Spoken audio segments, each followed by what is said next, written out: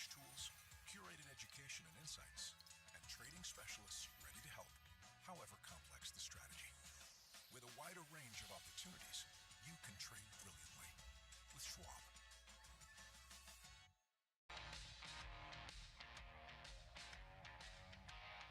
Welcome back to Fast Market here on the Schwab Network. We're talking another high flyer in the S&P 500, the highest flyer so far into the end of December, where the stock's up over 350% on the year. That's Palantir, the AI platform. Stock is starting to expand parts of their business away from the defense industry, government contracts into the commercial space. We'll see how that goes because the growth rate's pretty spectacular, and so has the stock price reacted that way. Let's bring in George Tillis, senior markets contributor here on the network, to help us break this one down. George, we've talked about Palantir before, and I think more than anything, you know, as an investor, when you see outsized valuations in names, sometimes that has to just get pushed to the side because the growth rate is so strong, and we just don't know what the final outcome for a stock like that can be, right? Because they're growing in so many different segments within AI, right? Yeah, I mean, that's the thing. First off, you know, you look at the stock price action, you don't want to go against the trend. It's too powerful. It's still in a positive uptrend. The stock is higher by about 330 or so percent year to date. The trends in the underlying technology are very pronounced when it comes down to data analytics and predictive and decision analysis. You know, Palantir has been sort of a go-to technology for many years in the Department of Defense, but now, as you mentioned, they're deploying their technologies and actually selling their technologies in the private sector, commercial, and of course enterprise-based businesses across multiple industry groups are using their technologies. I mean, if you just look at the revenue breakdown now, it's about 50-50 split between the private sector and the public sector, primarily, of course, in the public sector, Department of Defense. But their commercial sales revenue growth just last quarter has basically increased by almost double what their public sector revenue growth has been. So the growth trajectory, the rate of change is really in the private sector. You know, they inked a deal with IBM about a year and a half ago, and they're utilizing IBM Salesforce to deploy their software and, of course, sell it to the private sector. But nonetheless, it's been a technology that's obviously been not only in high demand, but it's also been sort of newsworthy because it's AI-centric. Next year, you have to look at the regulatory framework that these companies are involved in. There's probably going to be less regulation.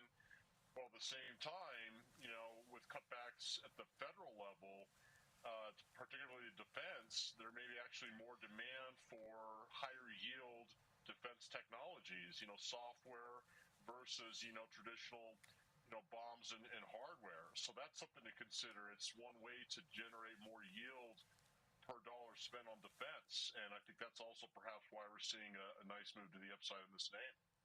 You know, George, this stock languished for a while because everyone thought it was just a one-trick pony. All it could do was the government. Now, good news, the government has big money to spend on things like this because what Palantir, their niche in AI is they help in decision making, right? They gather the information and aid in the decision making.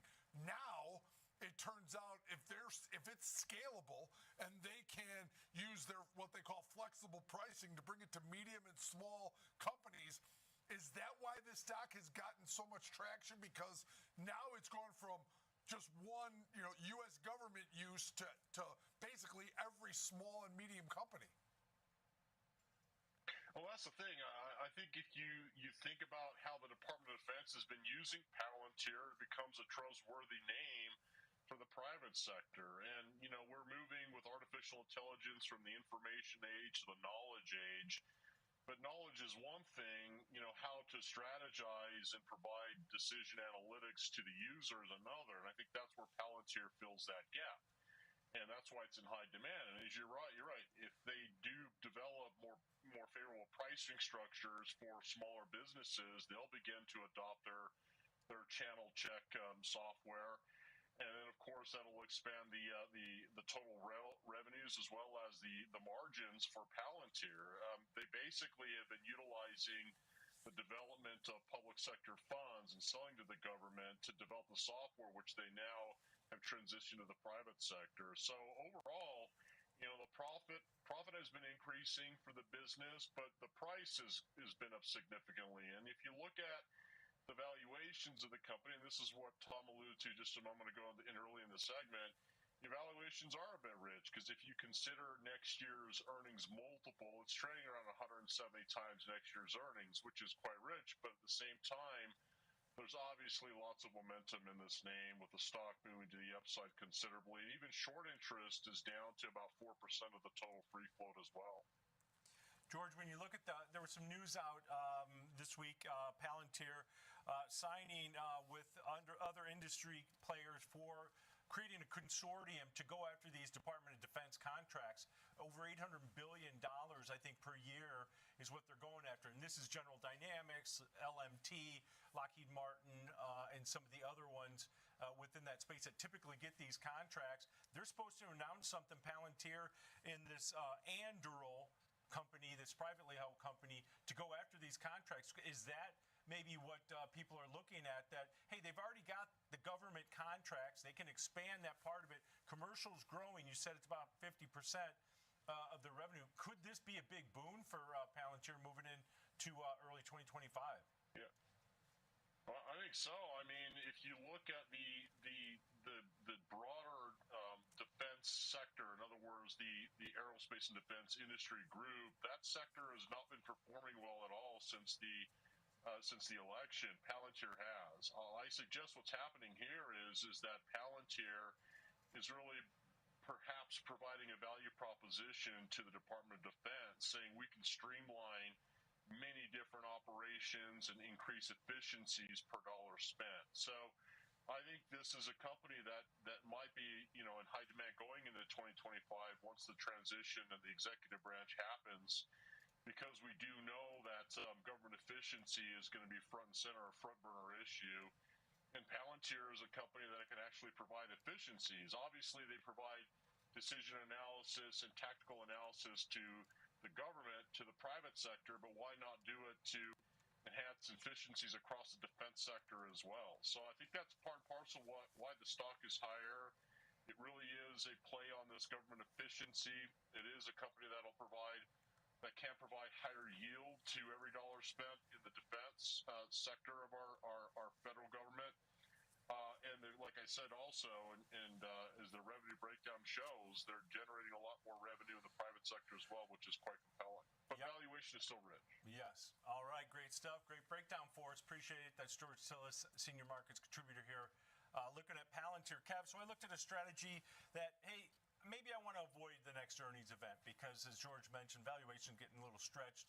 You might have some event risk, and they report earnings in early February. So I looked at a strategy that takes advantage of a move higher if you think that it's going to go higher, but avoids that earnings event. So I went out to the January 31st weekly cycle here in Palantir. That's about 39 days to expiration on this one, depending on when. From the 23rd, it's about 39 days to expiration. So you got about just over a month in this one, where I'm going to buy something that's slightly in the money, the 78 strike call. That was at the money earlier. Buy the 78 call and then against it, because I want to offset some of the risk on it, sell the 90 strike call. So a bullish $12 wide call vertical to the upside. Paying roughly, we've got a 440 debit on here. That was trading 440 when the stock was just below the $80 level, maybe a little bit higher. But if you pay 440 debit on it, that's going to be your risk, $440 per spread on a $12 wide bullish call vertical up to the 90 strike, which would be a fresh all-time high for this stock.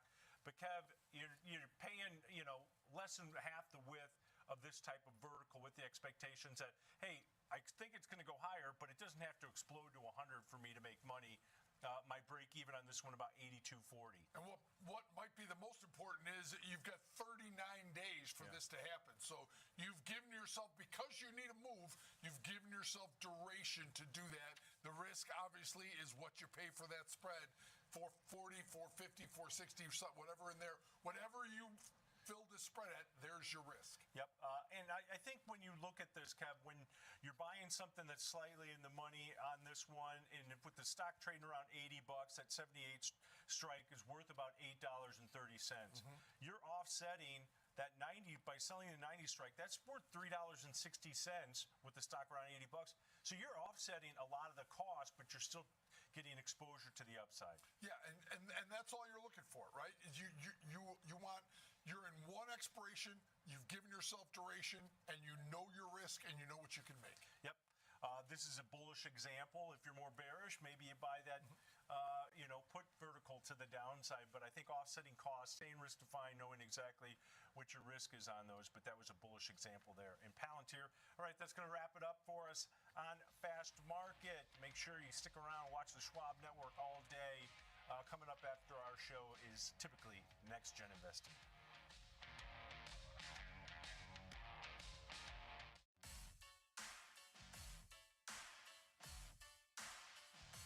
Join me, Oliver Rennick, alongside Schwab Network's options experts as we explore the second derivative, Gamma On, is a brand new limited series to take your trading skills to the next level. Subscribe to Schwab Network's YouTube channel now.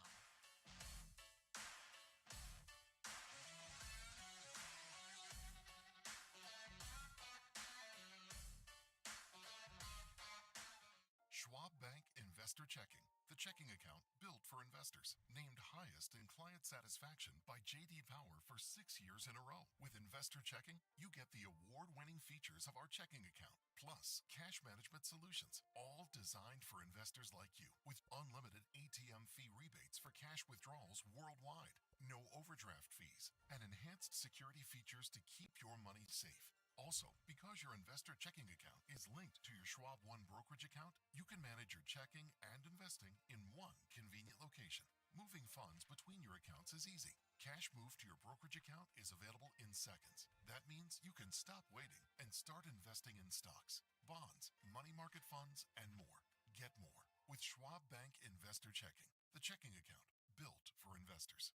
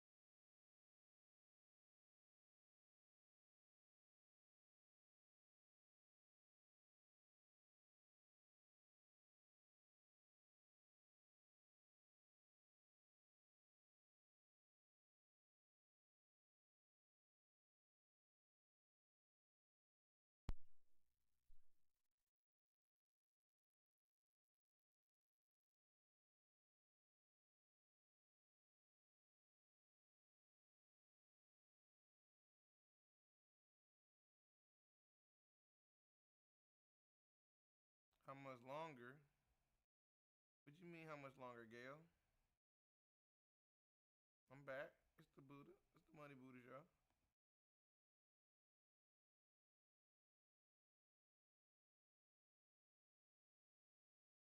You know what I mean? Click the like button for me, Gail, if you trying to support.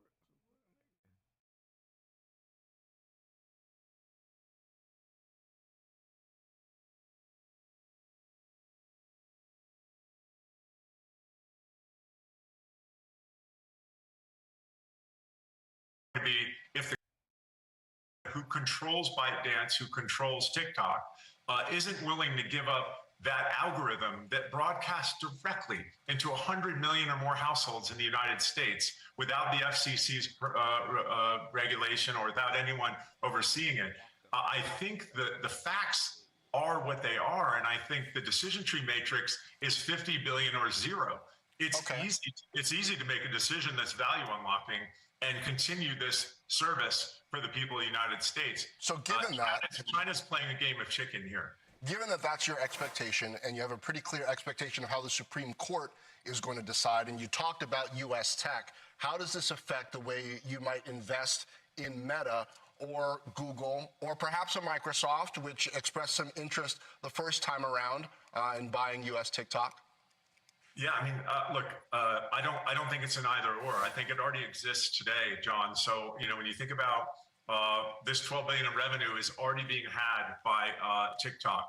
Whoever the acquirer is, I think could actually unlock it. Clearly, the state of Texas, the U.S. government, U.S. military, there are plenty of people that are forbidden from using TikTok on any of their government devices because of its national security implications. So I think there are revenues to unlock here with a prospective buyer, and also the leadership in our country deciding to protect U.S. national security. It all makes a lot of sense. It's China the one playing chicken with TikTok. All right. Kyle Bass from Heyman Capital Management. Good to see you. Thank you. Well, one of Boeing's most popular plane models crash landing in South Korea over the weekend, killing nearly everyone on board in one of that nation's worst air disasters in decades. We'll get an update on the investigation when Power Lunch returns. Boeings are dangerous as shit right now, bro. They keep going up and going back down. Is that 740, 47, 37, 45, whatever, 35 Air Max. Them fucking Air Max jets, dog. I guarantee you, bro. I guarantee you it was an Air Max. I guarantee you it was one of them 747 Air Maxes that they keep falling out the goddamn sky ever since they made them. And they knew they would fall out the sky, and it was this scandal. But Boeing couldn't afford, you see what I'm saying? That's why I might have to make me an airplane company. Speaking of airplane company, let's see the damage. Let's see.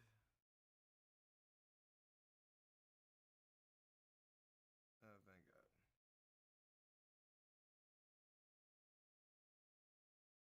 Thank God. Thank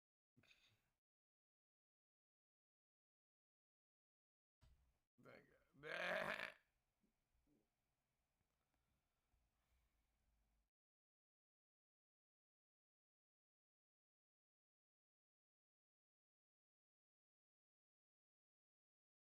You hate to say thank God, why'd you like thank God?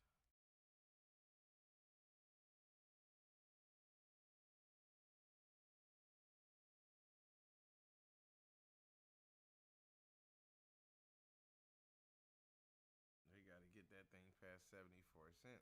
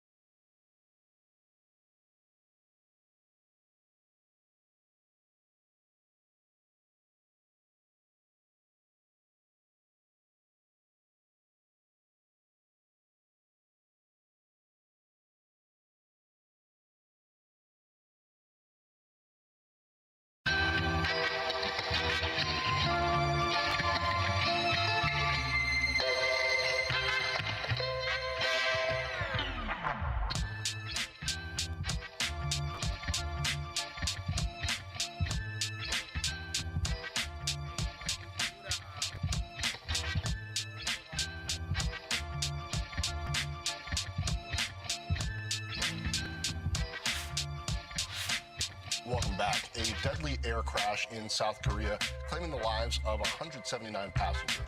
The country's acting president ordering an inspection of all Boeing 737-800 planes. As a result, stock is down about 2% today. However, there are currently no signs that Boeing is at fault. CNBC.com airline reporter Leslie Josephs here with more. Leslie, it seems like the issue here was on the ground, right? And the landing gear is one of the things they're looking at. Right, and it is very unusual. You see a plane come down at that speed, that close to the end of the runway, without its landing gear down. The flaps were up. Kind of everything that went wrong, that could go wrong, went wrong in this case. At the end of the runway was a concrete wall, and that's going to be a very big part of the investigation. As we're in the very early stages of it. The cause of the crash is not known, but that wall that the plane crashed into is going to be a big part of it. And talk a little bit about this model. I mean, Boeing has had a rough year with the plug that blew out of the other jet at the beginning of the year. But this model airplane is considered really safe. It is. That's exactly right, Contessa. This is one of the most common aircraft models pretty much in the world. We're talking more than 4,400 in service just of this Boeing model itself. You know, Boeing has a lot of aircraft. This is not the 737 MAX, which was grounded about 5 years ago for those two crashes that we remember took 346 lives.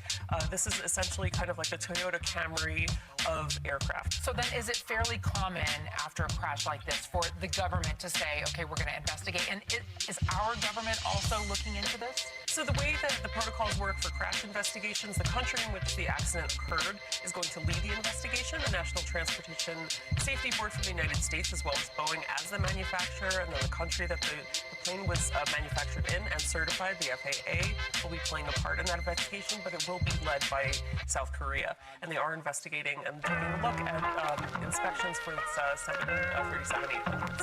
Pretty unusual for two plane-related tragedies. Very different in how they've unfolded to happen so close together. Very different tragedies. You know, we have this different angle with the Azerbaijan crash that we saw very recently. The causes of the two seem to be extremely different, but this is a year, you know, we started out with a couple of miracles with the Jiao crash and those passengers surviving, and then the door plug blowout, of course, on Alaska Air in the first days of 2024, and then ending on these two tragedies, unfortunately. And so, what does this usually mean for an airline stock? Of course, the human lives are the most important thing, but it could take quite a while for people to actually get to the bottom in this investigation of what all the causes were, right? It's true. It does take sometimes more than a year to get to the bottom of it. When you get that final report, when you get recommendations, they always say that airline safety rules are written in blood, unfortunately, and it does take a long time. We should, in maybe a month or two, get a preliminary report. We'll get a lot of facts coming out of that case. What were the conditions in the cockpit once those cockpit voice recorders do get digested? In the meantime, and not to put you in a tough spot here, but is there any kind of technology improvements to avert the bird strikes? Because we've seen this, I mean, for decades, really, that this has been a problem. It's part of what led to the Miracle on the Hudson issue. Are there any advances on that front? Well, airports do put in some things. You think that Falcons are not high tech exactly. You know, some smaller airports have put in dogs to chase birds away.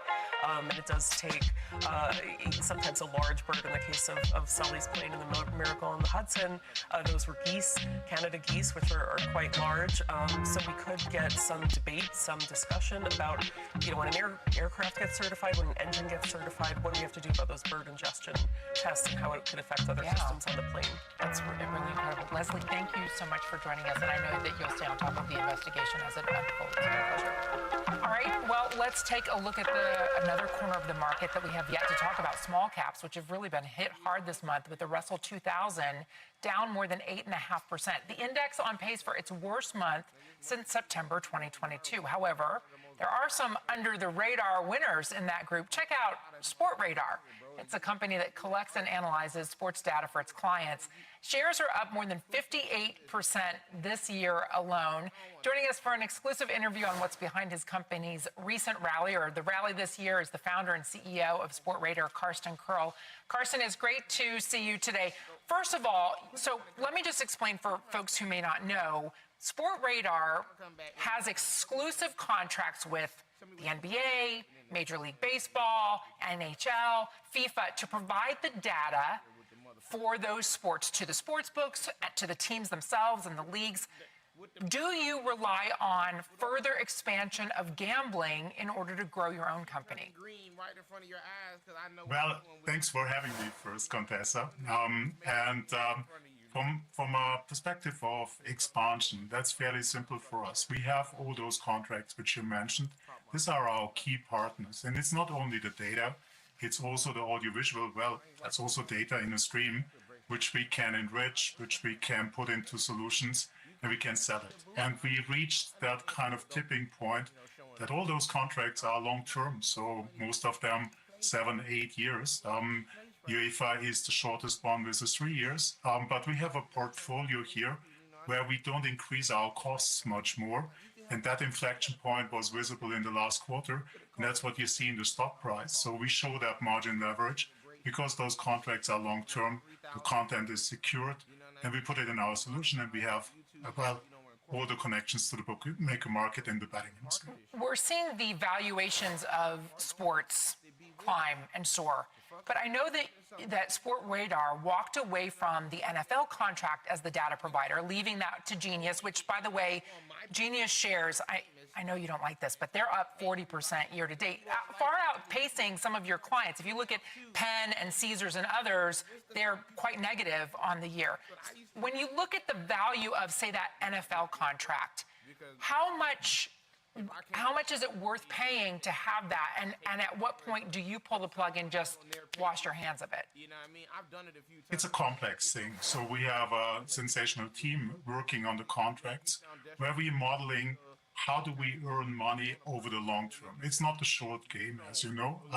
So if we are looking now to the NBA, it's a 7 years modeling. So we have exact information. How can we sell that? How can we put it into future solutions, which is a bit tricky to predict that for 3, 4, 5 years ahead. And then we are coming to a number. And we are very strict in this. So we are very strict in how we're managing those contracts and how we do the bids. And if we believe there is value in for us, we do this. If not, we don't do that. But everything should be in our target margin, which is a 25 to 30% EBITDA margin with a cash conversion of 60%. So if such a deal fits into those numbers, we are going for it. If not, and others might see a value in there, we're happy that they're going on this. But for us, it's very important that we are disciplined in the rights acquisition. Carsten, how sophisticated is the depth of data at this point? I mean, right now, people are becoming more familiar with betting. You know, parlays, you can pretty much guess about anything that's going to happen in a given game. But how deep is this, and to what extent have newer technologies around AI sort of allowed people to use the data that you have to predict, even at the micro level, what's going to happen minute by minute, second by second in a game? Well, you're speaking about technology. The data is increasing exponentially. And the skill here is we're going to have to process this in real time, and we're going to have to apply the algorithms or AI or next-gen AI that we can get a meaning into this. To give you a glimpse of where it is at the moment, for the NBA, we see the finger position when the ball is leaving the hand of the player. And we can look on the finger position, might that be in or out, and we can calculate probabilities on the way when the ball is going into the net. Okay, we see some solutions of this, Carsten, how we visualize it. What about latency? Because when you see that, the person sitting in the stand, the bettor, still has an advantage on their phone opposed to the person sitting at home on their couch because of the latency in what the ball position is. That's the critical element. So what we see in the US is we see a huge boom of in-play betting. So exactly that latency is really defining, is a sportsbook winning or losing? Therefore, such deals and such contracts are so important. We are sitting on the source of the data. We are not copying it. And it is very important that it is real time. Well, it's not exactly real time, as many of the technicians might understand. There is currently around about a delay of 0.6 to 0.7 milliseconds on this. But that is, I think, good enough to say it's close to real time. if you place a bet, there is also processing time on the operator side. So we are close to it. One more. There's been a lot of speculation that with an incoming administration change in Washington, D.C., that the environment for mergers and acquisitions is going to loosen up. In your space, Endeavor has just announced last month that they wanted to sell off OpenBet and IMG Arena for about $500 million, and that has the contract with PGA for the data rights for PGA. Is something like that, an acquisition of that size, interesting to you and something you would consider? First and foremost, Contessa, we have a very strong organic growth. We have an engine which is working rock solid and which is well oiled. So we show margin leverage with our existing portfolio, and going forward, we have secured all the deals which we need to have. So it's pretty tough to see something, to buy something which is matching the parameters which we have organically. But nevertheless, it's not surprising to us that some of the market companions are checking around what is possible for them. I think we reached a stage that we demonstrate leverage on scale. So we are looking to the market, very interested, but it's pretty tough that you match the profile which we need to have to show that we have margin leverage. Carsten Curl, it's great of you to join us. We appreciate your time, the Sportradar founder and CEO. Happy New Year. Thank you. Happy New Year. Still ahead, all in on AI. Microsoft pouring billions of dollars into improving its AI technology. But when will this investment pay off for shareholders? We will dive into that when Power Lunch returns. Most of you all won't get around. Your account won't survive you understanding these niggas are cheaters. You see what I'm saying? It took at least 3 years to realize this is a scam. We knew it was a scam, but that big of a scam. You know, we just thought it was a scam because, you know, it was Blancas and they were running the show and the Blancas are scammers. But this whole thing is a scam. You got to know your math. You see what I'm saying? You got to be on point. Your eye, your third eye. If you ain't got that third eye, nigga, be careful, nigga. But if you got it, this shit'll keep your third eye get open. Like, you can see you see everything. And all we doing is looking at this price right here. Look at this thing. We went to 175 right here. What's so hard to go back? And you see how they do it. We went to 175, but then you see what happened. They do that shit and they push it up before market hours. They push this shit up market hours, nigga. It was 4 in the morning. Right here, look, and it's always in the 4 in the morning. I used to trade this shit, dog. Honestly, bro. They took my access off. That's why when I moved my my firm over to the new joint, I used to trade these 4 a.m. hours, bro. Swear to God. And look, you see, it's always was the best money. And then by the time they start letting the regular people look, it's 5 a.m., 6 a.m. The alleged market that they say don't open for the pre-market don't open until 7 a.m. Look what's happening at 7 a.m. It's already ran up 4 a.m. You see what I'm saying? Because the Asians are trading our market and playing with our money, bro. Like, you know what I mean? And nobody exposing this shit. Jim Cramer over here talking about, hi, I'm your friend. This mad money. You want to lose money? You want to listen to me? You want to listen to people talk all goddamn motherfucking day about absolutely motherfucking nothing while you lose all your goddamn money? You see what I'm saying? Like, they not, come on. Man, I feel like, sometimes I feel like, hell, is anyone out there? I feel like one of them like crazy DJs now. One of them like whatever in the end of the new world order. We in the end of the world now. I'm like Alex Jones of them niggas. Are we out there? Anybody alive with a brain, with cognitive brain pattern, with theta beta waves? You know what I mean? With gray matter left in their brain that hasn't been mush. Are you anyone left that's not mush out there? Is there anyone left without mush in their brain that can understand the tabulations that I'm trying to say in the most succinct manner? Money Buddha. Calm down, Buddha. Scammers.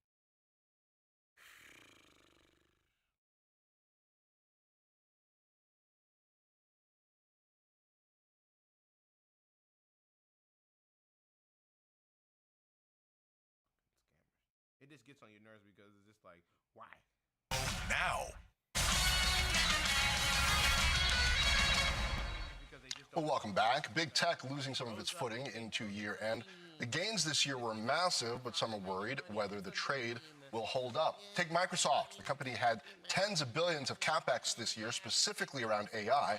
But when will that spending really pay off? Steve Kovac has the story. Steve. That's the big question. Microsoft, by the way, those shares, like so many of the gains happened at the beginning of the year and just really struggling going into the end of the year here. But look, Microsoft is ending this year spending at least $53 billion on capital expenditures. That's not even accounting for this current December quarter that we're in right now. Nearly all of that's going to be for artificial intelligence, NVIDIA chips, data centers, and all that other related infrastructure. Microsoft has implied to expect around $20 billion in these capital expenditures each quarter going into 2025. That's at least $20 billion.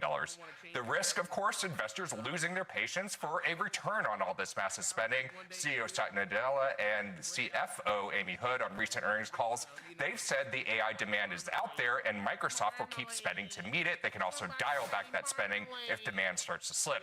Over the last year, Microsoft has also announced at least 20 investments of $1 billion or more at various locations around the world for data centers and also things like AI training and other programs. That includes locations like Spain, India, Indonesia, London, and so many more, including several states here in the United States. Meantime, don't have a clear view of how well Microsoft's suite of AI products are selling. Some anecdotal data, but Microsoft has said it's on track to generate $10 billion worth of AI-related sales this year. A lot of that, of course, coming from the Azure cloud business. As for the rest, their Copilot PCs, those launched earlier this year, but without the marquee artificial intelligence feature called Recall. Also, no clue how well Copilot for Business is selling after more than a year. I've heard from a few CTOs, 2025 is going to be the year they assess if Copilot is worth the enormous cost and if they go all in or dial back their test versions. And then there's OpenAI. Its losses are now bleeding over to Microsoft, which is, of course, its biggest benefactor. Microsoft said it expects OpenAI's losses to shave a couple cents off its EPS in the December quarter, about $1.5 billion, guys. So a lot of costs, still unclear when it's going to pay off. And in the meantime, spending like crazy. But important to put into context, AI investment isn't just for what we think of as AI today, right? Mark Zuckerberg famously a couple years ago was buying all of this, AI infrastructure, not sure what it was for, and it turned out to be hugely beneficial once they figured out how to make Reels work. And Microsoft has all of this homegrown software that needs AI, so it's not just hoping other people buy it, they need it. And it's not just AI, it's OpenAI's AI that they're using as well. And you know this, John, but going back to Satya Nadella's early tenure as Microsoft CEO, he made huge investments for today's cloud business early on in his tenure. And so, you can make the comparison to what he's doing now. Yes, it's a lot of spending. It's unclear when that spending is going to slow down or stop or where they're going to meet the demand. But Nadella was very good that first round, predicting how the cloud business would play out. That bet paid off enormously. And so the bet here again is that he knows what he's doing. All this investment's going somewhere. It's just not exactly clear when and how long it's going to take. All right. Well, thanks for joining us, Steve. All right, let's take a look at the insurance space now. And reinsurance renewals are due January 1st. Guys, reinsurance is insurance for insurers. Ahead of mega catastrophes, they buy policies that help insure them. Guy Carpenter is out with a report saying that reinsurance rates have declined 5 to 15%, depending on the region and what level that the policy kicks in. It's not because the risk is any lower, but rather that the premiums have been skyrocketing over the last couple of years. Well, that makes for attractive profit potential. More companies got into or expanded their reinsurance offerings, and that competition lowers prices for the customers. Take a look at the returns here. Reinsurance Group of America is 9% above its 52-week high, up 31% this year. Renaissance Re up 27%. Aon kind of falls into that category of reinsurance, but also a brokerage and consulting, and the brokers make money selling all those higher priced policies. You have Willis Towers Watson, Arthur J. Gallagher, W.R. Berkley, and Marsh McLennan, which are all up double digits. Look at that. Willis Towers Watson, 30% this year. The big name insurers, Progressive, up 50%. Allstate, up 37%. Chubb, Travelers, Hartford, Progressive, by the way, 50%. They had a rough year with auto insurance, but they've really turned that around. And if you've opened your property insurance bill this year, maybe your jaw dropped. You're not alone. Property and casualty insurers are finally catching up to inflation-fueled loss costs. On the other hand, if you had, now I'm like John Ford, right? On the other hand, if you had invested in the much smaller, sold off a bunch of real estate, laid off a bunch of people, but boy, those shares have turned around, and those investors probably like that, even if they don't like what they're paying for their own policy. Well, yeah, if you're an investor, I guess you're happy for them. Yeah. Wow. All right. Well, we continue to monitor the volatility in stocks today. The Dow is on track to post its worst month since September 2022. We're going to dig further into the markets when we return.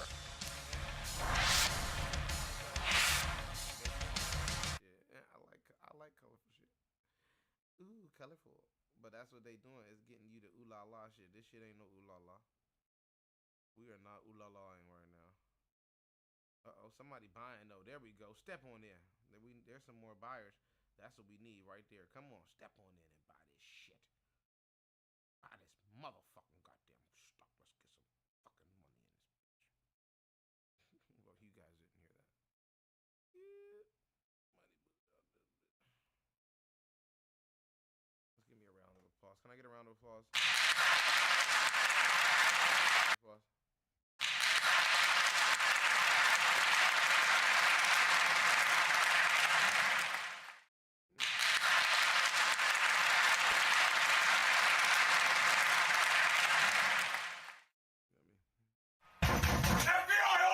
Walking right up in this bitch, this money Buddha. Let's get some money. Let's get it.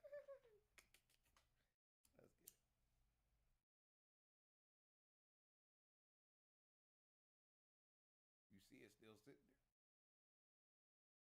Why is sitting there, Craig? Why is sitting there, Craig? Why is sitting there, Craig?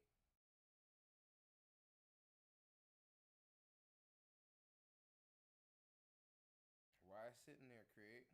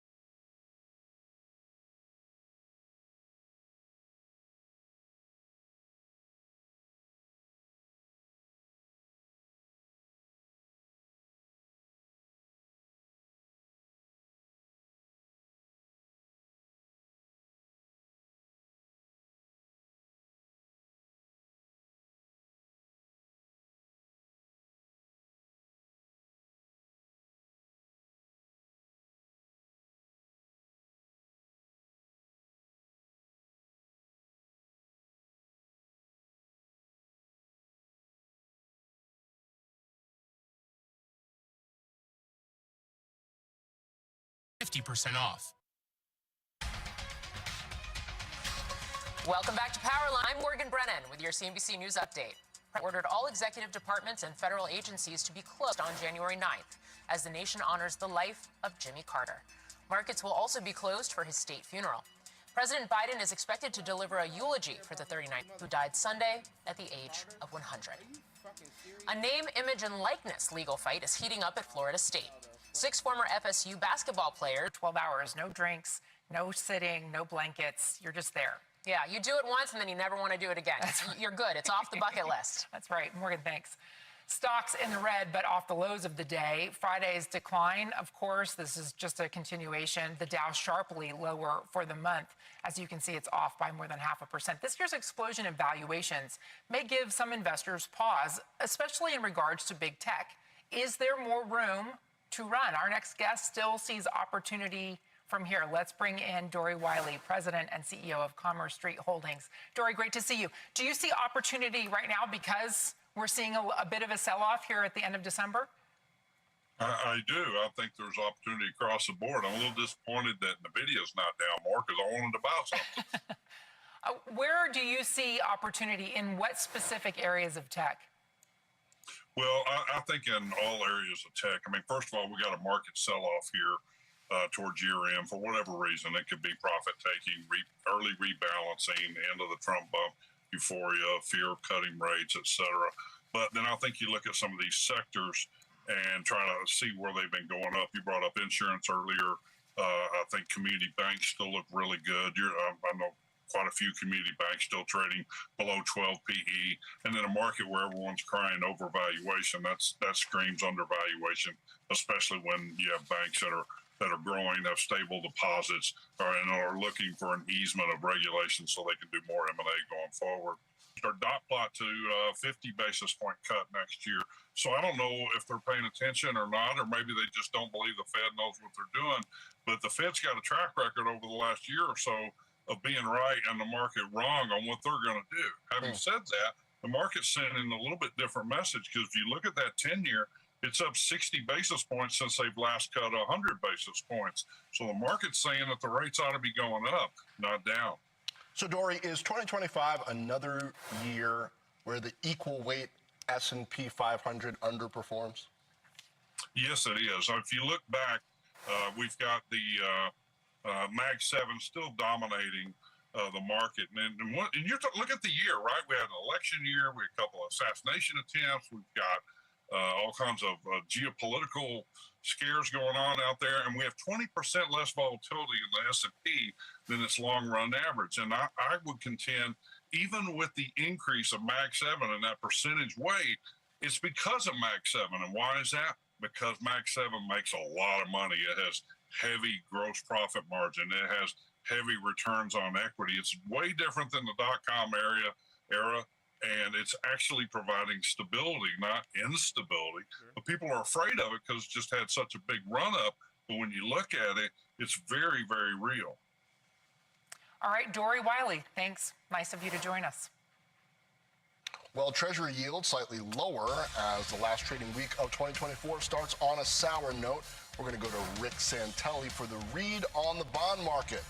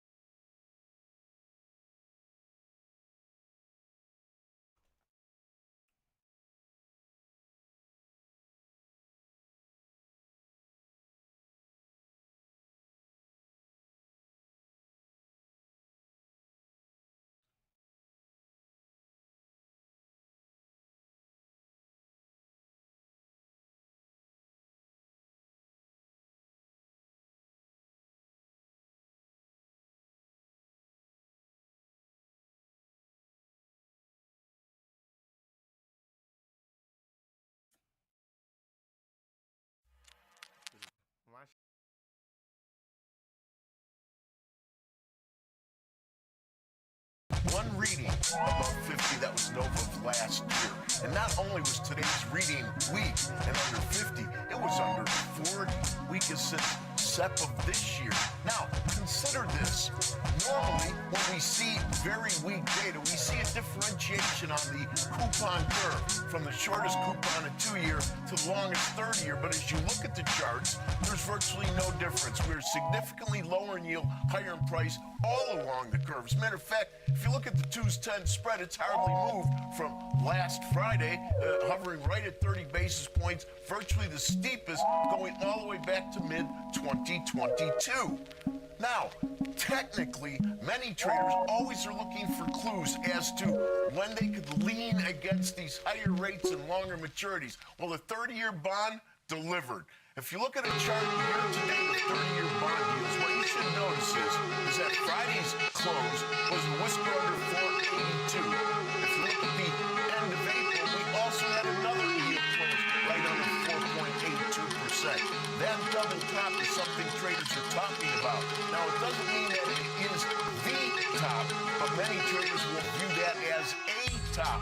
Now, I know pretty much 2024 is over But this is significant that we've hit that level in reverse. That same level in a 10-year is a bit higher at a yield of 4.7%. But we want to monitor that on a closing basis. Contessa, back to you. Rick Santelli, thank you, sir. Coming up, a special year-end edition of 3 Stock.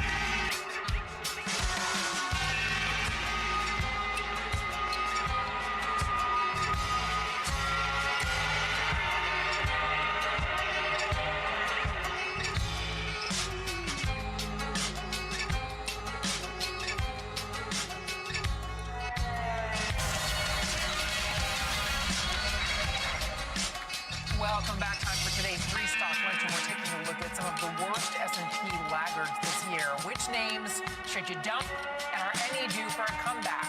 Here with her trades, Victoria Green. She's the Chief Investment Officer of G-Squared Private Wealth Management, a CNBC contributor.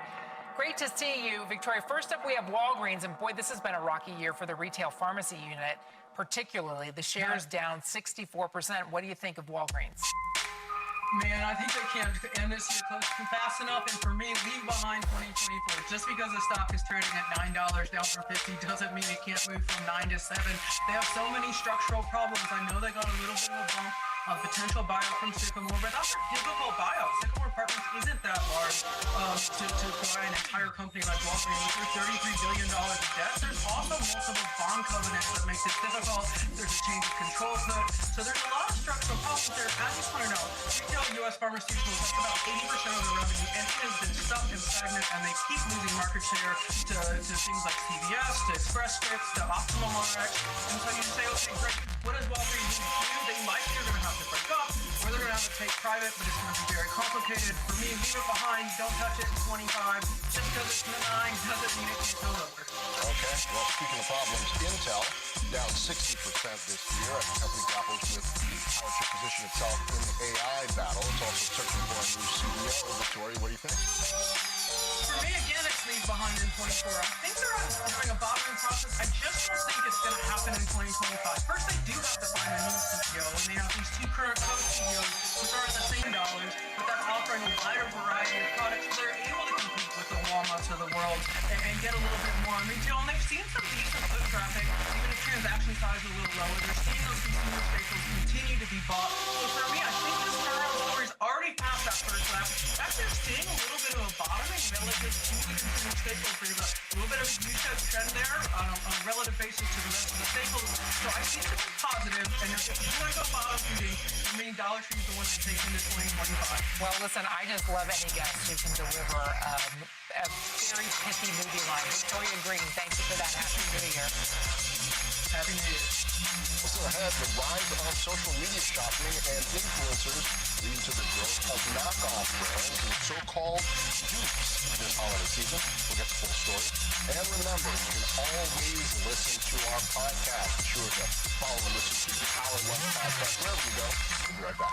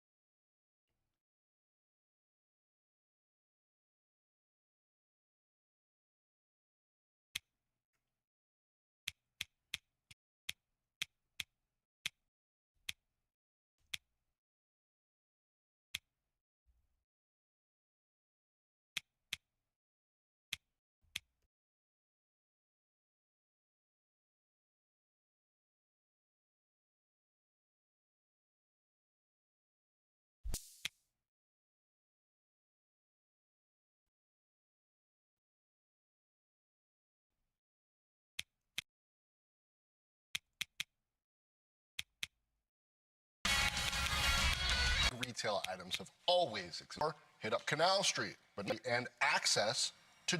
Hi, John. So today's dupes, sure, fashion and premium brands accelerated what's called Dairy for CNBC with more than 2 posts on social media Which sites. is, of course, to shave So a couple. Chanel was the top brand, followed by Dior, and then of mentions associated with users, the highest form of flattery, but in this case, it means potentially one copycat brand dominated for Chanel, Dior, or that for 20 of the most common Lululemon dupe requests and similar options at Walmart on 8 of those 20 products, 5 of 20, and Shein for 2 wear belt bags. So it doesn't say Lululemon.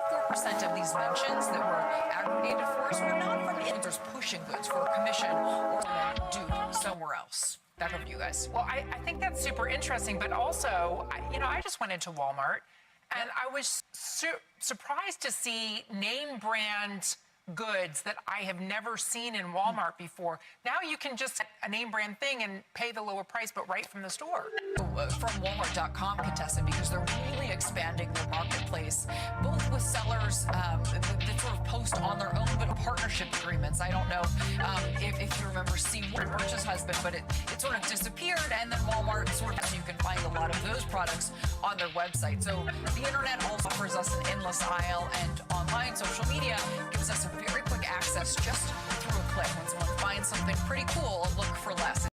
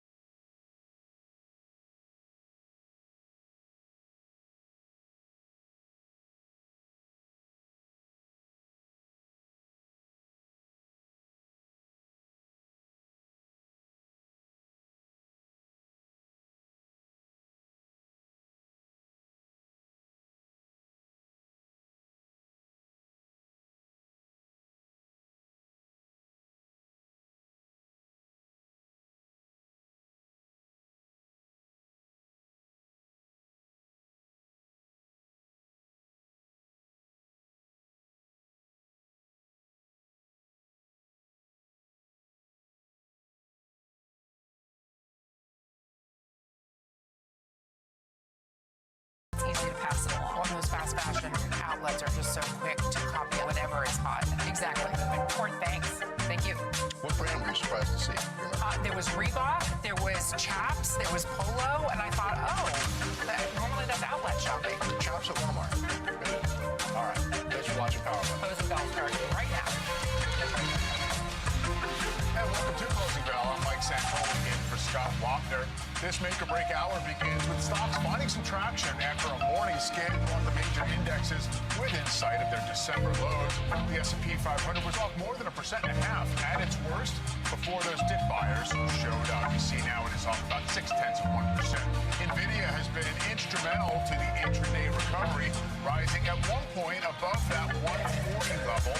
And the stock's been chopping around 4 months. It is still up 1 2/3% at the moment. The early index shakeout following Friday's 1% plus loss came as Treasury yields eased lower after weeks on the rise.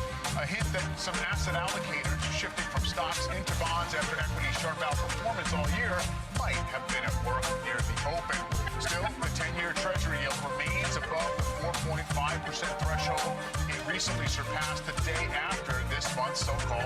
latest rate cut by the Fed. Which brings us to our top of the tape. Is the choppy market action simply profit-taking and rebalancing at the end of another strong year for stocks, or is it sending a more cautious signal about the economy in 2025? Here to take on that question is Mohammed El-Arian. He's Allianz Chief Economic Advisor, and always great to see you. Welcome, Mohammed. Thank you, Mike. So here we have, obviously, very strong year for stocks, sure, skewed toward the very largest in this. Rise in Treasury yields, which I guess has been perplexing to some and has really taken flight since the Fed started cutting rates. It doesn't seem specifically about inflation expectations. And the big question is, can the real economy handle it? I mean, that's what stocks care about. What's your read on that element of the market? I think the real economy can handle it because rates are going up for one good reason and a couple of less good reasons. The good reason is growth. The U.S. continues to outpace the rest of the world. You see that in the rate differential in 10 years between the U.S. and Germany. That's now 220 basis points. That's quite high. There are two issues. I think inflation is more sticky, and the Fed is going to tolerate more sticky inflation. And also there's a concern about issuance. But on balance, the economy will be able to handle this if we don't get a policy mistake. And what would a policy mistake represent right now? You know, I think a lot of folks were looking for evidence that might be one of the concerns after the Fed really did reduce its anticipated rate cuts. You wouldn't necessarily expect to see longer-term yields going up if we were pricing in a policy mistake that would bring on recession. Yeah, and I think the behavior has a lot also to do with the notion. I cannot stress how important it is for policy not to U.S. economic acceptance. That has acted as a shield for U.S. markets, for the U.S. economy, from a lot coming from the rest of the world. Europe is China cannot balance its reforms with its geopolitics. It has gotten more complicated. We've had this incredible shield for the economy, for the markets, of this exceptional economic performance. And we need to maintain that. And this is where the policy issue comes in. What policies are you really discussing there, aside from what the Fed does? I mean, are we talking about what happens under the next Trump administration, whether it's taxes and tariffs, or do you mostly mean monetary policy? So at first, I mean monetary policy. It's important for the Fed not a slightly higher inflation rate because there's so many structural changes. And then for the incoming administration, there's going to be a race. On the one hand, you have deregulation, you have liberalization, which is going to get turbocharged by a lot of corporate activity and by what I think are significant productivity promises associated with AI and with life sciences. And on the other side of that race is the risk of excessive tariffs and the risk of undermining the labor market. So a lot will depend on this race. And the hope for the markets and the hope for not just the U.S. economy, but the global economy is that race is going to be won by what are pro-productivity, pro-growth measures. You cite U.S. exceptionalism, which is really visible in so many different ways. Obviously, the outperformance of U.S. equities versus the rest of the world, which has persisted for a very long time, which seems largely, but not entirely, about our large tech stocks, which are doing that investment and sort of creating the sort of AI infrastructure that you talk about. Does it feed into any potential imbalances, though? Is it only a good thing for U.S. assets if, in fact, the U.S. continues to separate itself from the rest of the world? And that is the big question, the issue of dispersion. Look, the U.S. has outperformed not in terms just of markets, but in terms of the economy. We have consistently come at the top.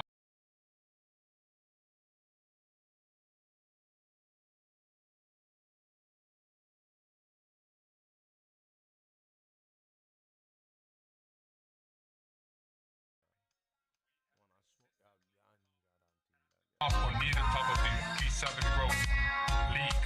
And that's impressive for the size of our economy. Moreover, the U.S. is the only G7 economy right now seriously investing in the growth engines of tomorrow. And the market has understood this, and you see this in relative pricing. You see in what's happened to the currency. The euro is at 104. Now, the hope is you get convergence from below. The hope is that China and Europe get their act together on the policy side and converge with the US.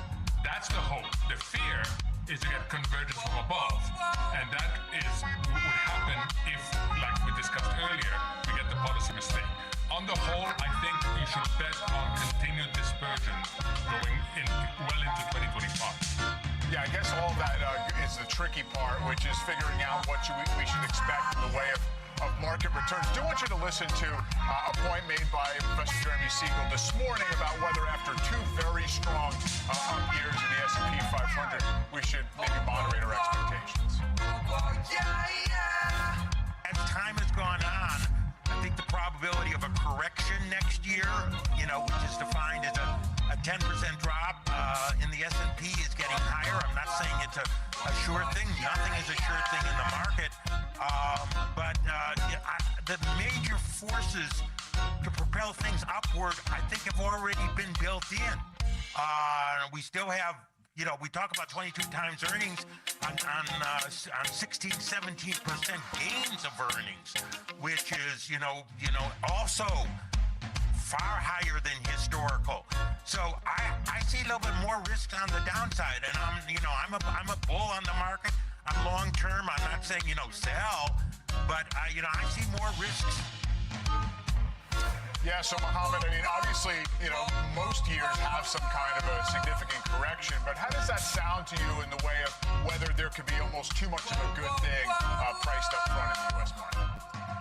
Look, after you have a 24% yield for the S&P, 30% for the Nasdaq as of now, which followed over 20% last year, you have valuation levels that will make people more cautious. And I think you see this in the flows, interestingly.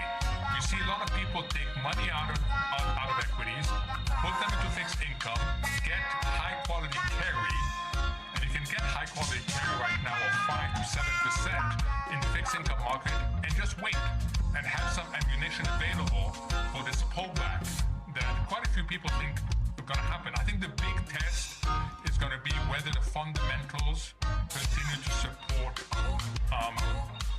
corporate profits. I think they will, but I completely understand why some people right now would rather take money out of equities, put it into fixed income, get high carry, and wait. Right, because now there, of course, is that alternative. Mohammed, stay with me. Let's bring in Barry Bannister of Stifel and Ed Klissel of Ned Davis Research into the conversation. So, Barry, I know you've had your eyes on the prospect of some kind of a correction next year. What's the cadence of how you expect the next several months to unfold? Yeah, I agree more with the clip from Jeremy Siegel a minute ago rather than the triumphalist exceptionalism argument. The risk-free yield, the 10-year treasuries, as it gets closer to 5%, does have a tendency to cause a correction or pullback in the market. Valuation is just very high. And we see a number of negative surprises in the next year, such as unit labor costs driving core PCE closer to 2.7 for the year. Fed's not going to be happy about that. What specifically would drive the unit labor cost?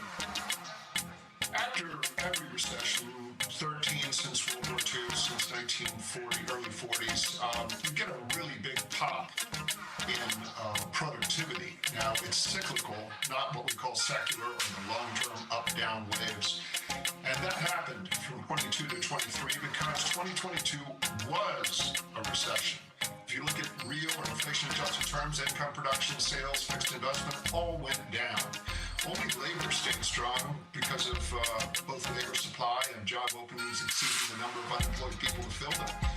But as that has rolled over on a year-over-year basis, the productivity coming down, combined with productivity falling faster than wages, should cause unit labor costs to be sticky and the core PCE inflation closer to 2.7, which the Fed won't like. Interesting. Yeah, I mean, the idea that it was kind of a stealth recession, stealth kind of earnings soft patch is something that does have some explanatory power, I guess, in terms of how the overall markets have behaved. Ed, I know you generally want to stay in tune with the broad trend. At the same time, you maybe look for some soft spots in the trend in terms of keeping the market on a shorter leash when we have had most stocks down for a few weeks. How do things look to you right now? For the most part, the market looks in pretty good shape. There's a lot of talk about how mega caps have outperformed, and that's true, but the average stock has also done just fine. The equal weight S&P is up around 10%, as is the Russell 2000 for the year. Now, what we've seen over the past few weeks are what technical analysts would call divergences.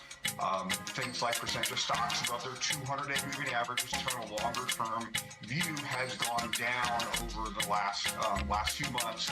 The advanced decline line of running total stocks are up a day, down a day. That peaked last month.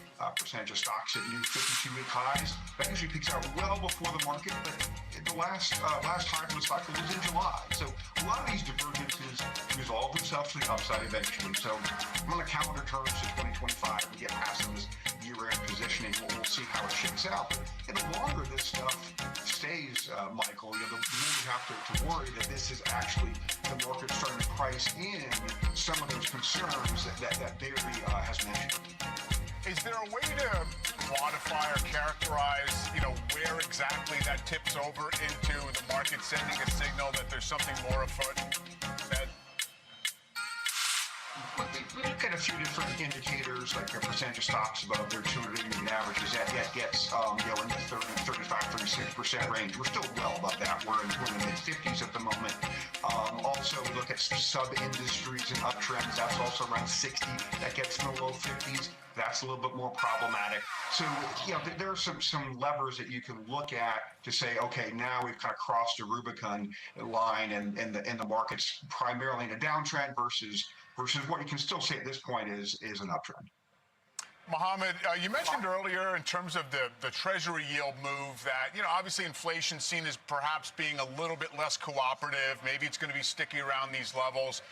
But it seems as if the yield increase recently is not really explained by the inflation piece. So is it your interpretation that we're again having this situation where buyers of Treasury debt are demanding more compensation because of, the whole, government financial situation? Or is this just what we should expect in a high nominal growth economy? I think it's the latter. I mean, it is striking, Mike, that we've had $600 billion go into fixed income this year, a record level. It's been the huge sucking sound. The U.S. is attracting a ton of capital from the rest of the world into both the equity market and into the bond market. Why? Because we look so much better than the rest of the world. And yet, bond yields since the beginning of the year have moved up 65 basis points in the 10-year. The ag, if you had invested blindly, passively into the ag, you would have made 1%. So what you're getting is that the fixed income market is attracting people who are looking for all-in yields. However, those all-in yields are moving up because of what's happening on the economy. Now, why? I think one is policy. I think the market has finally understood that we will be lucky if we get 2 cuts next year. We're more likely to get 1, and we may get none at all. 2 is the market has understood the inflation issue, and Barry's right. The PCE is not going to please the Fed, and the hope is that the Fed will tolerate high inflation for a while.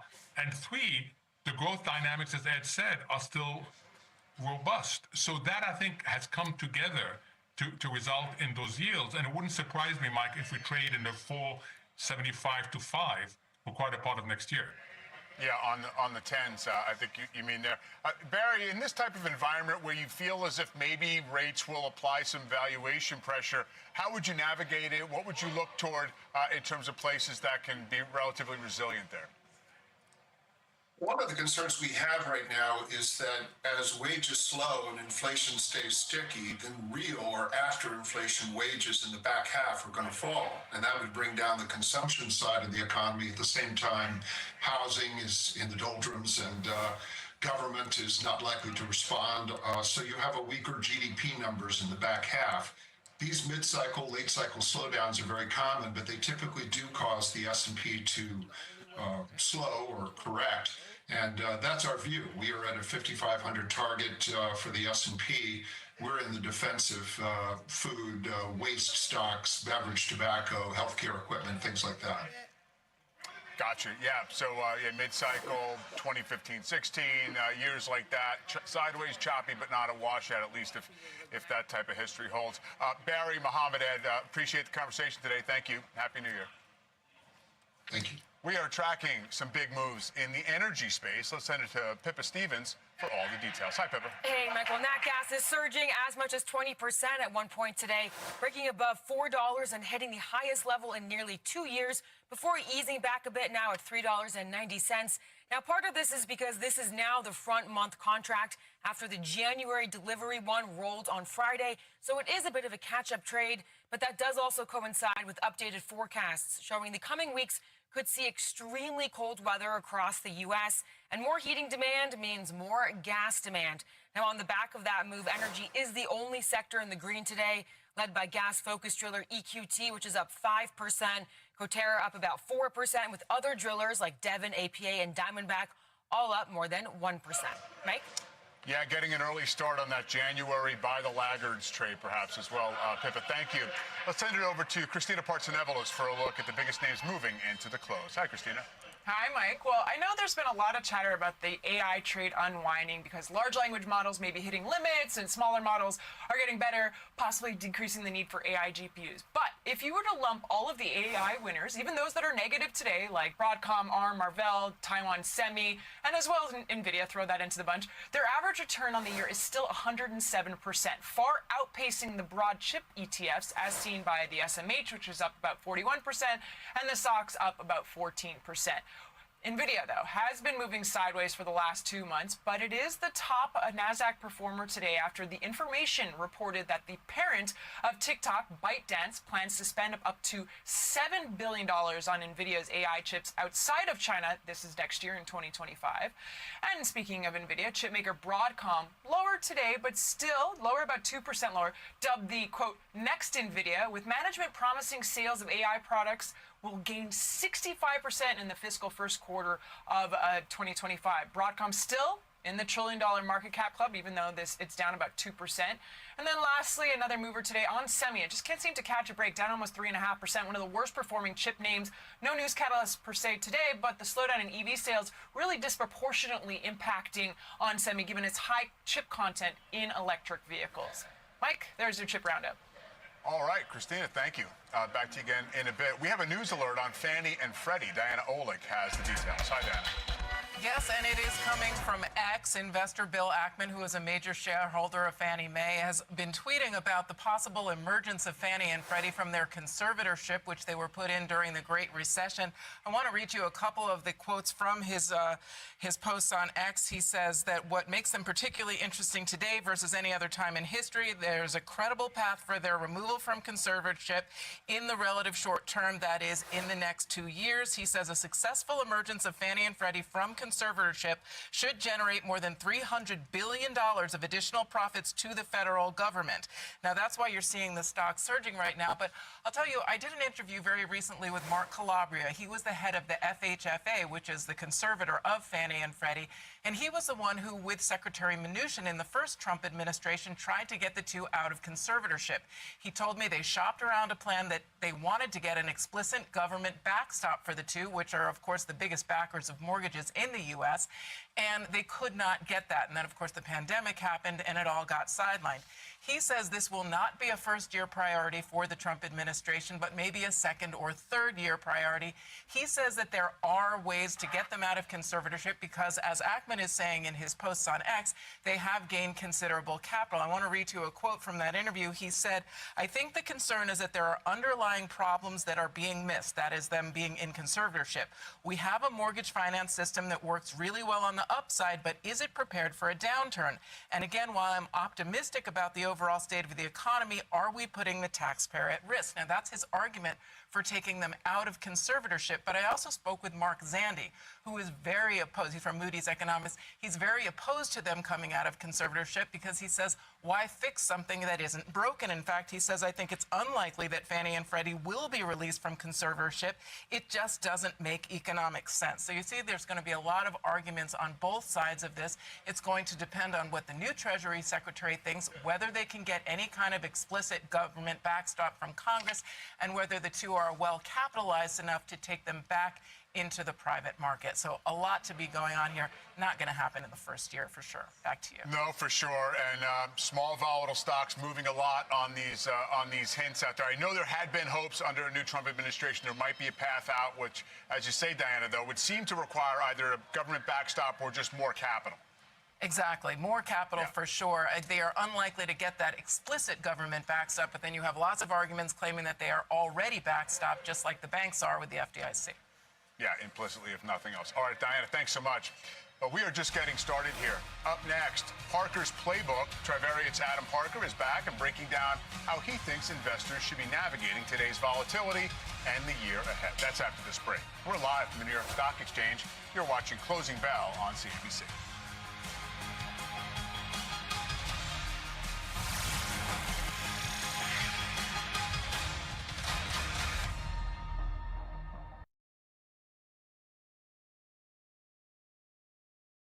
Come on, baby. Break out. Stop letting these niggas scam us.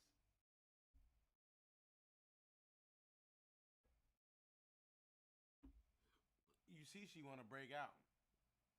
She want to so damn bad. They holding my baby back.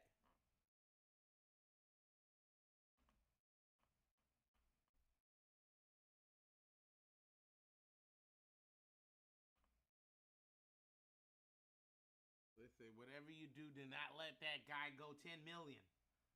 Do not let him go 10 million. They got the whole world conspiring against Money Buddha. Do not let him go 10 million.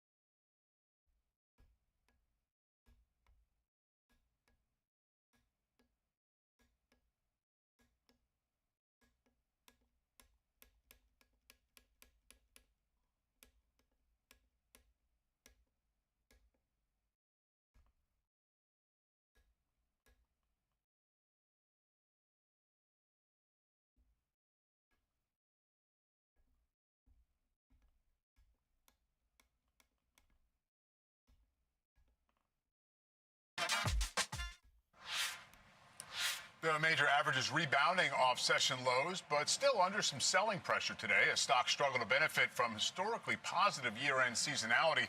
Joining us now to break down the 2025 setup is CNBC contributor Adam Parker of Trivariate Research. Adam, great to see you. Thanks a lot for coming on. As we get to the end of the year, I'd be really interested in your thoughts thematically on whether any of these trends that have been so entrenched will continue or are ripe for reversion next year. So you have passive over active. It's been really hard to beat the market. You have large stocks over small stocks. You got growth over value. You got U.S. over the rest of the world. All of those things seemingly at extremes, yet it seems tough to bet against them at this point. How would you come down? Yeah, I mean, I take each one at a time, Mike. And thanks for having me. Happy New Year, by the way. Look, I think the U.S. versus the rest of the world. Look, you know me, Mike. I just think the U.S. has a superior set of assets, and so unless it's a huge, change to the corporate constitution of the other countries, I like the U.S. the most. Growth versus value is tricky, right? Because there really aren't that many mega large cap value stocks in the whole universe. It's hard to even be a diversified manager. So if you're trying to beat the S&P, you probably have to own 2/3 growth to beat the S&P. So I think that trade's probably entrenched too. I thought last year had, like Q3, if you look at Q3 of 2024, it had huge breadth. I mean, the number of companies that beat the market by 20% or more over that time frame was at the highest it had been since 2020. And before that, it was the tech crisis. So I think we had good breadth. People just whined about the Mag 7, but we still had plenty of stocks that were up a lot. So I think they'll have a little bit of a rotation. I think most investors I talk to think there will be, whether it's into laggards in healthcare, maybe where there's more onerous assumptions, maybe embedded in those stocks in other parts of the market. Maybe industrials, where industrial activity has really been in a recession and industrial earnings have really been down, and maybe they're troughing and can grow in the second half of 25. And as you know, the market leads that. So I think you'll see some rotation, but I don't think it's going to be a wholesale change to the dynamics of the U.S. or growth. And do the earnings forecasts that are now set up for next year feel like they're firm enough? I mean, through your work, does it feel as if, we can reliably expect 10%-ish growth for most of the S&P? So if you look at, as far as I'm aware, bottom-up earnings estimates from the analysts have existed since 1978. On average, on January 1st of any given year, the analysts' bottom-up expectations are for 14% growth, and the actual growth's been closer to 8%. So the market can absorb downward revisions as long as it believes earnings are going to grow in absolute terms. I don't think people really believe. I think the Q4 2025 numbers are 17% year over year versus Q4 right now. I don't think anybody needs to believe that those are achievable, Mike. It's just more whether results can be steady, that you can have earnings growth accelerate in the second half of next year. That should be enough. I think there's kind of a shorter term 2025 view and then a longer term view that you have to think through. But I think 8% is a reasonable long-term earnings growth assumption for the S&P. I know that you set out a bunch of, kind of conundrums or vexing questions about the market to clients recently, including one that was, when is it okay or when is it going to be time to fight the Fed? And I find it interesting right now because what would it even mean to be fighting the Fed at this point, right? Usually that means, look, if the Fed's cutting, don't get in the way of that. They usually get what they're looking for. But right now, they're kind of cutting, but less than expected, and maybe the rates are going to settle above what we thought. How does that filter into the process here? Yeah, I do think if you look at the things that were part of the bull case a year ago, when we did our kind of, bullish outlook for 2024 a year ago, we thought, the Fed accommodation is going to be there. It's going to help you on the front end, and you don't want to fight the Fed. But what we learned in the last cycle, if you think back to the last cycle, tech stocks got killed in 2022. Everyone's favorite, Nvidia and Meta, were really bad stocks in 2022. And if you were a genius, you covered your shorts basically this day 2 years ago and got max long on Jan 1 of 2023. And the reason you did that ex post was because the Fed was closer to being done hiking. And so you could kind of envision the end of the hiking cycle, right? And so that was the end of the, kind of compression. Well, if we take that logic and sort of flip it on its head and say, okay, well, I don't want to fight the Fed while they're cutting at least the first half of the cycle, but as we get closer toward the end of the accommodation, maybe I can fight them. I think the answer is kind of now, right? Or it's getting close to being now that you're not sure if they're going to do another 75 or 100 bips or that's it. And so I think you don't have as powerful of a bull case from the Fed side as you did 6 months ago. Yeah. I mean, there are ways out of that. As I keep mentioning, 95 into 96, Fed only cut like 75 basis points, went on hold for a long period of time. Productivity revolution, tech bubble, all that stuff was still ahead of it. So, look, we'll see. I mean, obviously, it's it can one break of either 5 or way. 6. Yeah, it's one of 5 or 6 points. I'm just saying, if you laid out 5 or 6 points a year ago and you said, well, I have the Fed on my side as one of my 5 points, sure, I agree with that. I'm just saying that 1 point's less powerful. But per your point, Mike, all we need in the first 6 months of this year is a big U.S. equity, Walmart or McKesson or some company with lots of revenue to tell us that they did something with predictive analytics that enabled them to, in the past where they would have hired a lot and they didn't this time, and then you'll get that second wave up of all the AI trade again because people will say, well, that's what we've been waiting for is productivity proof cases. Yeah, that's maybe the phase 2, if that's what we're looking for. So, right, hey, Adam, right, and I think much. that's going to happen. Yeah, happy New Year, Mike. Great to see you, man. See you as well. Thanks very much. Enjoy. All right, we have a news alert from the U.S. Treasury right now. Emily Wilkins has the details. Emily. Hey, Mike, we are now learning that a China state-sponsored actor was able to hack into a third-party software services provider that the government and the Treasury does use for tech support, and they were able to access some unclassified documents. This is according to a letter received by NBC that was sent to the Senate Banking Committee, letting them know about this hack.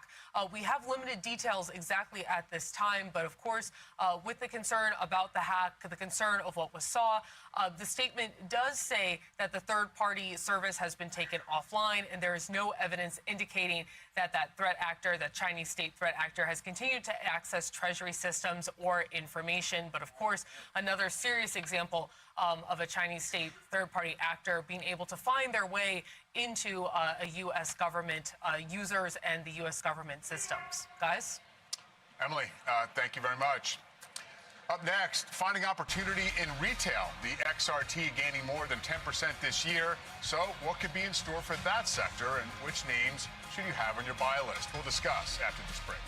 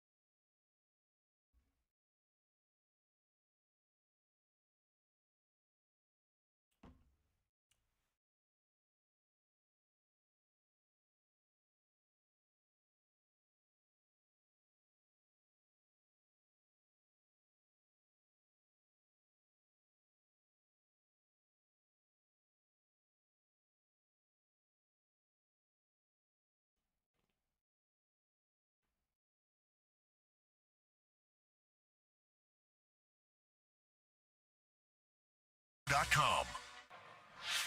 Welcome back. Retail stocks selling off today, underperforming the broader market, capping off what's been a hit or miss year within the group. Here to share how the sector could fare in the new year, Bernstein's Apparel and Specialty Retail VP, Anisha Sherman. Anisha, great to have you. It is often a sector that kind of has its sort of hot and cold running themes. I wonder how things are set up right now in terms of, income tiers, where consumer fatigue is showing itself, and what concepts seem best positioned. Yeah, thanks, Mike. So into 24, we saw the higher income consumer fatigued. They had just seen the return of student loans, their credit card debt was up, their pandemic savings were depleted, and they just had this big run of kind of revenge spending in 22 and 23, and they were done. And so we saw a lot of trade down through this past year. Luxury underperformed, high-end fashion underperformed. We're now coming out of that gap year. So I'm much more optimistic on that higher income consumer into 2025. Sentiment is good. We just did a 3,000 person survey that we do every year, and the sentiment year over year looks stronger. And they have a low base to pump up. They've had a wealth effect this year from the strong market. They're expecting some rate cuts to come, and their pandemic savings haven't gotten incrementally worse year over year compared to the other income groups. So I would be playing the high income consumer into 25. I think they're going to have a better year than they did this year. Yeah, high-income consumers, I guess they always have the capacity perhaps to keep their spending up, but it's a matter of desire, and you see consumer confidence levels rise to a fair degree. What retailers are in the way of that potential strong spending? Yeah, I mean, any retailer that draws from that slightly above mid-income consumer, so someone like a TJX, their brand TJ Maxx and Home Goods, they have a six-figure income average household. That's the kind of retailer that could benefit from an expansion in the higher income wallet where it's more discretionary products, nice to have products. Another one in high-end sportswear is someone like an On Holdings. In affordable luxury is someone like a Tapestry that owns the Coach and Kate Spade brand. These are brands that are slightly above the mid-income consumer, and they are looking forward to getting another wave of growth from that higher income consumer, getting more constructive into the new year. TJX, it feels like it's the stock for all environments, or at least it's presented that way. I mean, it's had another great year, up almost 30%. It's obviously got the premium valuation. When people are value conscious, it seems like a beneficiary. Can that always be true, or do they simply have that versatile and broad a customer base? They have a very broad customer base and very strong execution, especially with the higher income consumer. I think the scenario in which a TJX does not do well is if we see 800 basis points of rate cuts tomorrow and, everyone chases low quality growth names, right? That seems less and less likely now, kind of given the messaging that we're hearing. So that's an environment where a stock like TJX does not do well. I don't see that being imminent. Right. And just a final quick word on Tapestry. So this is as a kind of go it alone, their brands should be back in favor type of story?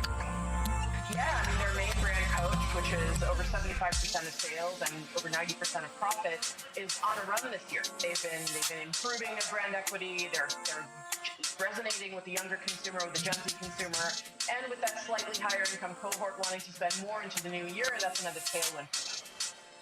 All right, I know one Gen Z consumer I'm related to who got a Coach bag. So my channel checks confirm. Anisha, thank you so much. Appreciate the time today. Thank you. All right, up next, Microsoft has spent tens of billions this year in a big push to build out its AI infrastructure, but when will it actually pay off? The details after this break. Closing bell. Be right back.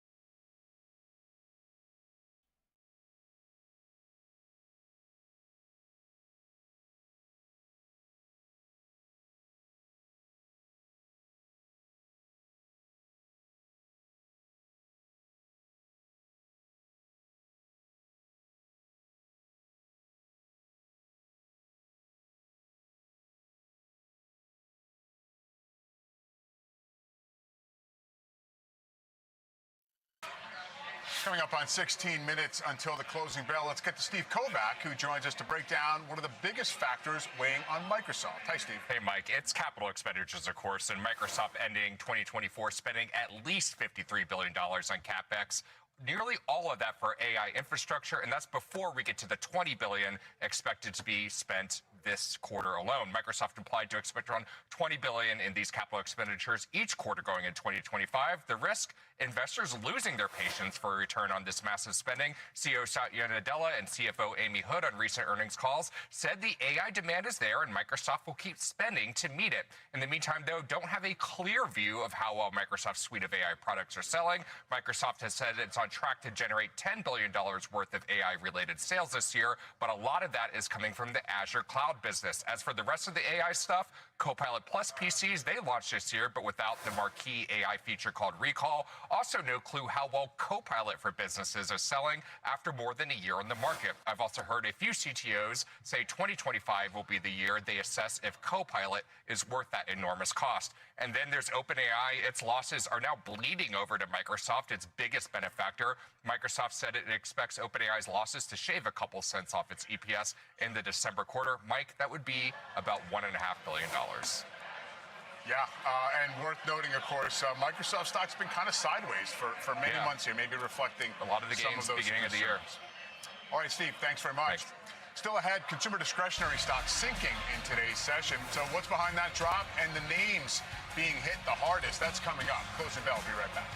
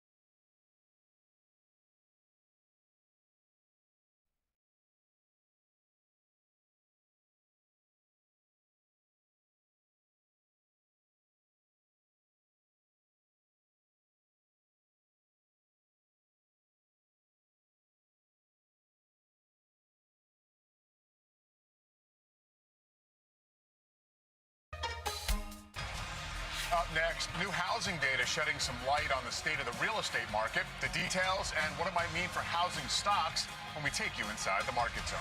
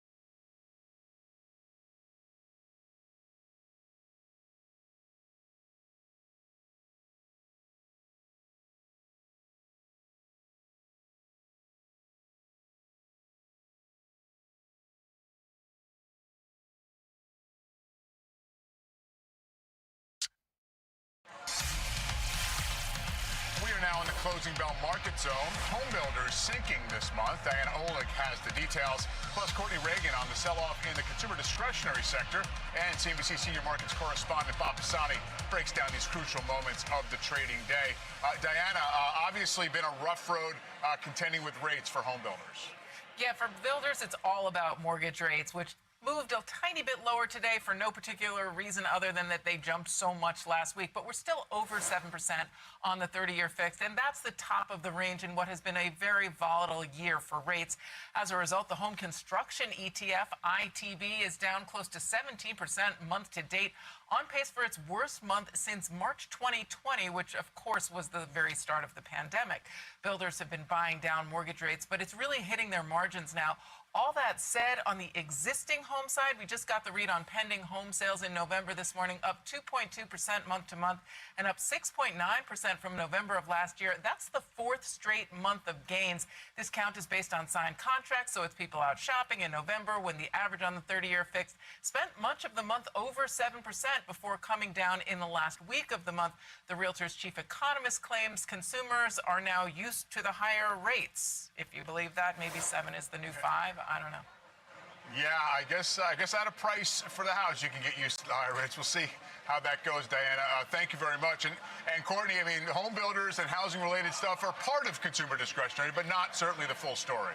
Yeah, sure. Obviously, a lot of consumers will look at sort of their financial balance sheets and look at their homes as sort of their biggest asset. And if we look at consumer discretionary as a sector, it's not the worst performing sector of the day, but it is among the laggards. Consumer discretionary worse than the broader averages as well for most of the day. So losers within consumer discretionary, or at least let's say within retail. You're seeing most of retail's subsectors like the discounters, the department store, specialty, they're lower. Five Below, Macy's, Kohl's, Foot Locker, Capri Holdings, those are among the worst performers in those retail subsectors. Certainly seeing more declining retail names than gainers when you look across at least my watch list, much more red than green, though without real significant fundamental reasoning. I guess beyond worry about possible 2025 headwinds, namely those tariffs that we may see coming down the pike. Now, we're still in this long tail of the holiday season this week, technically speaking. Investors, though, in retail stocks really probably waiting for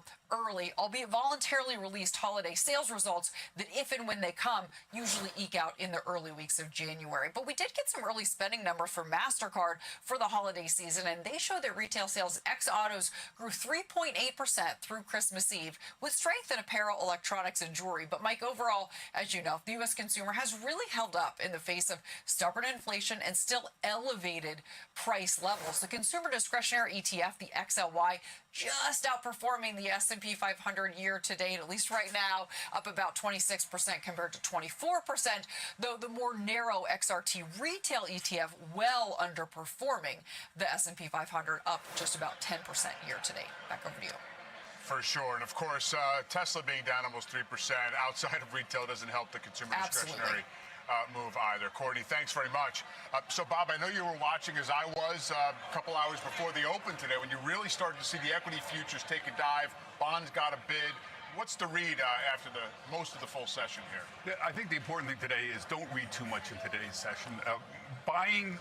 There's a lack of buying interest, not selling pressure, and people dislike it when I say that, but look at the volume today at the NYSE. 400 million shares as we go into the last minute. On a normal day at the NYSE, we'll get about 700 million shares. So there is no particular catalyst to create selling pressure here. There's just a lack of buying interest in the market overall here. So we had a little bit of relative outperformance today from the laggards on the year. Energy was kind of flattish.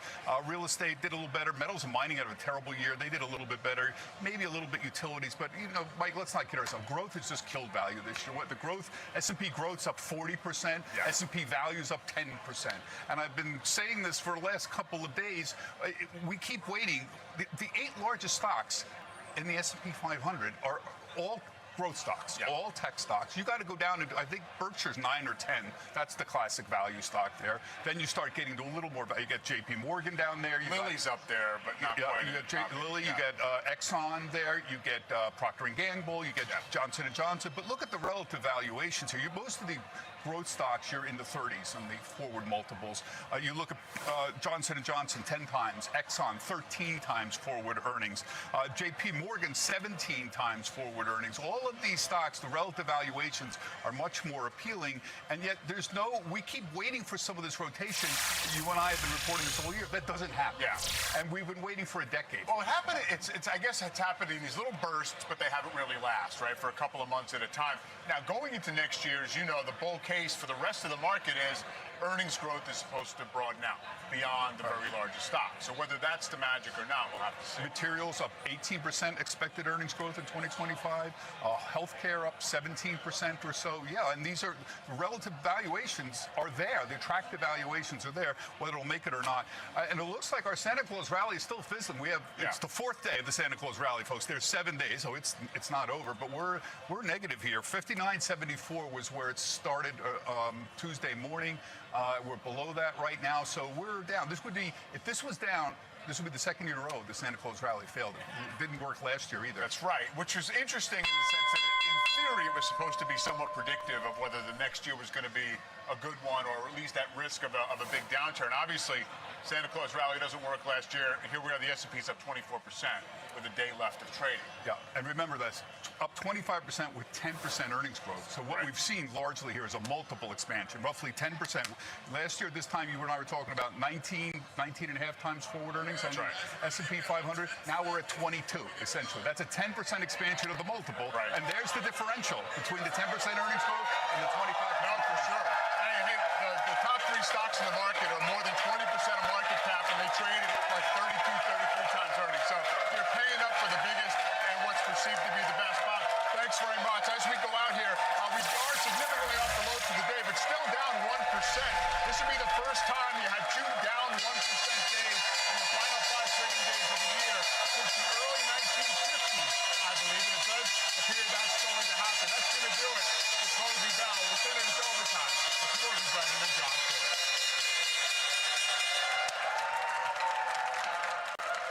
That's the end of regulation. Advisors Asset Management ringing the closing bell at the New York Stock Exchange. Wings for growth doing the honors at the NASDAQ.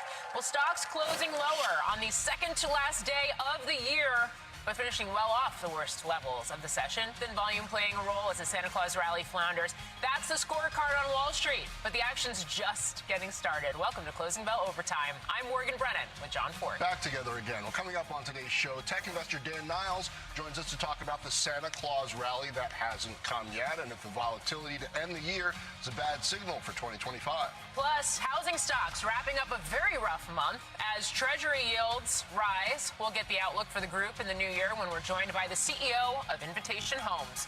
But first, let's break down today's market action with Bespoke Investment Group co-founder Paul Hickey and HSBC Global Private Banking and Wealth America's CIO Jose Rasco. Great to have you both here. We have the S&P finishing down more than 1% and the NASDAQ down more than 1% as well. The Dow basically right around the 1% mark. It's great to have you both here. Paul, I'm going to start with you. Because, yes, we've got light liquidity, thin volumes. We don't have that manifestation of the Santa Claus rally. Mike Santoli was just talking about it at the end of the last hour, the fact that we saw a similar dynamic last year. We're still poised to finish up 24% on the S&P. What does history tell us about this moment in time? Yeah, so I mean, I think as far as the December weakness is concerned, I wouldn't put a lot of weight into that. More recently, actually, the positive seasonalities of December haven't really been nearly as strong.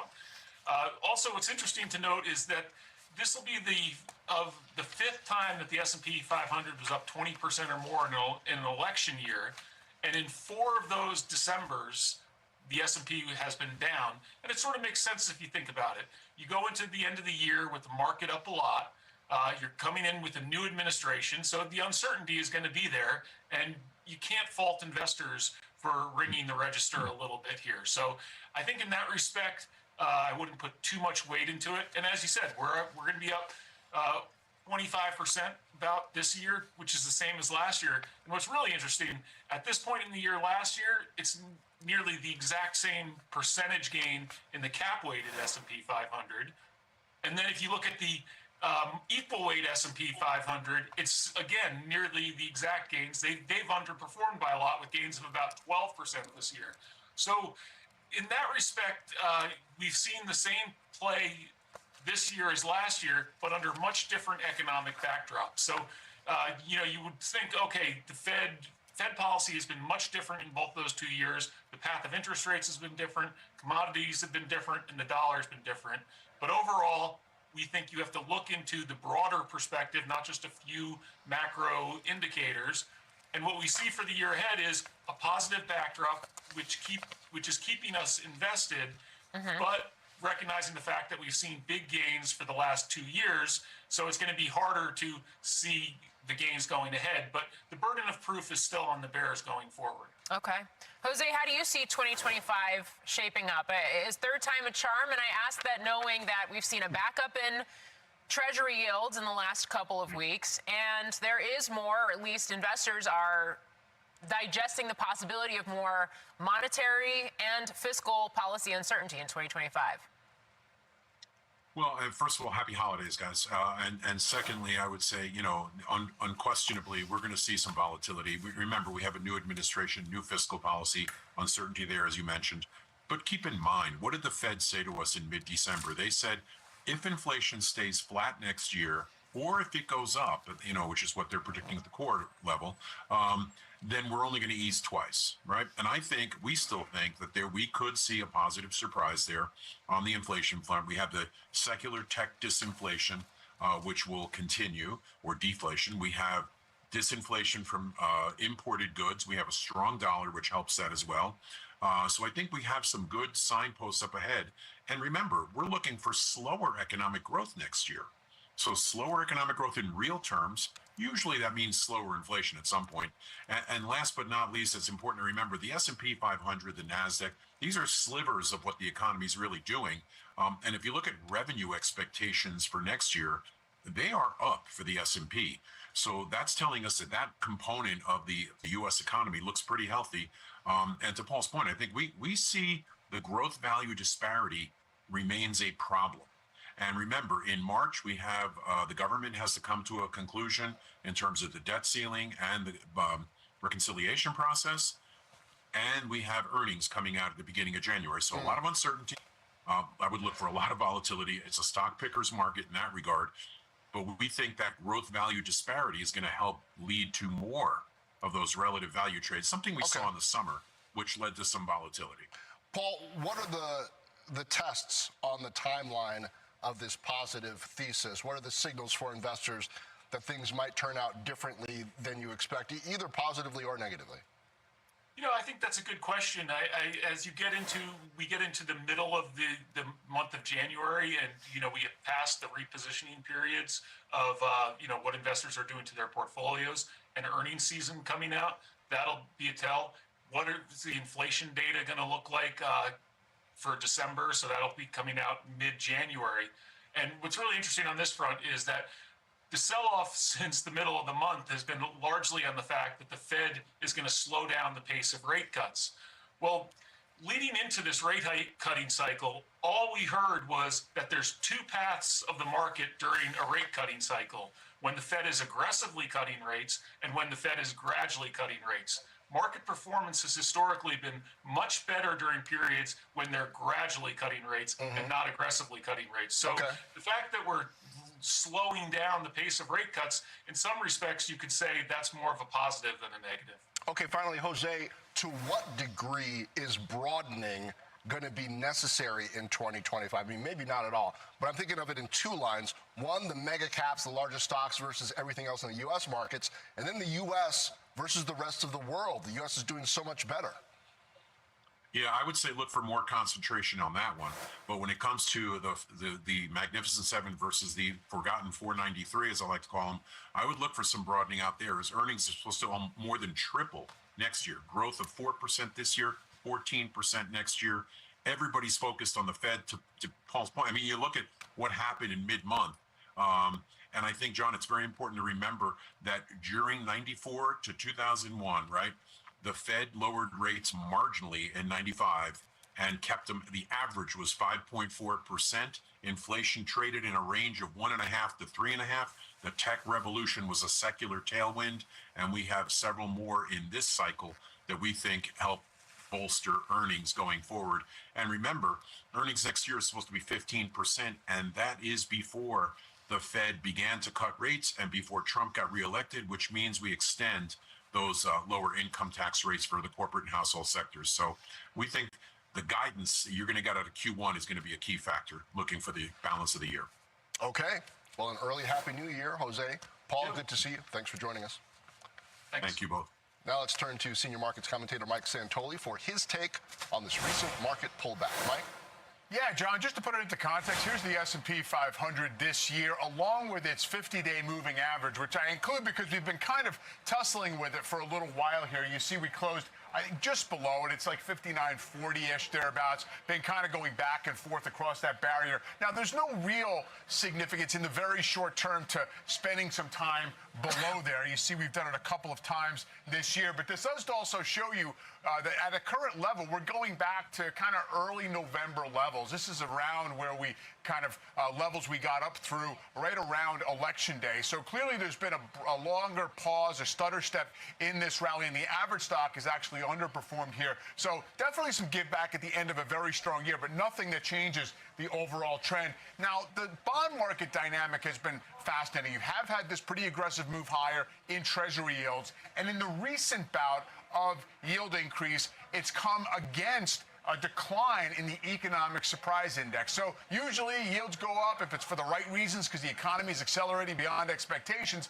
We can somewhat deal with that better. Equities get a little uncomfortable when it's not for that reason. So you see that divergence at the end. Now, always have to point out, economic surprise means economic data relative to expectations. So it turning down doesn't mean that the economy's shrinking or the number is outright bad. It just means that it's not quite up to what was forecast. And therefore, you have to wonder if we're maybe getting to the limits of how much yields can move up without some kind of inflation surprise or further hawkishness from the Fed. Yields look overbought. We have these kind of sort of lower highs. We'll see if that sticks. And of course, yields did come in substantially today. You had some buying in treasuries right at the open that held throughout the day, John. Seems like there's reason to expect that either reality in the data or expectations are going to adjust pretty early in 25, no? It would seem that way. Now, there's nothing ironclad about this relationship. You can see that there were some gaps in the past. But yes, you would think if in fact the economy does slow, if we have another growth scare, that will finally be felt on the long end of the Treasury curve. Or, look, if the bond market has it right and this is just a healthy nominal growth economy and the Fed can do less, then perhaps the data are going to firm up in a way that confirms that. We will soon see. As long as we're still around. Mike Santoli, always good to see you. See you again soon. After the break, noted investor Dan Niles shares his take on the slide for tech stocks to end the year and which Magnificent Seven name he thinks will fare the best in 25. Plus, former Walmart U.S. CEO Bill Simon tells us why retail executives are turning their attention squarely to Washington now that the holiday shopping season is over. Overtime is back in 2.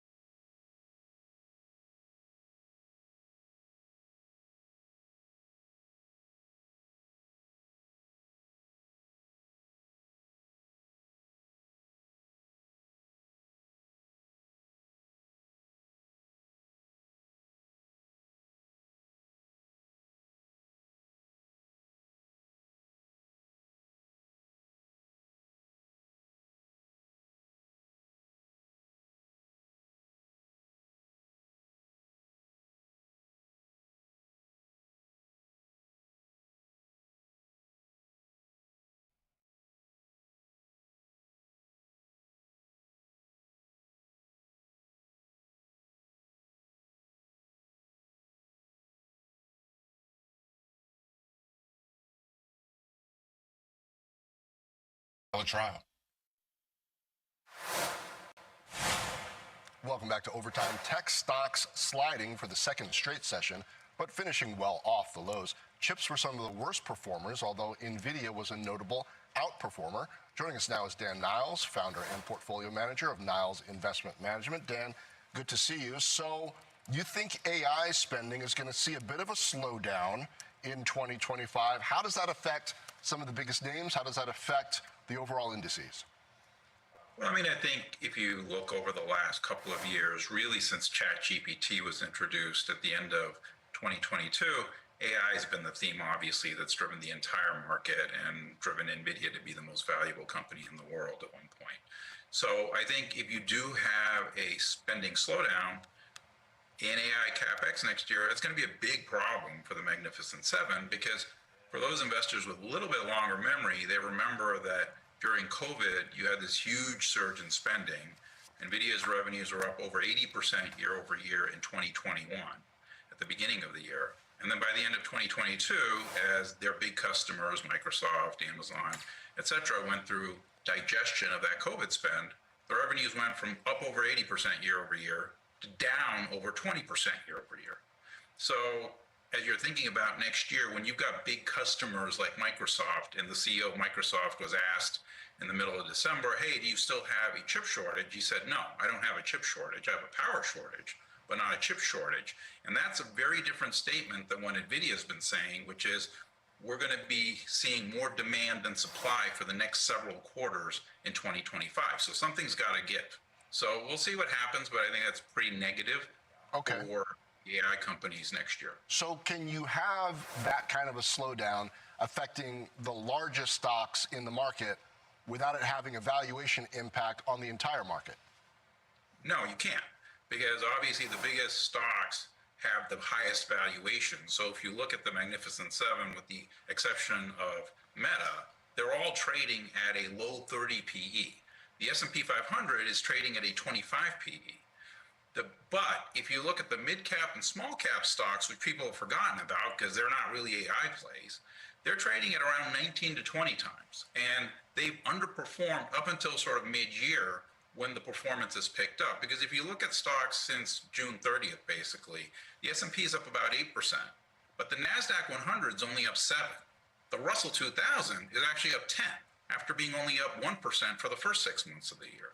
So you're already starting to see this broadening out. And I think with the new administration really focused on domestic manufacturing, deregulation, et cetera, that's going to benefit the small to mid-cap names more so than names in the S&P 500, which also have to deal with other things like the dollar going from 101 to 108 since the end of the third quarter. And when you've got 30% of your revenues that are international, that's an immediate hit to your top line when all these companies start to guide for Q1 and for the rest of 2025 in some cases. Yeah, so Dan, I hear you talking about small and mid-cap and maybe steering clear of Magnificent Seven then for 2025, it sounds like.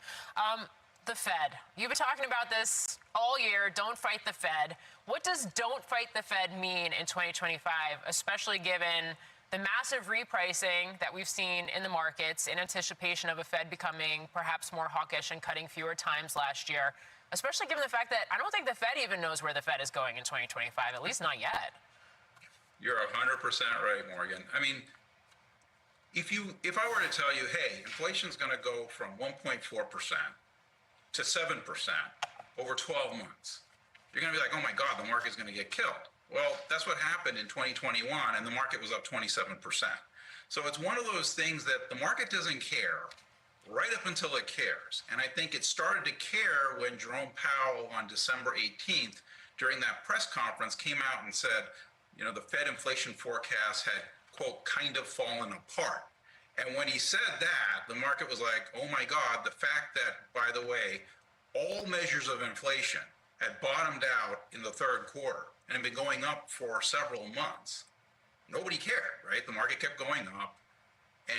But as soon as he said that, much like in 2022, when you saw the market go down 19% as the Fed finally admitted inflation wasn't transitory, I think that might have been the wake-up call, which is why I think Q1 could be a really rough time for a lot of the market as a whole, but a lot of the mega cap stocks as well, as we have to kind of price in the fact that the Fed might, they might pause or they might even raise next year, which I think that's a 50-50 shot of whether they cut or raise or hold. So you think the reigniting of inflation is a very real risk here? What does that mean not only for stocks, but for other things like the dollar, which you just mentioned, and the bond market and other asset classes?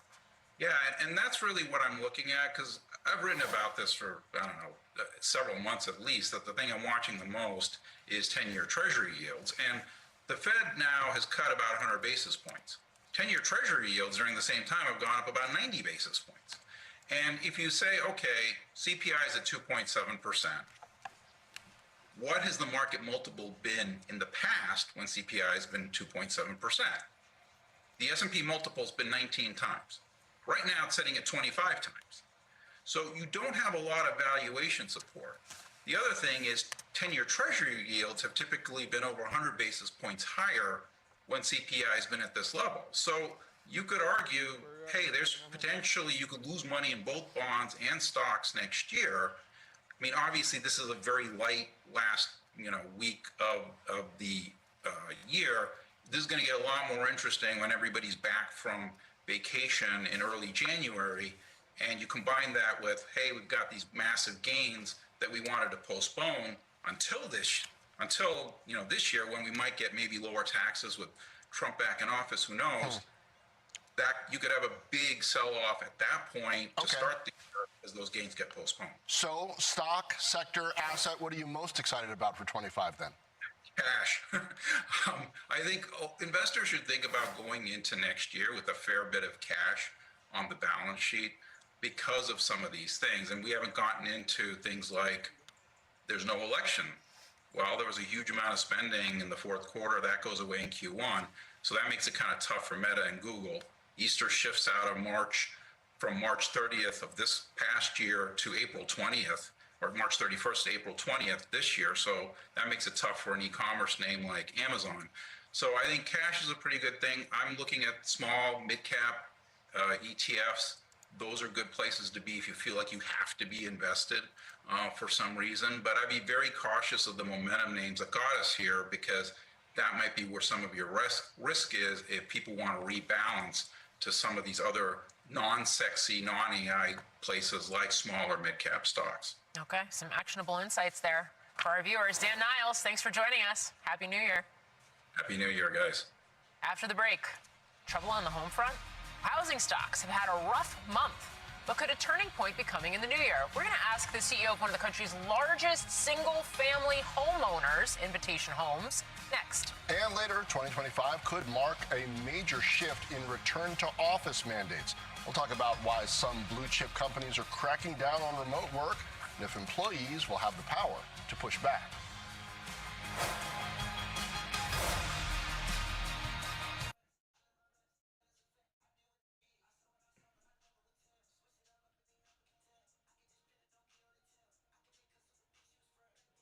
Y'all can make her super thick, she would spray him.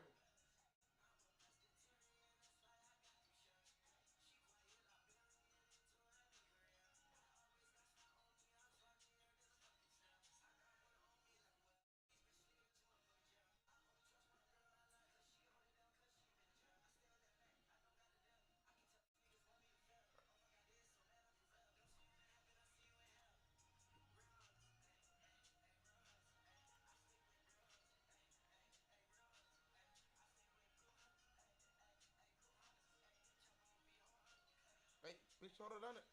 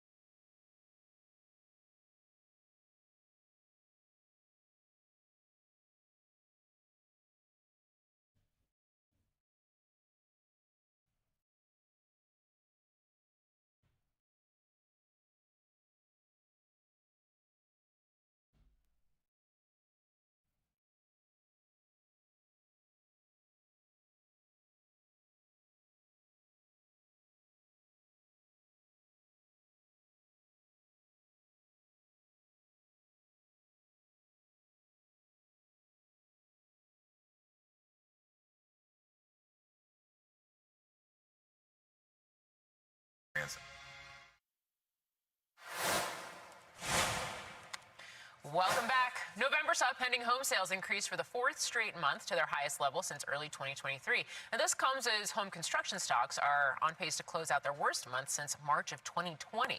But joining us now is Dallas Tanner, Invitation Homes CEO. Dallas, it's great to have you back on the show. Welcome.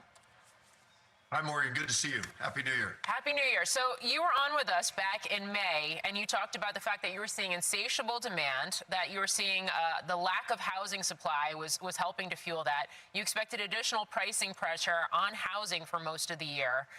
What are you seeing now as we head to 2025? And even though we've had a Fed that's cut a couple of times, we have Treasury yields and thus mortgage rates still very high. Yeah, interest rates have proven, a little bit difficult to forecast. I think everybody's dealing with that near term. What we found is sort of at the mid part of the year, we start to see demand definitely start to normalize, which we view over the long haul as something that's extremely healthy for the consumer. What's been, I think, most interesting along the way has been this propensity for customers that are in place or have housing solutions figured out to continue to renew and are continuing to stay in the for lease business longer and longer.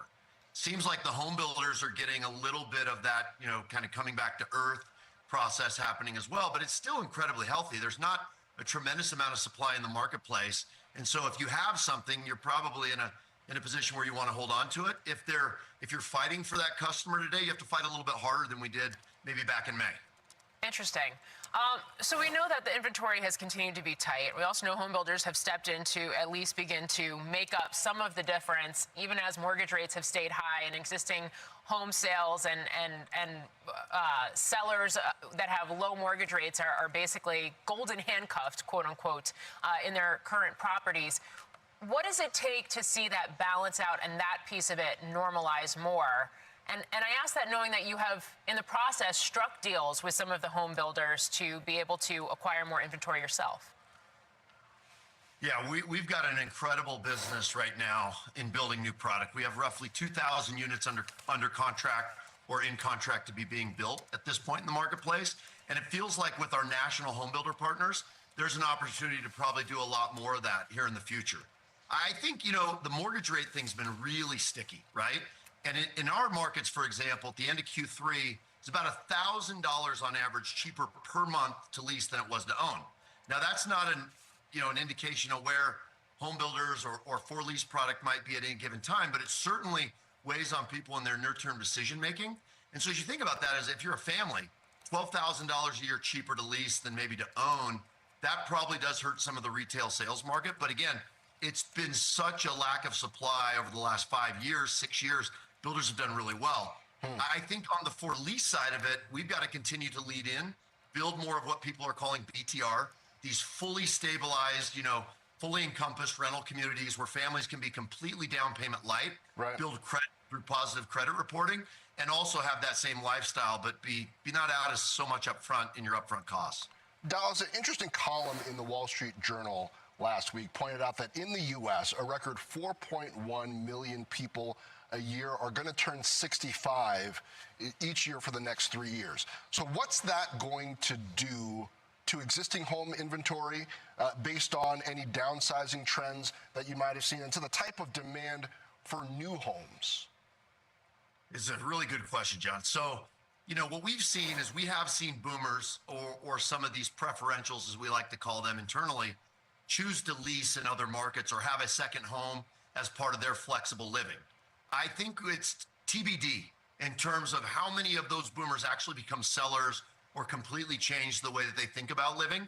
I do think it adds added pressure, though, in the for lease markets as people want, and we've all seen it, especially since the pandemic, a lot of people want to spend more time in warmer markets. And if you look at how our portfolio has been constructed, we're largely Sunbelt and Southeast markets with higher density in markets like Florida, Georgia, and the Carolinas. Those are excellent places for people to retire. So we'll expect that we'll have continued, pretty high demand in those markets. And I think for our preferentials or people that are aging out, that's a really interesting decision that they'll have to watch how those demographics shift. And even funnier stat, John, is that something like 12,000 people a day are turning age 35. And our average customer is 39 today.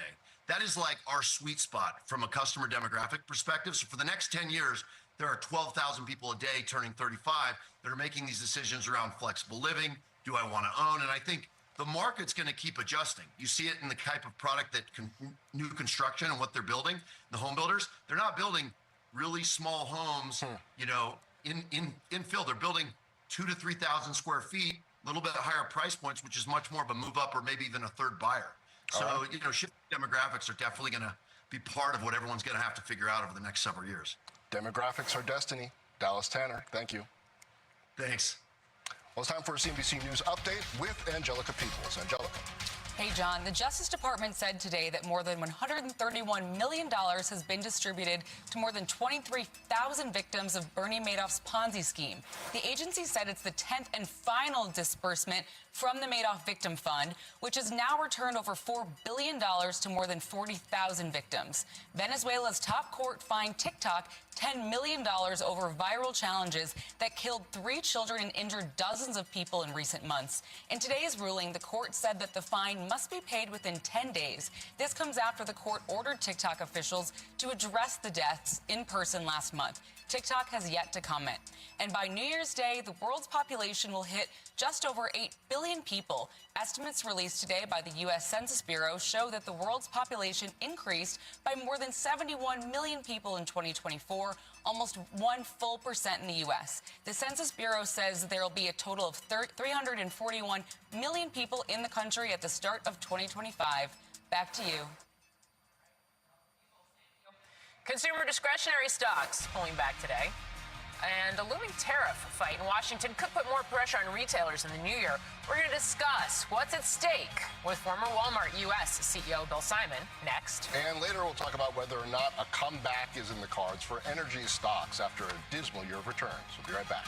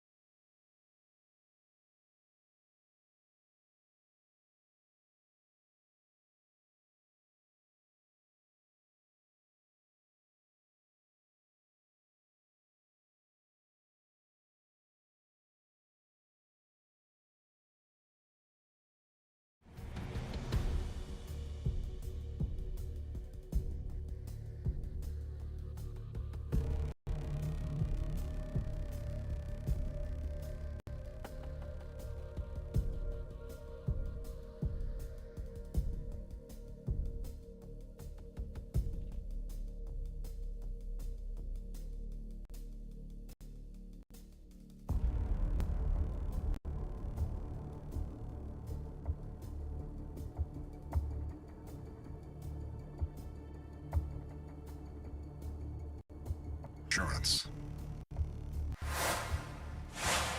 Welcome back to Overtime. Retail stocks getting hit in today's pullback with names like Kohl's, Macy's, and Five Below all down more than 3%. Now, it comes after a strong holiday season, but tariff risks are weighing on the minds of retail executives and consumers alike. Joining us now is former Walmart U.S. CEO Bill Simon. Bill, it's great to have you back on. Before we start getting into what you're watching for 2025, I do want to get your thoughts on what we have seen this holiday season so far from the early data we've gotten, especially since between Thanksgiving and Christmas, we had 5 fewer days. Yeah, hey Morgan, good to be with you. You know, by all indications, it's been a pretty good holiday selling season.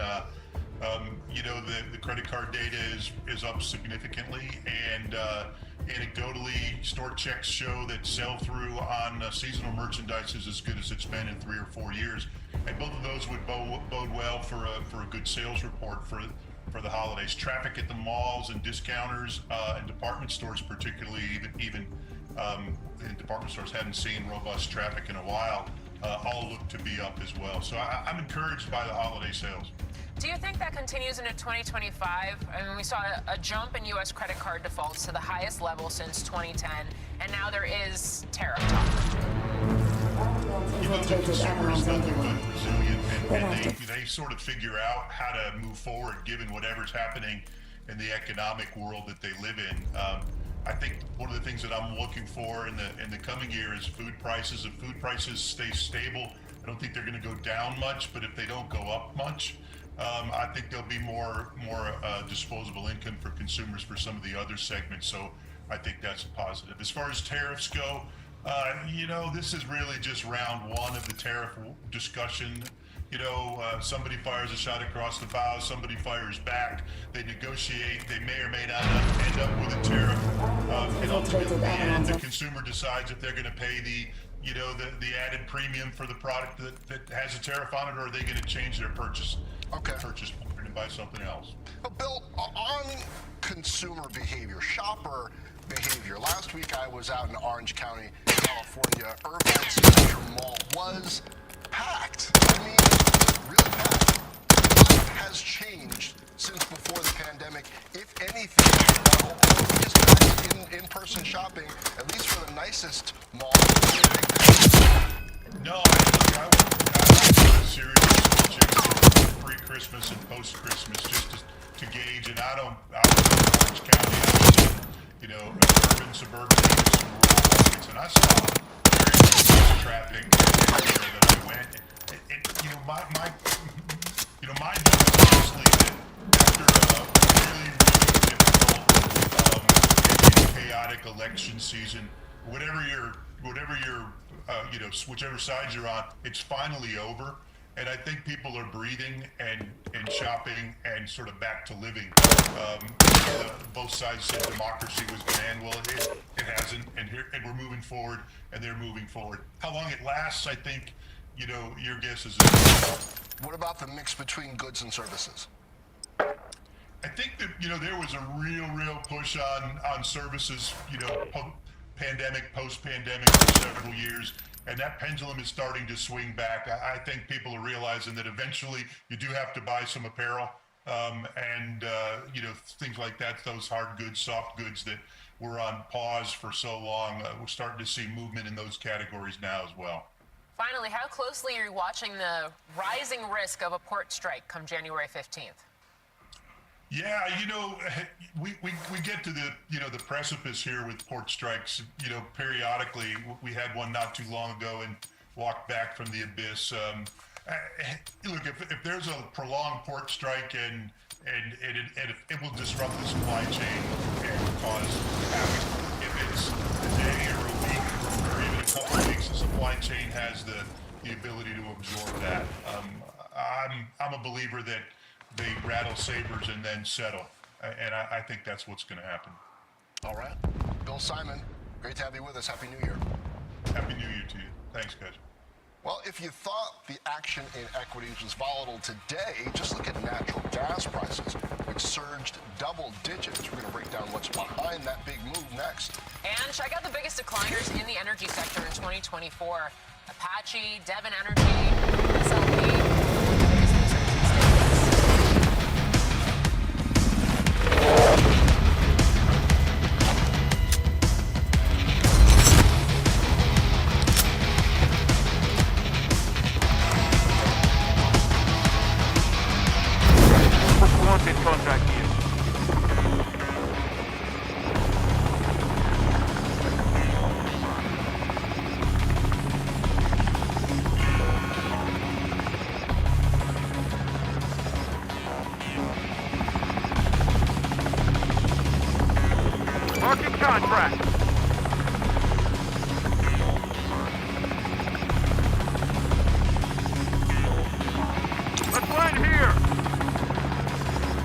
Let's land here.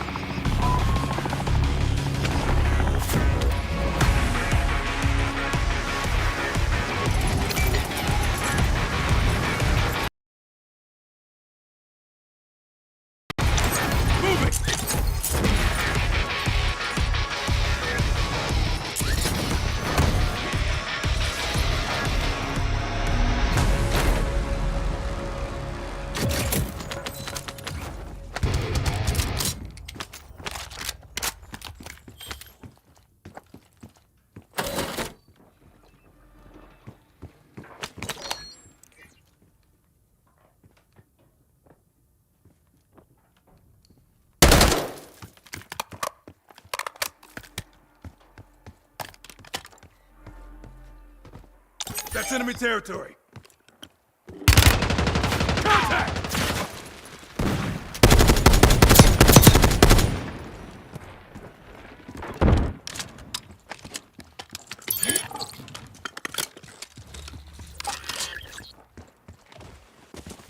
Watch for movement.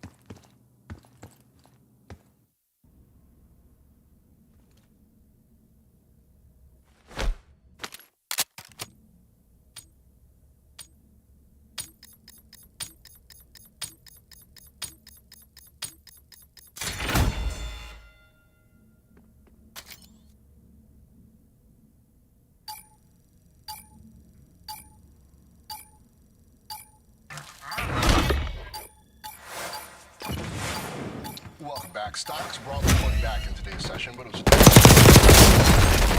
natural gas prices surged higher. Pippa Stevens joins us with a look at that spotlight. Hey, John. Well, nat gas surged today as much as 20% at one point, breaking above $4 and hitting the highest level in nearly 2 years before easing back a bit. And there were three key factors that drove today's move. First, updated forecast, showing the coming weeks could see extremely cold weather across much of the country, and more heating demand means more gas demand. The second is a stalemate between Russia and Ukraine over a gas transit agreement set to expire January 1, which could see gas stop flowing from Russia through Ukraine, which could boost demand for U.S. LNG. POK Financial's Dennis Kistler said that, together with the cold weather, is creating a buying frenzy. Finally, this contract just became a front-month contract, and so there was a bit of a catch-up trade after the January contract rolled on Friday. Nat gas did boost the broader energy sector today, which was the only group in the green. EQT, one of the largest gas drillers, was the biggest gainer, rising 5%. Morgan? Pippa Stevens, thank you. Monster move this year for nat gas at 150%. For more on energy, let's bring back Mike Santoli. Mike. Yes, Morgan, a tremendous move off what actually historically is a very low base. Here's WTI crude oil relative to natural gas over the past decade, mostly in cadence with one another, although, of course, they do separate out from time to time. So you see this is really a catch-up move, really oversupplied gas situation for a while now, maybe a little bit more so than crude. Obviously, this is going to get priced into, to some degree, the stocks levered to domestic natural gas production already has today, as those laggards did have a huge bounce. Take a look at the valuation of the overall S&P 500 energy sector based on its free cash flow yield. So essentially, it's just the inverse of the price to free cash flow. And you see here, of course, we were at massive highs in free cash flow yield during the pandemic when they were earning money or expected to continue to earn free cash flow. But of course, the stocks were very depressed because prices were so low. We are still at the very upper end of the range. This goes back about 15 years. Keep an eye on this area. So it shows you that the market has this valuation cushion in the stocks, but it also could mean that the market's unwilling to extrapolate forward the sustainability of this level of cash flow. So if you want to bet on that whole laggards move, which which often does work in the early part of a year, you do have a little bit of backing from the cash flow story with commodities at this level. It's worth noting that WTI has done basically a round trip this year, and that's despite all the geopolitical tensions and everything else that's been going on. It's down less than 1% now on the year. And to your point, energy stocks, though, it's, I think, third worst performing sector year to date. So I guess how does that set us up for 2025?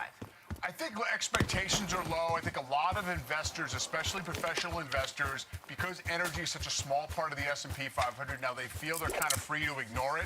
I think of it as, you want to have a shareholder return story when it comes to buying the energy stocks, unless you want it to be a pure levered play on the commodity. And that's what the big, majors have going for them. They're buying back stock. They don't have ambitious plans in terms of ramping production, and they do pay above market dividends. So it's a little bit of a different story than just sort of playing, let's say, the China consumption growth story or something like that from past cycles. All right. It's amazing what a difference a couple of years makes for these companies. Mike Santoli, thank you. Still ahead, is remote work about to become a thing of the past?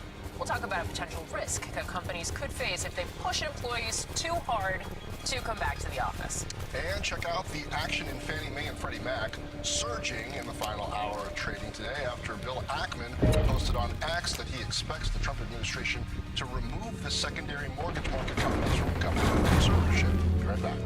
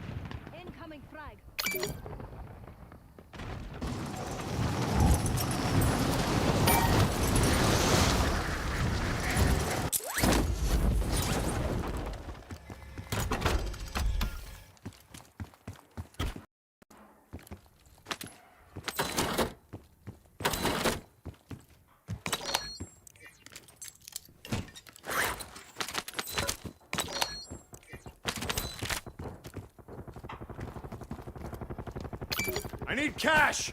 Cash here!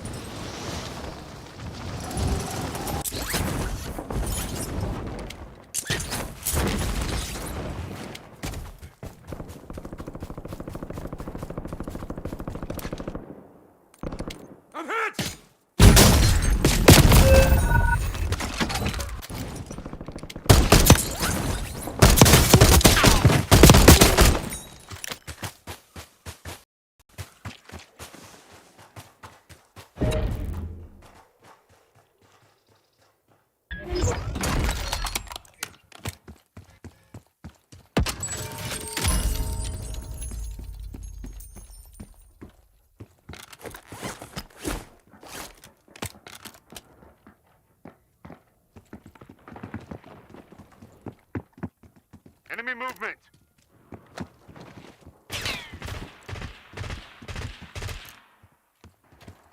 Enemy movement!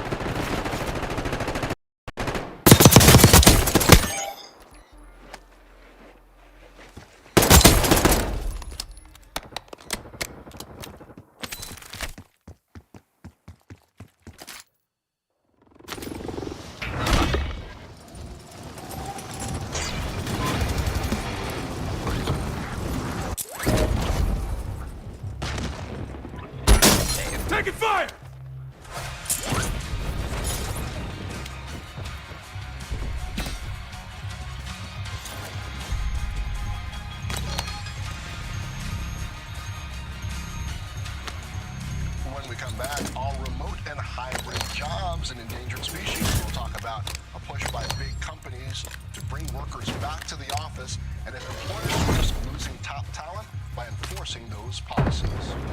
And don't forget, you can catch us on the go by following the Closing Bell Overtime podcast on your favorite podcast app.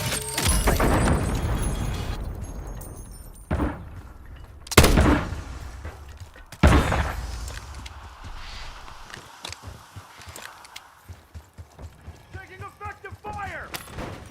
We got an armor boss here. Ash!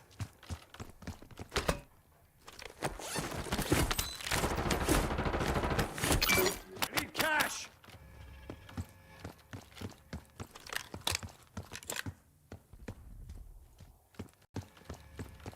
Snipe, take a shot! I need cash!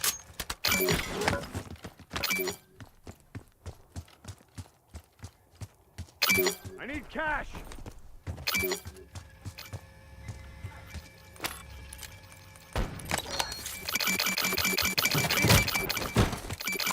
Ammo here!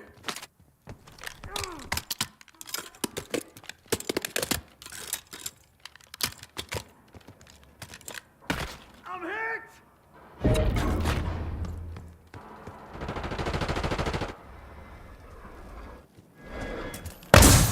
Don't worry, I got you!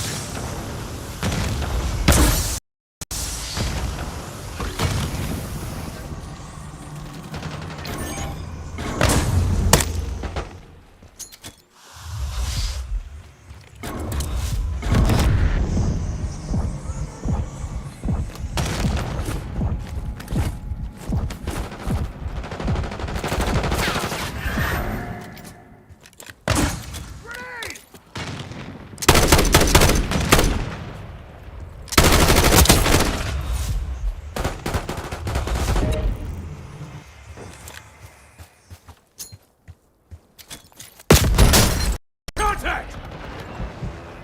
Watch random, cancel that! Cancel my last! Cancel that! That's enemy territory.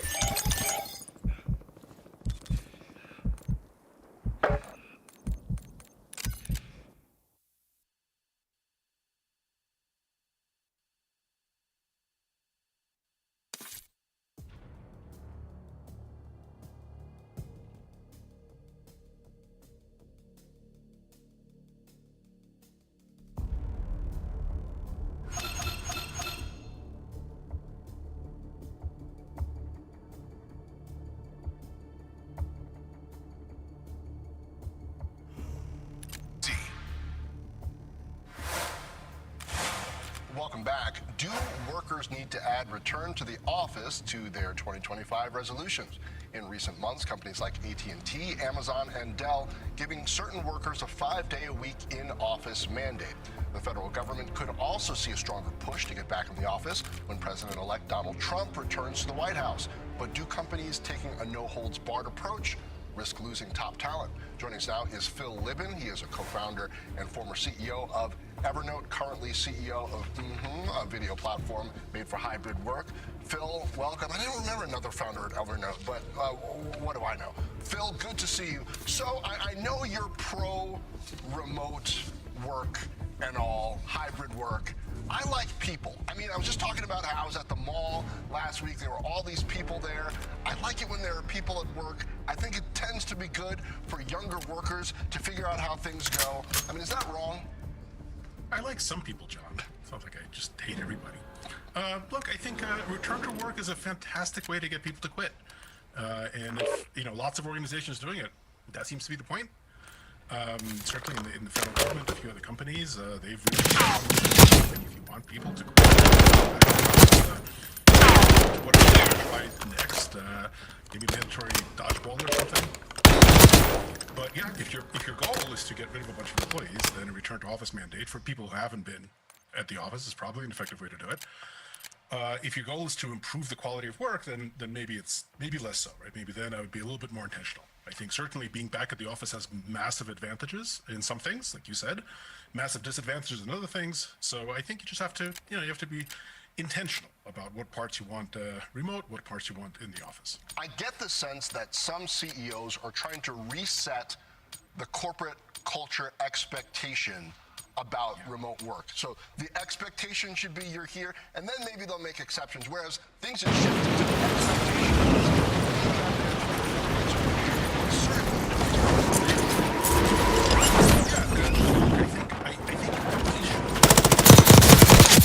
Enemy down! Most CEOs, like our average commute in the Bay Area was about 80 minutes per person each way. So it's almost 3 hours. I didn't have an 80-minute commute, right? The CEO, I live 10 minutes away. That tends to be the case in a lot of these places. Headquarters are within, a 10, 15-minute commute of the CEO. The greatest things you can do in terms of quality of life is for more than 10, 15 minutes in a day. There's lots of jobs.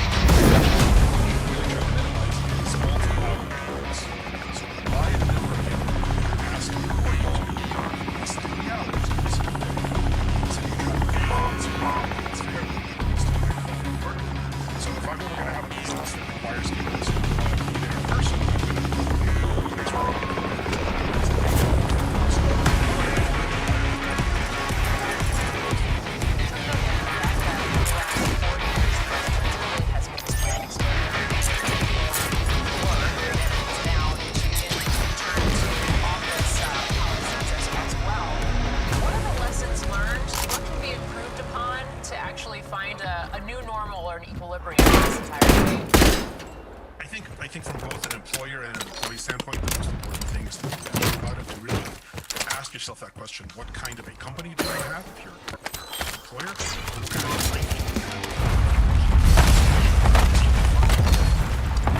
You want to have a kind of that lets you live wherever you want to live.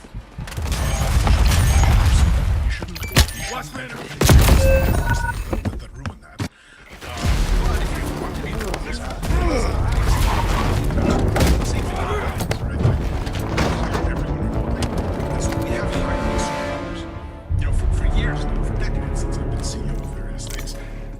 CEO school, they teach you that whenever somebody asks you what's the hardest thing about your job, you have to say hiring great people. That's the only answer CEOs are allowed to give. You have to say hiring great people.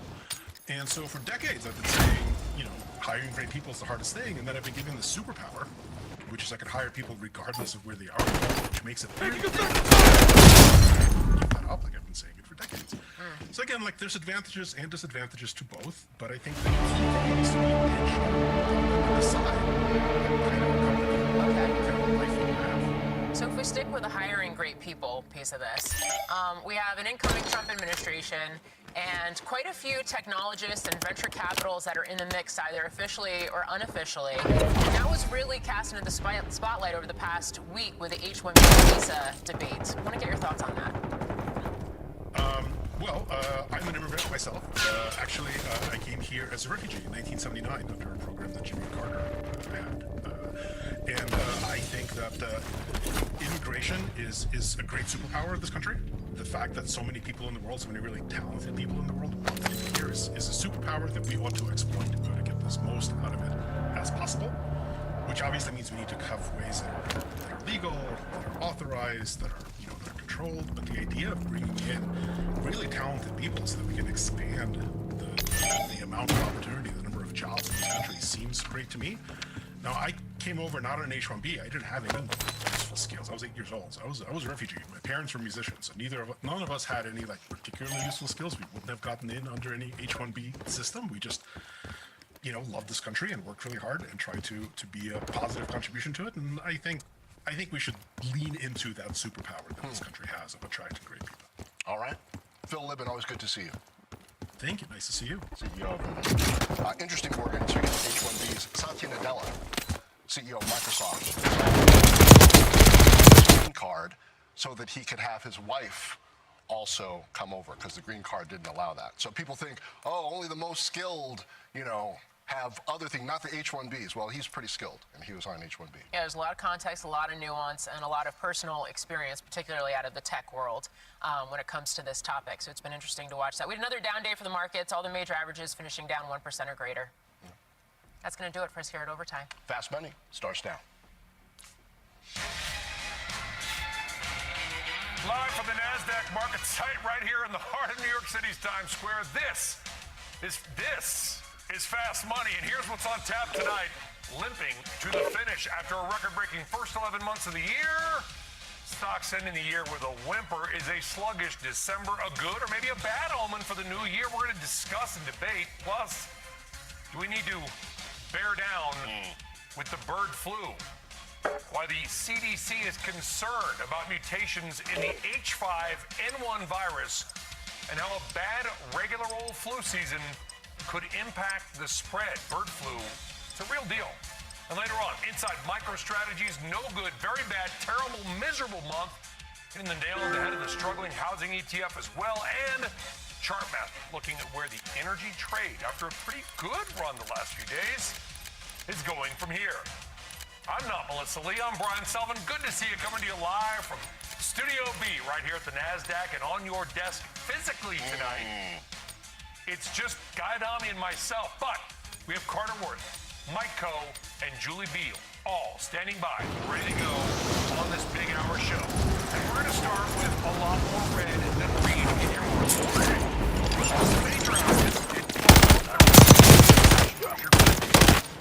But just 3 stocks in the S&P 500, 30 rather, were able to eke out gains today. Well, today's winner, look at that green. I like that. Just a winkle. Yeah, winkle. A little bit of green on your screen. Today's bigger winners today. SLB, company formerly known as J, Royal Caribbean, the cruise line, and Valero, fighting company.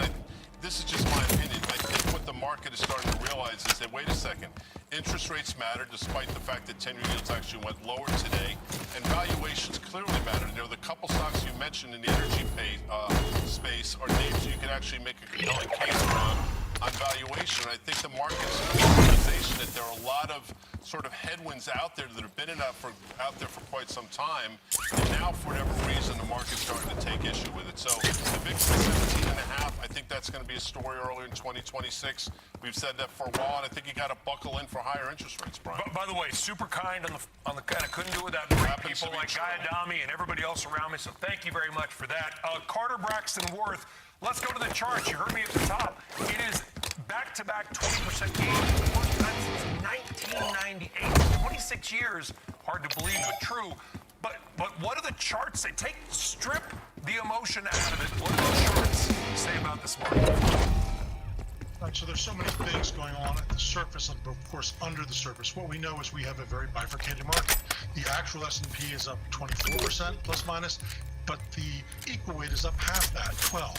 And we're seeing that in sector after sector. Consider that the semiconductor index up some 20%, but the equal weight semi is down on the year. We know this is happening in the sector, the telecommunications sector, basically a robust year, but equal weight almost unch. And so the question is there an analog? It's tempting to find analogs and compare this period to another period. But, you know, there's that expression, analogy is a weak form of argument. And that is true. It's a comfort blanket to find something similar to say, hey, we saw this before. This is what precedent is. There's not a lot of data. When you do statistics, you're talking about hundreds of thousands of inputs. There's 100 years of data. So it's 100 inputs, and this year versus that year. Every time it's different. But what we do know is the market is full. Valuation is a terrible timing tool, so I don't want to say expensive or cheap, and no one knows what that really means. But the market is full. A lot of money's been put into the market. A lot of people believe in the general way being higher, and markets in January have a way of sometimes following through momentum or faltering, and I would suspect it's the latter that we falter. You know, Julie, it's like CNBC hosts and guests have an impossible job recently because there's no denying it's been an amazing 2 years. We can talk about $7 trillion in new debt added. Can we make our debt obligation? Okay, fine.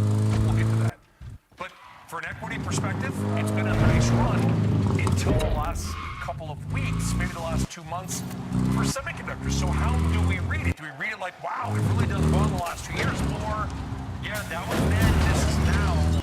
And the setup to Carter's point doesn't look perfect. It doesn't, right? But I think this is the last year is a really great example of the fallacy that you can really be able to predict with any accuracy. A lot of these outputs are just complicated, right? Think of 2 years Watch back. the movement. Cancel my last. There was going to be a recession in 2023, and it didn't show up. I always get a little bit nervous when the consensus starts to really coalesce, because typically that means the market's going the other direction. It really likes to squeeze people it possibly can, and we're really sure. You know, that's when you need to be. But what I will say, to Coach's point, is I think there is an understanding that there are a lot of really challenging headwinds still in front of us right now, and that the valuations being full, you know, a full valuation is not problematic all by itself. What it does create, though, is a high level of expectation, and when those expectations aren't met, there's a lot of crying as the stocks go down. And, you know, I hate, I shouldn't say hate. No, you just said it. I did. You know what? I'm doubling down. I don't like, I hate the word like perfect because it's too overused. It's the perfect casserole. It's used everywhere, right? Whoa. What? Perfect casserole? On cooking magazines. The word perfect is used for everything. You get my point, Mike, is that the market has been perfect. There's a lot of people, I walk right out here in Times Square after the show's over, and people tell me they made the 20%. I brought it up earlier on the network today because guess what? All you had to do was throw a dart, and the stock probably went up the last 2 years. That's kind of my point.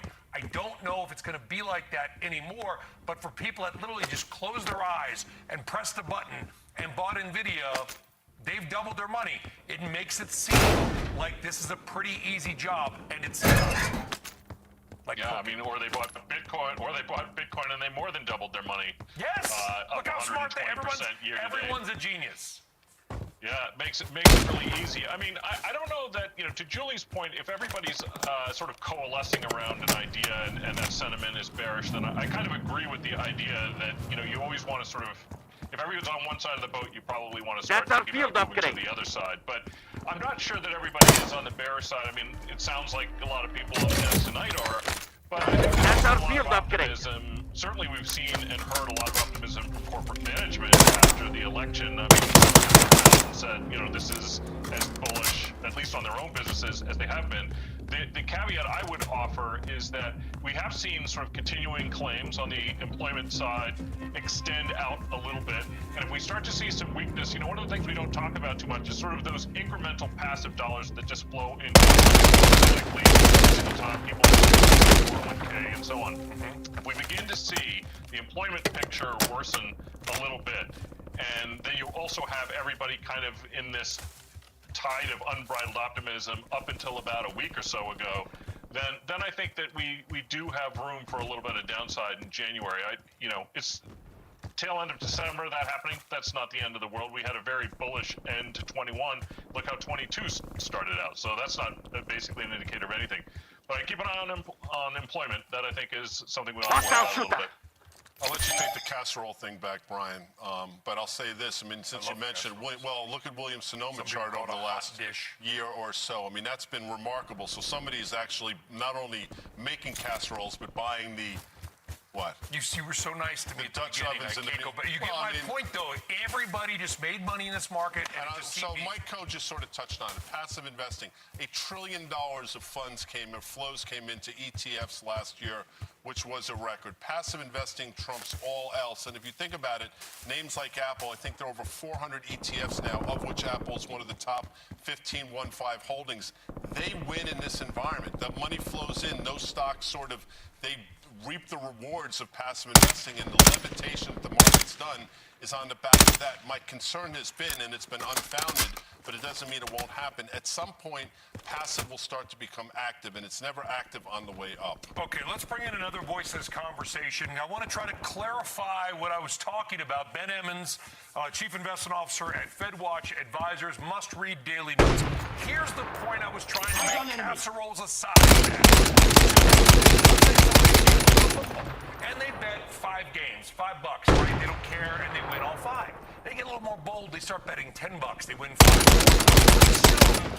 They might say, you know what? We're going to mortgage the house. I'm going to bet money I don't have because I can't go wrong. I can't miss betting on football. And I do.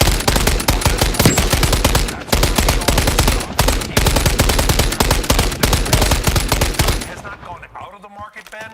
But I don't want people to get too confident, too cocky, too complacent, because that's when you get hurt.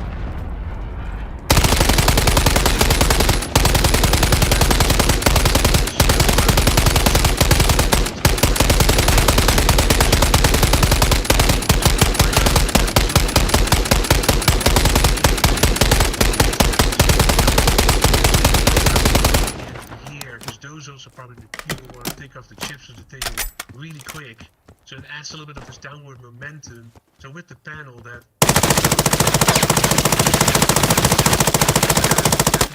bonds too, right?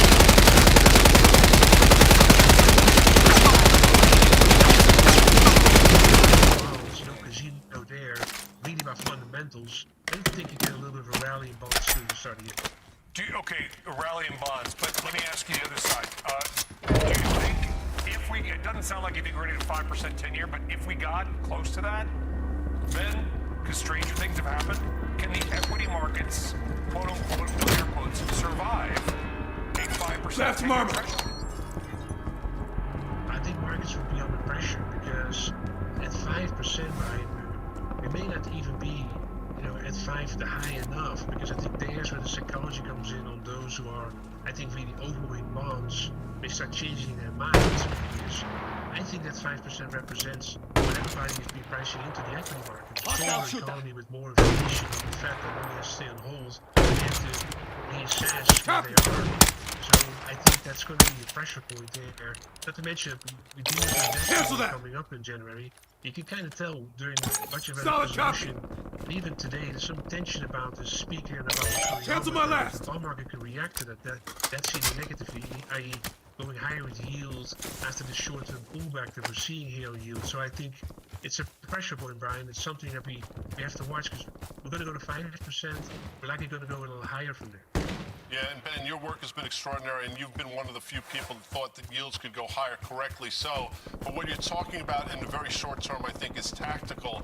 In the TLT rallying into January, yields may be going down to 4.4%. But do you think that could be on the back of potentially a flight to quality as the stock market sort of sells off? Keep an eye on this area. A glimpse of that a little today. Move here! That's enemy found some loot. Cancel that. Grenade! Yields have deviated from that, so there may be some reason here for people to say, hey, this is a short and tactical opportunity. But if you think about bonds, and you think about the risk of bonds, and you think about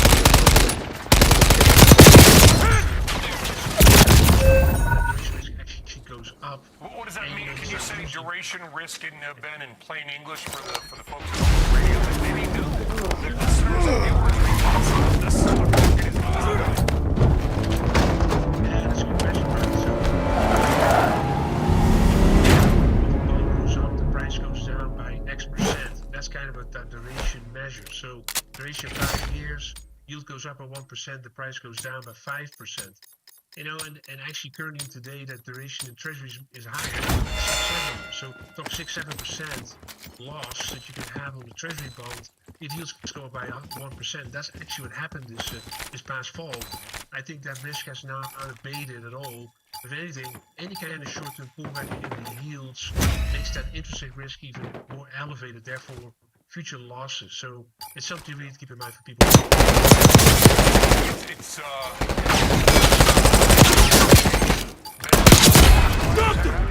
Thank you very much. You know, Mike, I think you raised up a very interesting point, which is it was so easy, and then bond yields reverse. September they hit 365 in the 10-year. Now they spike back up, and guess what happens? All these high beta, high valuation names, not all of them, but a lot of them, get hurt. The market, Mike, can turn very quickly on people. Yeah, I mean, there's really two markets I probably think of first when I think about the interest rate exposure. One is sort of the high duration equity, and when we're talking about high duration equity, we're talking about stocks, not ones that are paying big fat dividends and have sort of stable growth, but all of those companies that are pricing in a lot of future growth. Those are going to tend to be more interest rate sensitive. And another trade that's going to tend to be more interest rate sensitive is the Trump trade stocks, which is probably in Julie's wheelhouse actually. But you know, companies that are more capital dependent on the debt side, which is typically going to be the smaller cap stocks, Russell 2000 type names, those are going to be very sensitive to interest rates in ways that sort of, you know, the high large cap stocks might not be. You know, I don't really see Alphabet as being materially impacted by something like this. Those companies that carry a lot of cash on the balance sheet actually could be, you know, interesting, if you will, on the $50 billion that they've got, and they don't really have much interest rate sensitivity elsewhere. But those are the two sort of barbell ends that you have to worry about if you're thinking about the 10-year rate. Like, yeah, it's a pretty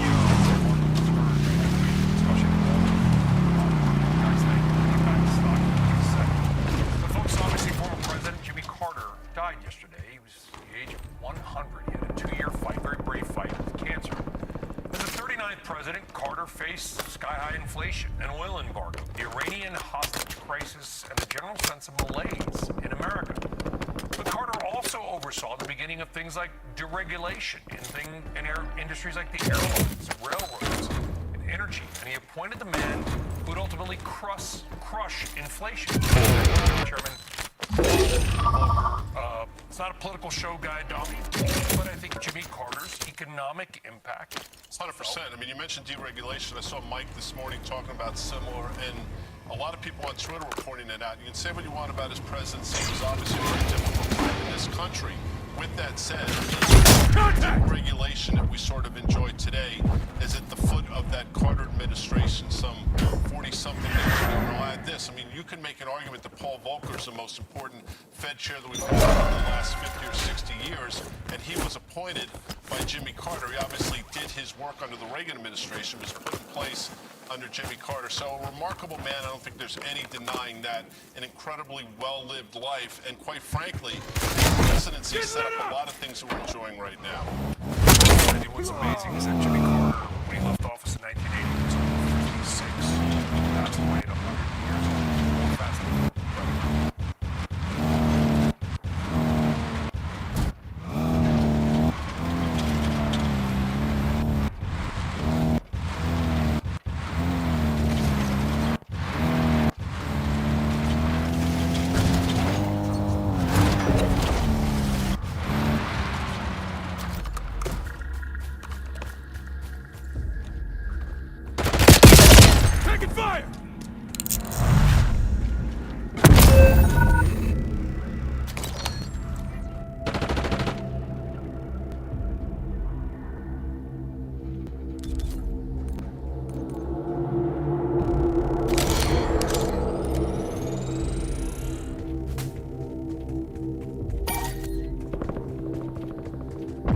Contact! Hold on, Caripicha!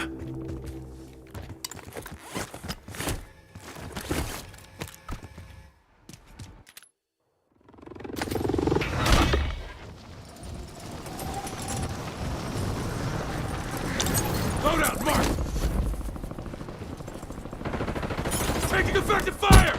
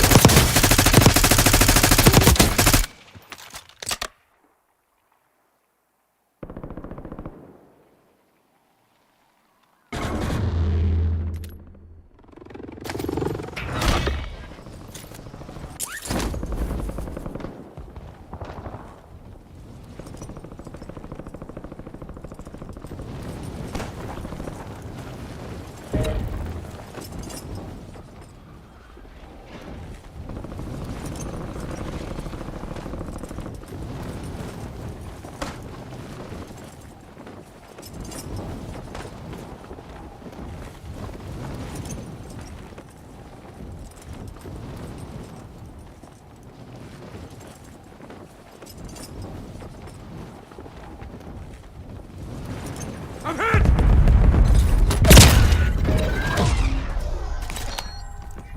Visual on enemy.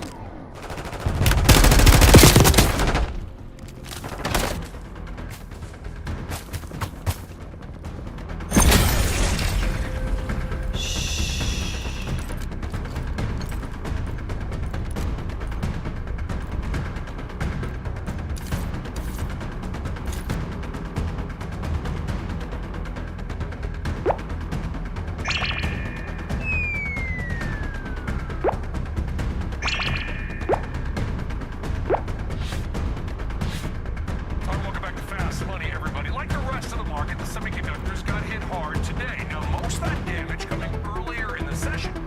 But then the group, as the day went on, tried to recoup some of their losses. Now, overall, Christina, the group still ended the day down. What we say is in the red.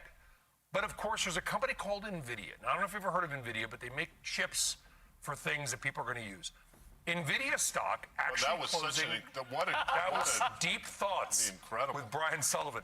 NVIDIA ended up 0.3%, although it was up 2% at its high. Christina Partsenevelis joining us now with a, should we call it a deeper semi-sweep up? Call whatever you want. Yeah, you can call it whatever you want. To your point, chips did fall in tandem with greater tech. Really, that's been the scenario for a little while, but there were specific narratives at play. And you mentioned the big dog, NVIDIA, only went in the green after closing. Reason for that, there's two things. The acquisition of its startup Run AI, that went through developers. It helps developers optimize their AI infrastructure. And then another report actually coming from The Information that says the parent of TikTok, ByteDance, plans to spend up to $7 billion on NVIDIA's AI chips outside of China, and this is in 2025, so another customer. So NVIDIA shares, though, if you look at it just over a 2-month basis, pretty flat, maybe 1% down, barely above their 20-day moving average, and that's because of the rumors about chip delays, Blackwell, and then chatter about the AI trade unwinding because large language models may be hitting limits and smaller models are getting really better, so you don't maybe need as many AI GPUs. But if you lump all of these players together, these AI winners, Broadcom, ARM, Marvell, TSMC may have been lower today, and then NVIDIA, their average return on the year is still about 107%, far outpacing the broader chip ETFs as seen by the SMH, is up over 40%, the SOX up 14%, and then of course you got those with less AI exposure that are really feeling the pain. On Semi, one of the worst chip performers today, slowdown in EV sales hurting them, and then the list goes on too with those slowdown in PCs and smartphones as well, impacting names like Micron, AMD, as well as Intel because of that recovery that's taking a lot longer. We're fortunate she is back recovering this. Back from maternity leave, 6 months, gone. And it's great, and she does an extraordinary job. Yes. And she mentioned his name. Taking effective fire! When you say that, Well, you are. what I was going to say was, though, we mentioned NVIDIA, ARM, Marvell, absolutely. But for every one of those stocks, I mean, look at what Qualcomm has done over the last 5 or 6 months since their earnings release. Look at what AMD has done. AMD was everybody's darling. That stock has been under considerable pressure. And then if you want to throw certain micro things, so there's a lot of cross currents in this space. And you know what's coming down the pike? Competition. 18 times sales-ish, which is where NVIDIA's trading. That's raising up price to sales. And they're Here's the challenge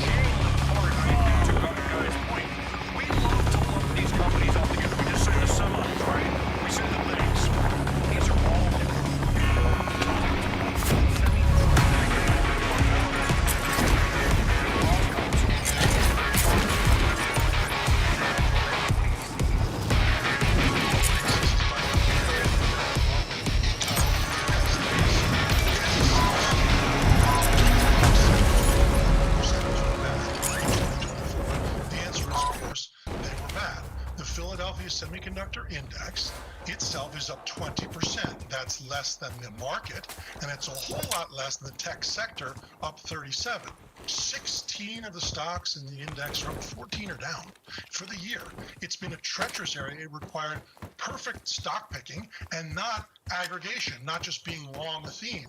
And what's so ironic is it was such a good theme for most of the market, which is to say, if the tech sector is the most important part of the market at 32%, and semis are the leading edge of that most important sector, and we're the most owned and most believed in, with, of course, NVIDIA and WILE becoming so close, how is it possible that after all of this, the equal weight semiconductor in this is down on the year 1.2%? Bad year for semis.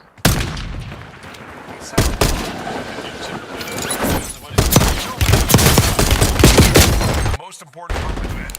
We're going to get more on that later. Parts and Evels, thank you very much.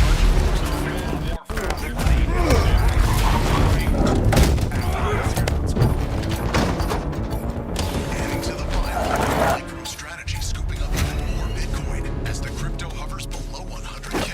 But as their average buying price creeps higher, will there be a reckoning in the crypto trade? Plus, another potential risk for markets as bird flu cases come into focus. The latest on the virus, its mutations, and the impact an outbreak could have on the country.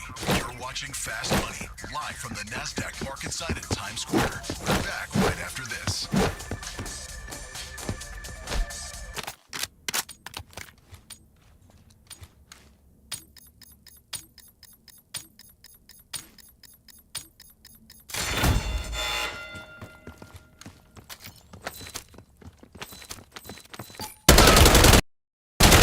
Fire!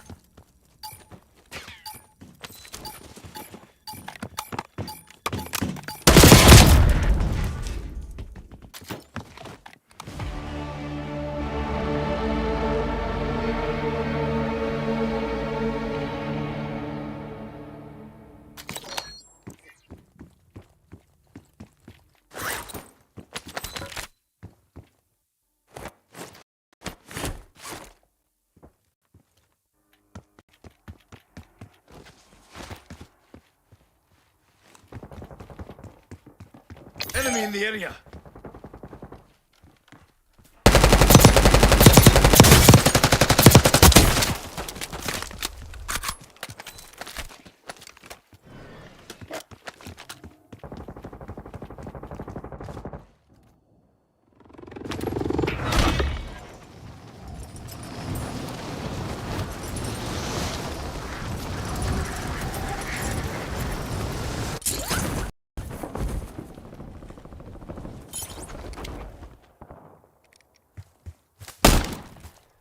Loot here.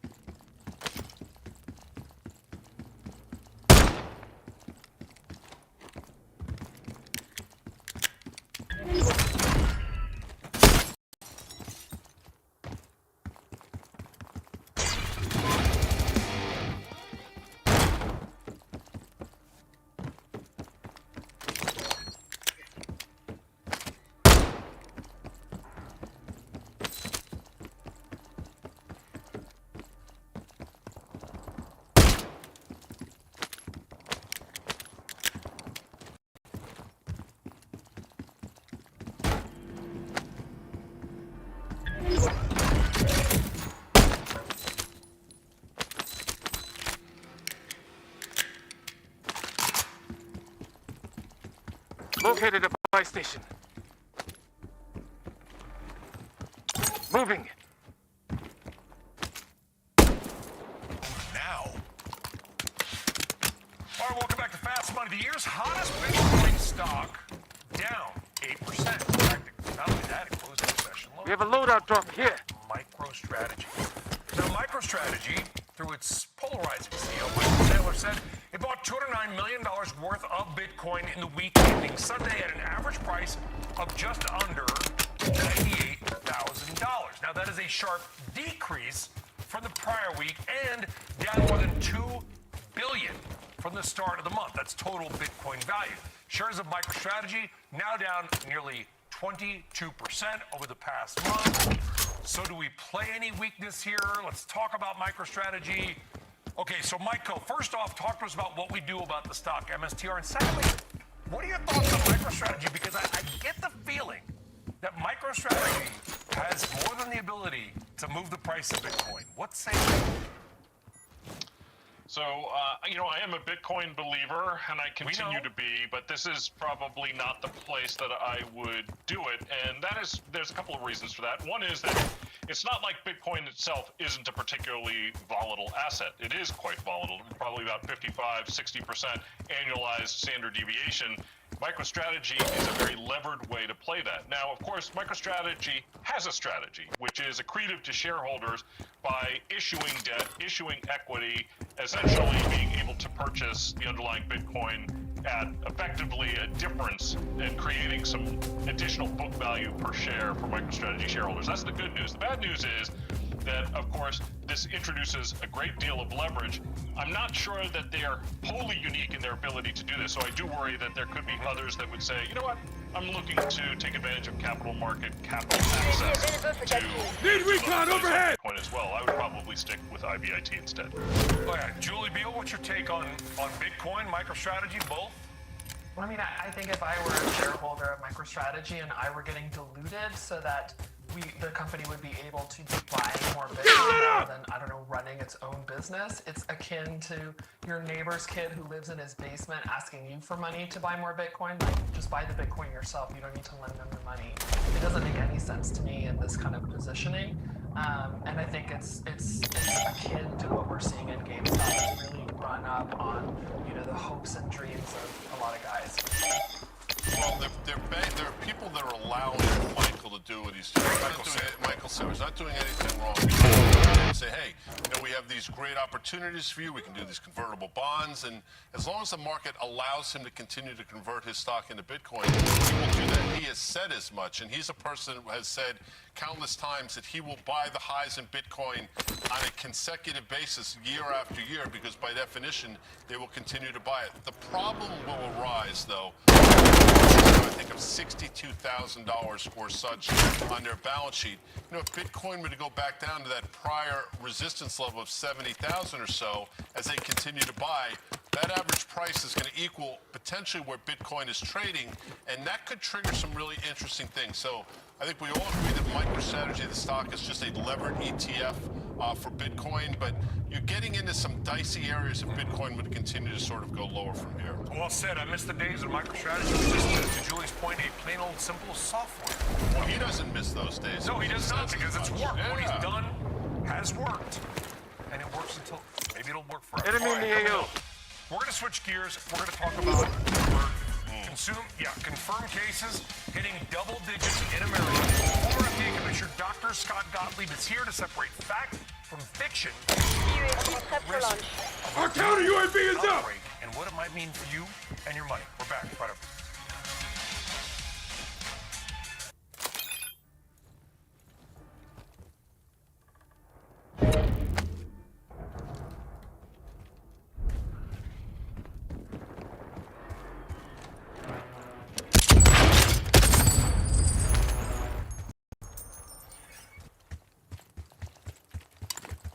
Flanking here.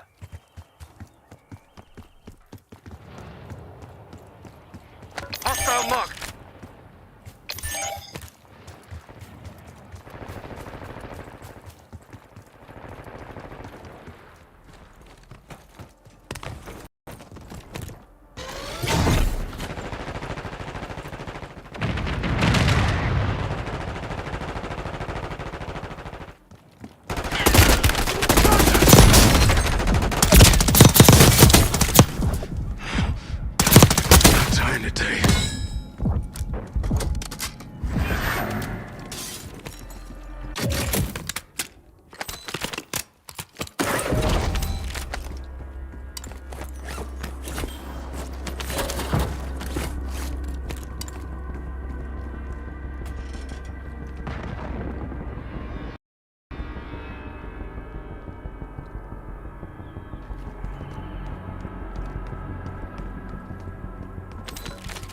Movement in this area.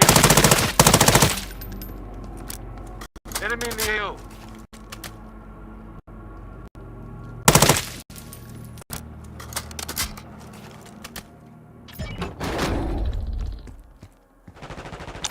Watch for enemy. Cancel my last.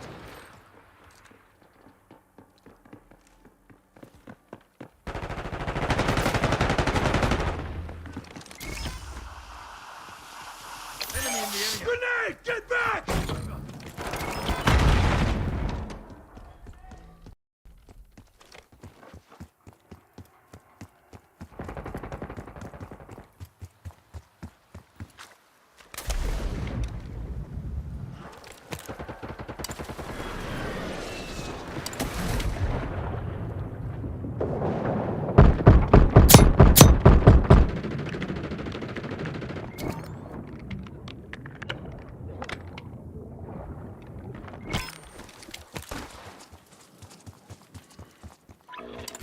Effective fire!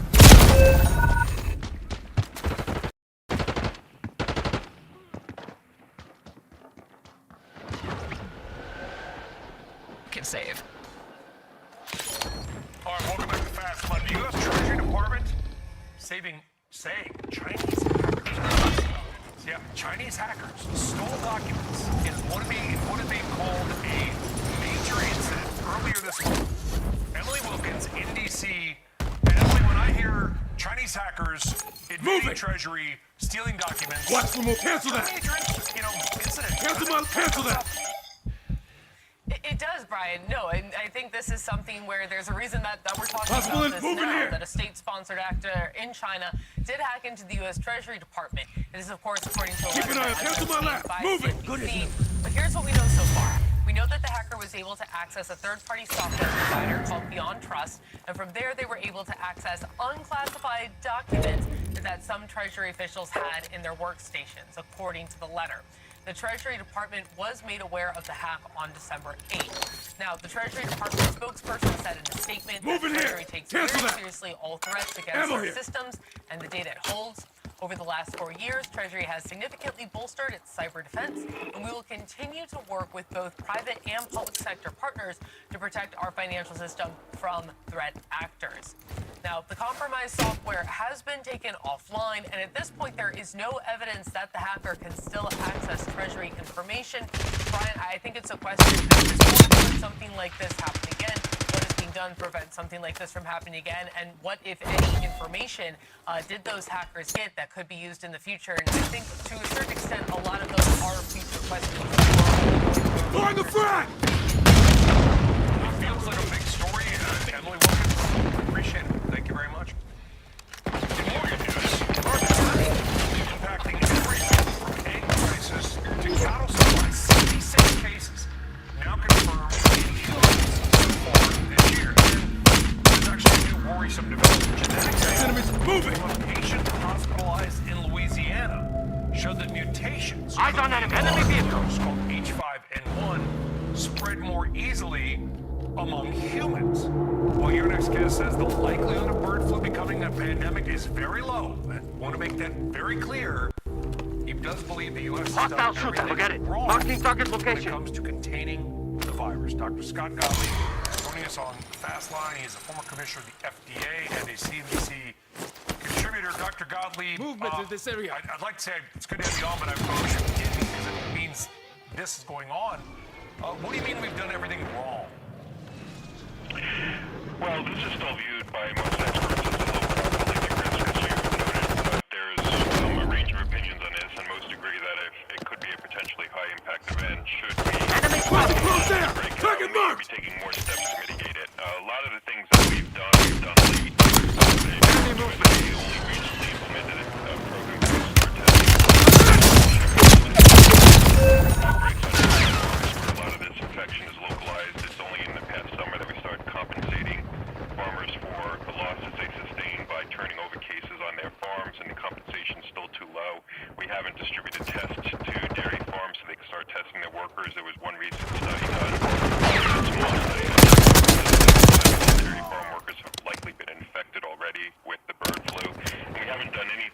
compensate dairy farms for losses they sustain by turning over those cases among their workers, lost days of work.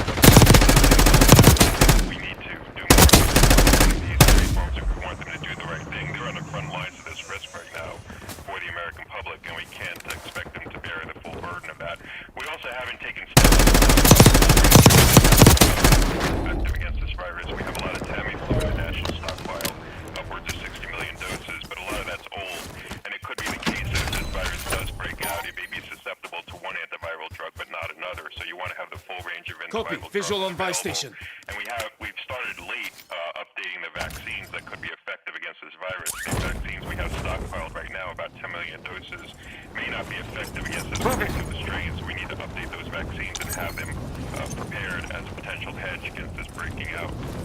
Tracking here. 71% of the herds, dairy herds in California, have been exposed to H5N1, and I bring up California because they don't realize that it actually is the biggest dairy production state. California is a monster when it comes to agricultural products. Do we need to worry about the nation's milk supply, or is that just taking it maybe to the nth degree a little bit too far? Well, look, this is probably wider than just California. California's doing a lot to test their dairy farms. They're turning over the cases. This may be more widespread among other states as well. There are real economic risks to the spread of this virus. When cattle are infected, they often are put to slaughter. This could become an issue with the milk and the meat supply in this country if it continues. As you said, 875 herds across 16 states have already been infected, and it kills upwards of 2 to 5% of the infected cows, and milk production goes down about 20%. So as this becomes more widespread, and it's likely to continue to spread among dairy cows at this point, it seems to be endemic in the dairy herd in this country, you could see an impact on milk and dairy supplies. Copy. Visual on buy station. I guess Happy New Year, Dr. Gottlieb. Thank you very much. Guy, something else we got to worry about here? Well, hopefully not, but if you remember pre-COVID, I mean, this was something that was on people's radar screen that people were very concerned about, and my concern would be, again, politics notwithstanding, I think people are sort of COVID fatigue, and they're going to dismiss this as another, whatever it is they call it, government hoax and those types of things, and the fear is that people don't take it as seriously as I think they probably should. That's it. Something to watch. 66 confirmed human cases. All right, coming up, a flop in the flipping market, why profits in housing are down, and whether the trend will continue in the new year. That all up with the housing story you don't hear very much anywhere else. We're back right after this.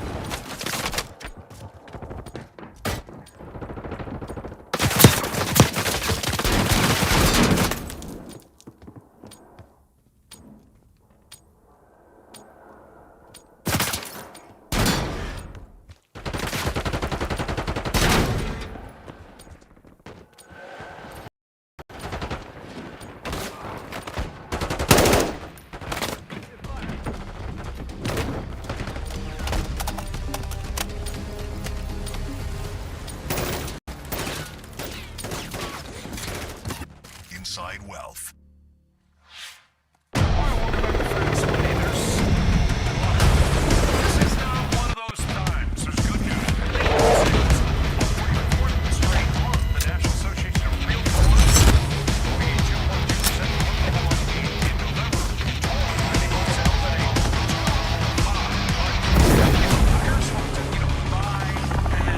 Working contract.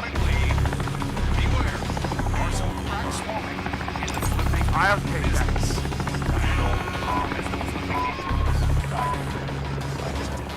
Brian, both home flips and flipping profits took a dive in the third quarter of this year, according to a new report from Adam Data. A flip, of course, is defined as a home bought and sold in the same 12-month period. So in Q3, 7.2% of home sales were flipped. That's down from 7.6% in Q2. But the returns, they showed a bigger drop. Flips had an average 28.7% return on investment before the additional expenses, down from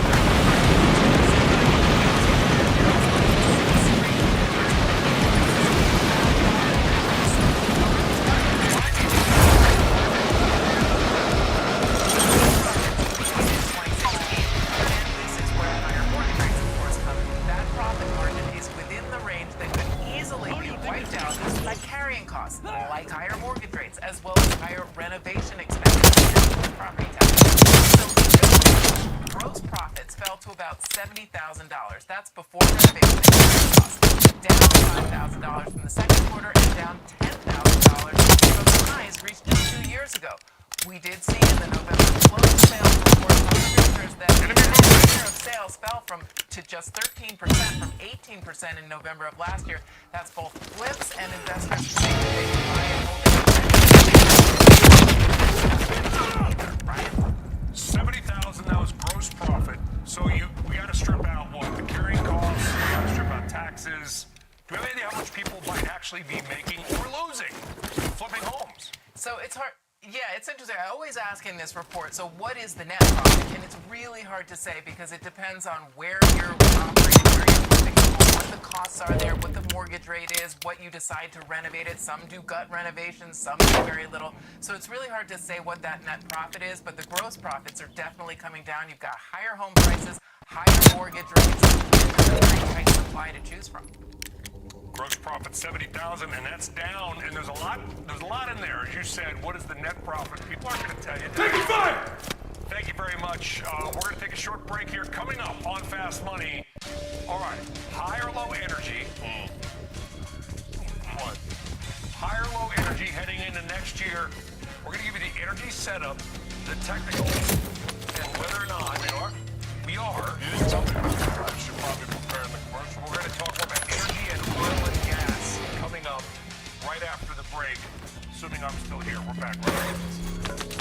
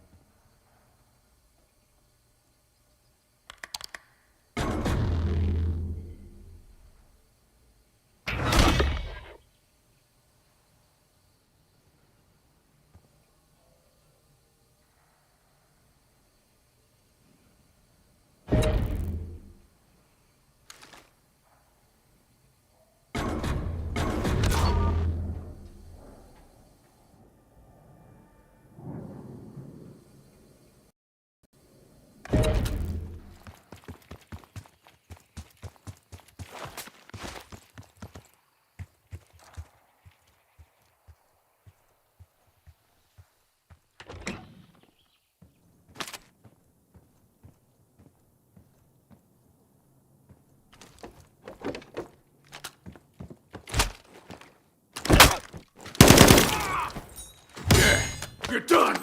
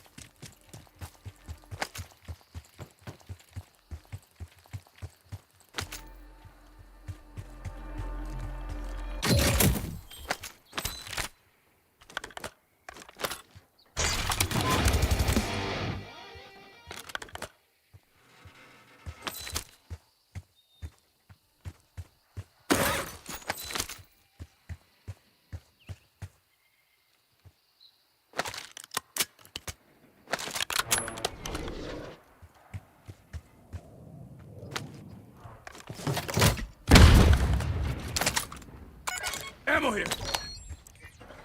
I'm hit! Keep an eye on this area. Move in here!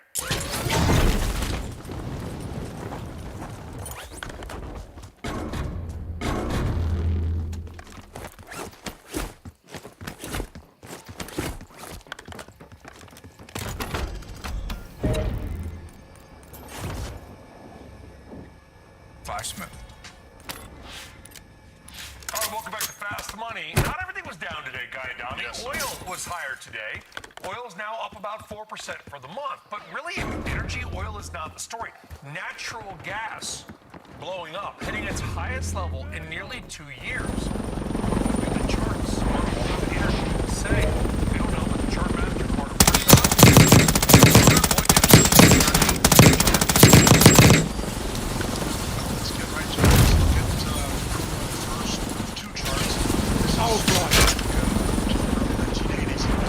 We have the all-time high, essentially 50, that was in 2008. After the invasion, around 35, and here we are seeing Venezuela, which is to say, it's a pair of twos, it's a non-trade. The here and now chart, if you want to zero in a little bit tighter, the question is, as annotated there, is that something of a bottom? The green arrow, that's my judgment. Others might put a red arrow. My thinking is you can see this higher for about $3 to $4 a barrel. Shares market. Let's look at this. What I wanted to try to depict here is we have, these are 10-year weekly charts. We're the same level we were essentially 10 years ago, the peaks in 2014. We got close to that earlier this year, and we're sitting right here. Now, just to go through the next couple of charts fairly quickly. Got a field upgrade active here. Chart, and what we know is the earnings are identical to the sector earnings per share for the sector as they were in 2014. Also, look at sales. You'll see it's the exact same thing. You can do this also for EBITDA. We're essentially at the exact same level as well in terms of profitability. So the question is, though, enemy sniper! Found some armor. The yields are better, right? And the question is this a defensive area of the market if and as the high flyers, MicroStrategies, give way? My hunch is to be overweight energy in 2025. Makes sense. I mean, if you think we started the show about valuations, and I think as people realize how expensive some of the sectors of the market are, and they look for places where they can find value, they're going to find it in the form of these energy stocks. And people will just sort of do the overlay of the WTI chart, and you know, because you're brilliant in this space. I mean, it's not that simple. WTI could trade sideways in perpetuity, and these still would be very profitable, well-run companies that are not being rewarded in the form of valuation. So I'm with Carter on this one. Okay, thank you for the another compliment. Mike, do you think that these companies are worth anybody's money? Because they haven't done a whole lot, I don't know, in the last couple years, really. No, they really haven't, but I think that's really the point that everybody's making. I don't think anyone's really looking for crude go back to $100 a barrel. The world is very well supplied at this point, and we probably are going to see a little bit more supply coming from OPEC and OPEC Plus as some of their sort of production curtailments into the middle of 2025. But the thing is that a lot of the companies that we're talking about are trading at relatively cheap multiples, have decent yields, and are profitable at oil in these areas. So if you're worried about all of the multiple expansion you've seen in other areas, you might start looking at stocks that haven't seen any. And it's amazing because, at least in my little mind, the AI and NVIDIA trade is all energy related. Speaking of trades, up next, your final trades.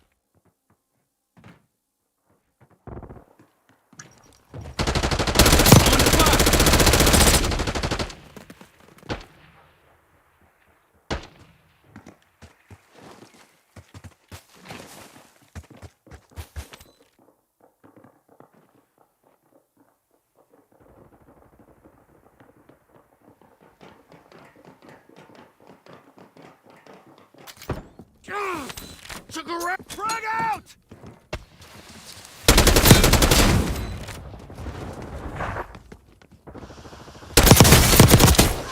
Dropped him!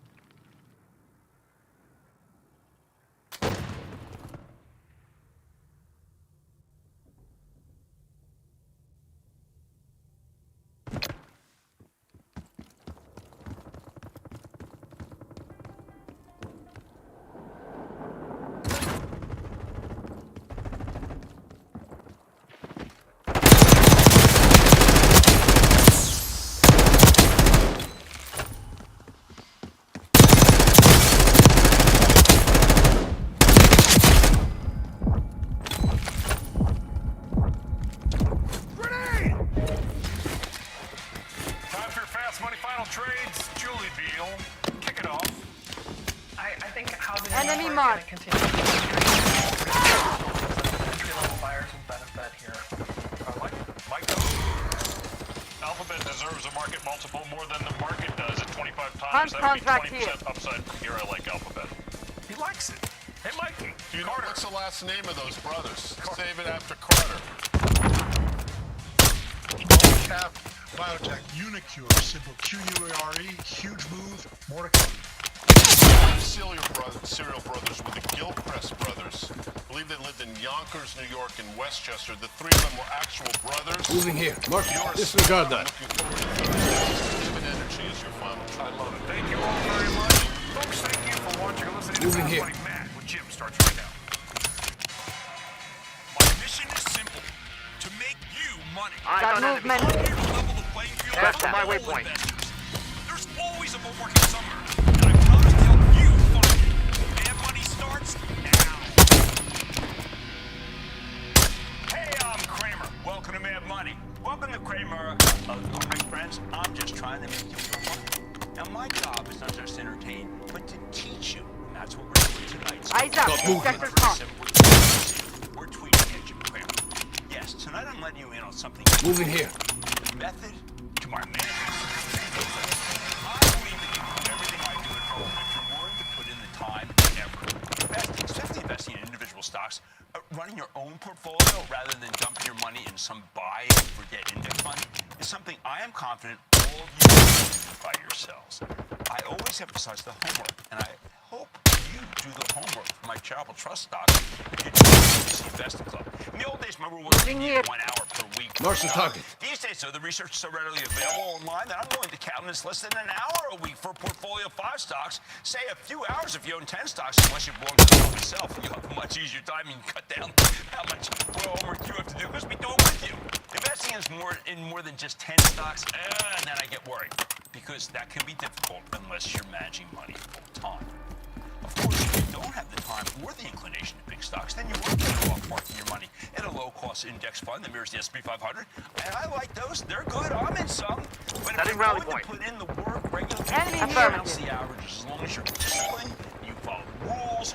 Rules being constantly highlighted as part of the scene. Enemy in the area. Moving. Well, that's what we're talking about tonight. Like I said, the show is all about the Enemy moving. methods Left. to break from strictly pulling the bar to my madness. How do I fix stocks? Rest in the area. How do I tell you some stocks are worth buying and dip and some aren't? Those are the questions that people constantly ask me. Destination mark. The answers. Disregard that. But I've got far too many methods, far too many Mark the target. ways of picking out great stocks to ever cover all in one show. But I want to give you some of the tools of my trade, enough so that you can start to pick stocks like me on your own. Remember, I want you to be a manager, a great manager. Enemy moving. Head to my waypoint. Because you can focus on a smaller number of names while I have to follow practically everything. Setting rally point. For a lightning round. the end of the day, this show is about educating you, giving you the ultimate insider's perspective on how the market works and how it can help you try to make money. I'm not here just to call out stock picks like the proverbial fish you give a man if you're too lazy to teach him to shop for fish at Whole Foods. What I'd really like to do is empower you, and that starts with me teaching you all the many tricks I use to pick out great stocks and invest in them like a pro. Methods that have served me well for more than 4 decades, and that allowed me to generate a 24% annual Enemy move. Got armor here. Cancel that. For 14 years. Not bad, because better market. These skills are what refresh this show and guide me as I manage my own charitable trust now. I'll learn the exercise that you can follow, of course, by joining the club. Now let's get rolling. One of the easiest ways to identify potential Kramer names, the stocks that could possibly, I should possibly own, but not necessarily end up on the show, is by watching a list that comes out every day. It's called the New High List. Stocks in that illustrious list, the highest of the high, obviously has something going for them, and that's especially true when the market's in bad shape, as only the best of the best can hit new highs when the averages are falling apart. So what does it tell you when a stock's on the New High List? Either that it's part of a broader bull market because its sector is on fire, or the company itself has some serious earnings or sales momentum. No matter how I get here, many stocks on the New High List often keep going higher because it's kind of a list of A students that are worth betting on. They tend to keep getting straight A's on every quarter, just like the real smart kids in school. In a great bull market, we see this over and over and over again. The same stocks would hit new high after new high after new high, and following them was a typical way to make money, even as the bears claimed endlessly that the bull market was false and couldn't be trusted. Listening to the bears has caused you to miss out on some of the greatest rallies in history. Of course, I'm not saying you can just chase any stock that's hitting new highs because they'll keep going higher. That would be the ultimate in foolishness, true Bozo the Clown behavior. I am saying that if you want to identify potential winners, unless there's been a stunning sea change in the market caused by changing interest rates, possibly the political environment, then a good place to start, a wonderful place to start, Stop movement. Start. See, that's the thing about the market. It's not always that hard to play once you understand that there's often more continuity than change. Things pretty much keep going the way they were going until something major shifts, and then you have to alter your course. Those course changes, they can be pretty radical, and that's why you always have to be reevaluating your ideas, and you should never dig in when the facts change. Something I emphasize over and over again when I send out these investment portfolios. Moving here. Now, I rarely recommend buying stocks straight off the New High List unless there's some special circumstances. The circumstances we'll talk about later tonight. But I like to do when I'm Taking effective fire. Because that is the best place to start. Buy. You're buying. New High List is not a shopping list. It's an inspiration list. You keep an eye on those names, then wait for them to come down so that you can pull the trigger. The pullback, ideally 5 to 8%, 5 to 8%, gives you a good lower price entry in a stock that's Enemy in the enemy mark. The stock market. That's been the optimal level. I found less than 5%. You're probably too early, more than 8%. And it's more likely that something's going wrong, very wrong, maybe even with the underlying company. Pouring over the New High List is a fabulous way to identify potential, and I stress that with potential stocks to buy. You only buy stocks that have pulled back from the New High List if you're confident for some set of reasons unrelated to the broader market. Okay, unrelated to the broader market, but related to your stock. You need to do all the same homework you ordinarily do before buying a stock. You absolutely must have conviction, even if it's a cynical conviction that the stock's going higher, that it deserves to go higher. And the biggest caveat of all when you're shopping for stocks that have pulled back from the highs, make sure they haven't pulled back for a good reason. Simple, extraneous business. Don't go buying a homeowner that's down because interest rates are up, because that can change the numbers. Smoke out! By higher rates, it's not with the earnings, so maybe it's worth buying. Be certain you're dealing with a momentary damage stock. You're not a troubled company that's going down, down, down. How can you tell the difference between a damaged company and damaged stock? The fundamentals haven't changed. The stock probably hasn't fallen from grace. It's pulled back from mechanical reasons, profit taking or something. Stocks are traded like commodities by ultra-leveraged fund, ultra-levered hedge funds, frequently causing huge sell-offs that make no sense whatsoever. So you'll see high-quality stocks pull back off their highs for unrelated reasons to the business. But if the fundamental picture changes, if whatever made that stock attractive as it climbed its way up to the New High List goes away, then that stock is no longer a candidate for your portfolio. The story has to be intact with this method of order. Here's the That's the first method of Kramer's Madness. Watch for stocks that have pulled back from a pre-selected list, the New High List. especially because a broad market sell-off is sometimes a great opportunity. Some of my best picks for the club have come from yours, and let's take some.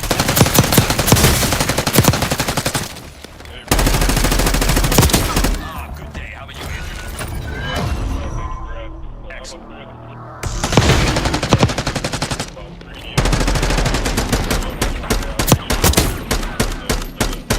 The new guys who don't really know what they're doing. Thank you. Thank you, Andrew. That's terrific. How can I help you? My question is about earnings and not those. I want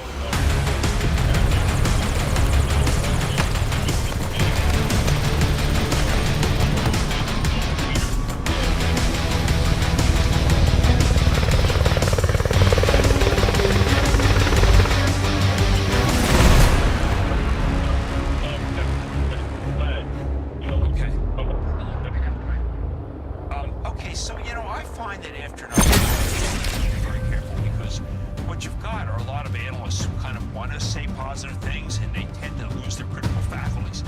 My advice is very clear that when you get a stock that's down substantially from where it opened, that's how you look at it, because a lot of times the opening is controlled by people who are just way too enthusiastic.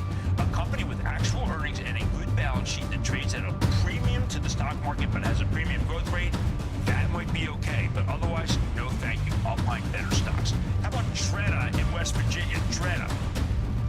Oh, good evening. Good evening. Thank you, first of all, for everything that you do. I think you're a national treasure. I have learned so much from listening to your show. You're very kind. When you want to generate cash, how do you decide what stocks to sell? Okay, we talk about this a lot on the club, and I tend to rate my stocks 1 to 4 about following their fundamentals. Always willing to sell a 4 or even a 3 on any lift. What I try to look at is, I look at like paintings, I like a collection. I don't want to buy a new painting without selling an old painting. I don't want to have a museum. And what I look for are companies that reported a bad quarter, okay, that was disappointing to me, that have a little bit of lift that I can start lightening up from, because I don't want to sell a company that just companies that disappoint. They're always there, and you have to have the discipline to sell as hard as it might be. Timothy in New York. Timothy. Yeah, hi, Mr. Kramer. Thanks for taking my question. Sure. I want your opinion on quants. My understanding of quants is that they screen parameters, stocks, and use algorithms to rank them in terms of valuation, growth, momentum, profitability, revisions, and so on. Outcomes are graded, buy, hold, or sell recommendation. Some quant portfolios have a very good except repeatable performance. It seems to me that at a bare minimum, these are a valuable tool. On the other end, why wouldn't an investor use them exclusively? That's a great question. Look, I think that a lot of times the quants go up and down, trade too much. They recommend stocks and then the chart says no, or the numbers say no. I like to buy great companies with great management that have good secular tailwinds behind them. And the quants don't necessarily catch those, but I do think that everything, whether it be quants, whether it be charts, whether it be everything that is from research, I like to include it all. And if some quants have some great records and they share us with they share us data that they're using, I'm a buyer too. Okay, so now you know the first method Kramer's made is watch for stocks that have pulled back from that pre-selected list of good companies called the new high list, especially because of a broad market sell-off and not because of something happened at the company itself. Some of my best picks have come out of this process, hopefully some of yours can too. On Man Tonight, I'm giving you an in-depth look at many more methods to my madness, from watching shorts to trading around key positions. If you want a better, more well-rounded sense of how to curate your own stock portfolio, you do not want to miss the rest of this show, so stick with Kramer.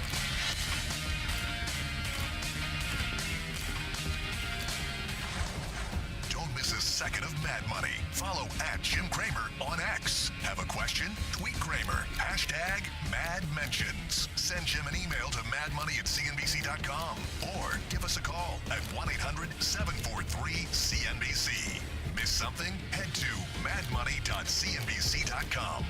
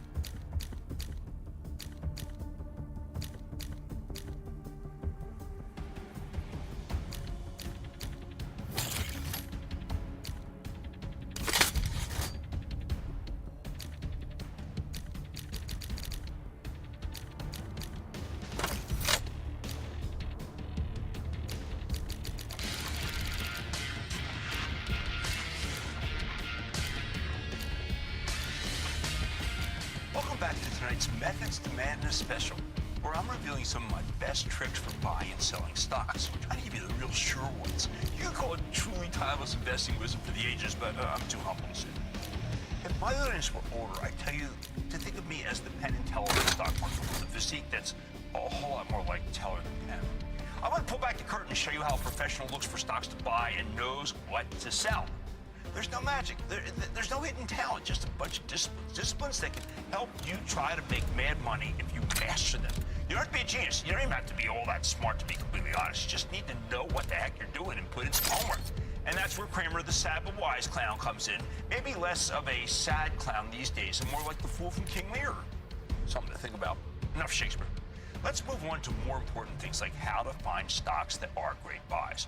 Now, earlier I was talking about picking up off some stocks that have pulled back from the new high list because you get a cheaper entry point, something that's already been a proven winner. I said you rarely want to buy names right off the new high list because you're paying too much for them. You usually get a better chance, better deal if you're patient and wait for some weakness, 5 to 8%. Given how volatile the market can be, even when things are going well, there are very few occasions when buying a stock right off the new high list can be justified. Have some patience. But sometimes the stock's so hot that you got to buy it even whenever you can, as soon as you can, because it's not heading lower anytime soon. I've felt that and you've felt it. You won't find these often. But when you find them, you have to remember not to buy all at once. If you want to buy 100 shares of a stock and you think it's got so much mojo that it won't get a pullback from the high, hey, how about this? Buy 25 shares. Worst that happens, it goes higher still and you don't get to buy more, so you grab a quick profit and find the next one. Believe me, there is always another one coming down the pike. Now, I got one exception where it's okay to buy stock that's hitting a new high. If you see insiders buying the stock when it's already up a great deal, that's a total green light. Don't laugh. It does happen. It's rare, but it does happen. In my experience, it's rare still that this method of picking stocks doesn't work out. I love it when I see insider buying after a decent run. That is a terrific sign of the confidence that the insiders have that the rally may be just beginning, or that there's a big runway ahead. And they sure think it's going to be long-lasting. FYI, insiders can't flip a stock that they buy immediately. They have to wait at least 6 months. Otherwise, the government takes away the gains. That's the law. So these people are seeing positive things that likely aren't going to disappear in 6 months' time. Boy, do I like that.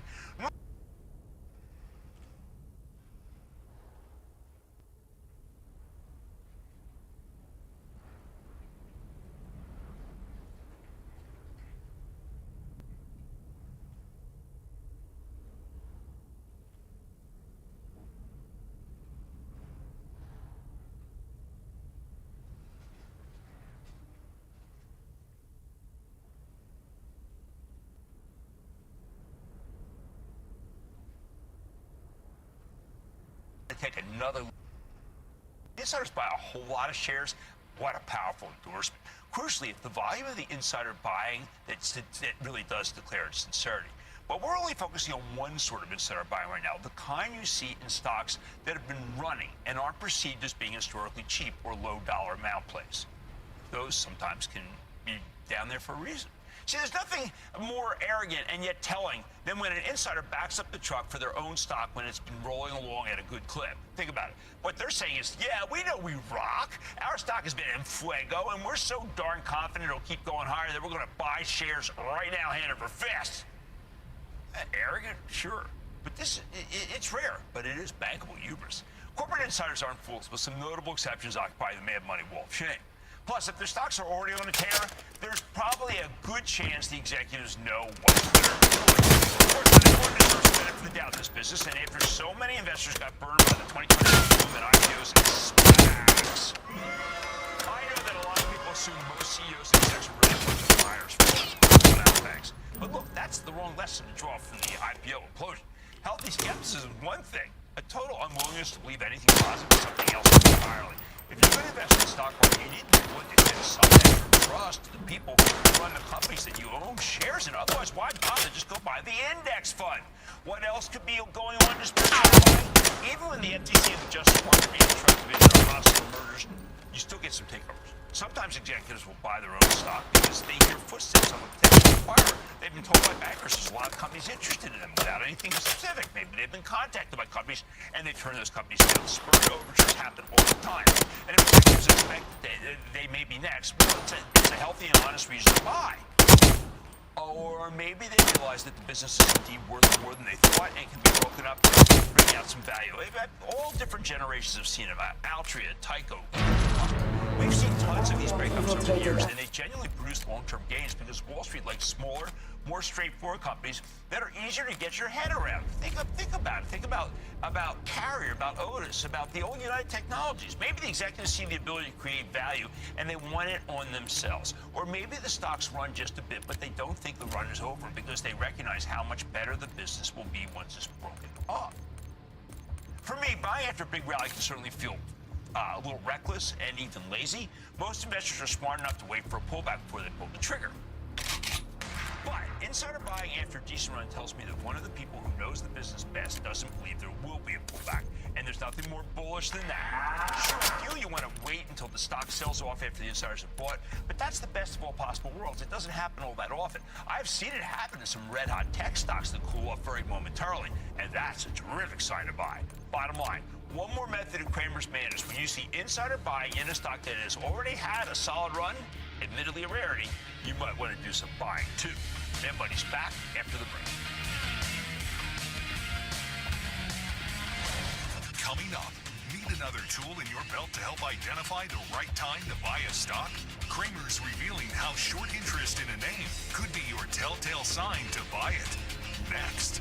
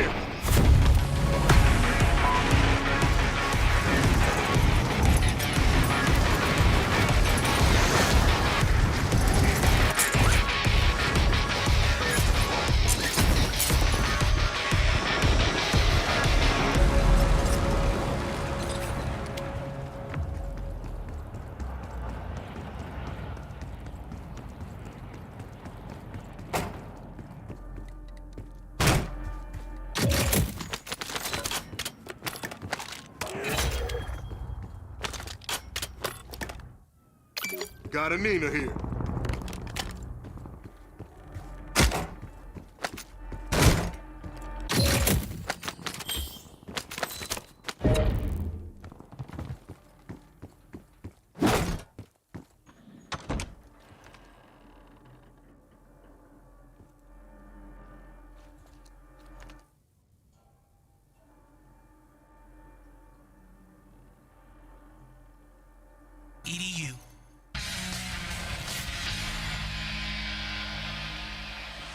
You're in luck because you caught Kramer on a good night. I'm not going home to sip that cheap scotch on my dirty linoleum floor. And by the way, I apologize to Doers, which I once suggested was linoleum floor scotch of choice. It's actually pretty good stuff, especially that boutique 18-year-old. Hey, you guys ever tried the 18-year-old Jameson? Sweet. All right, don't waste that on the dirty linoleum floor either. Nope, I'm in a great mood, a manic mood even, which is me at my best because, well, let's just say I'm pretty darn productive and prescient when I'm in high gear. I'm so revved up that I'm revealing many of my secrets. The methods of my ass. I didn't give you stock picks. I'm giving you some of the best ways I know to pick stocks. I'm teaching you to invest and trade like Kramer, if not to be like me, because I have some emotional issues that, frankly, you probably would prefer not to emulate. Somewhat off track. So far, I've given away 2 of my precious secrets, 2 of the tools that I used in my hedge fund. I still use my Java Trust, which of course you can follow by joining the CBC Investing Club, where, unlike Lady Gaga, I play with an open hand, not a poker face, allowing subscribers to see all my trades before they happen. What I'm teaching you tonight are really what I call tells.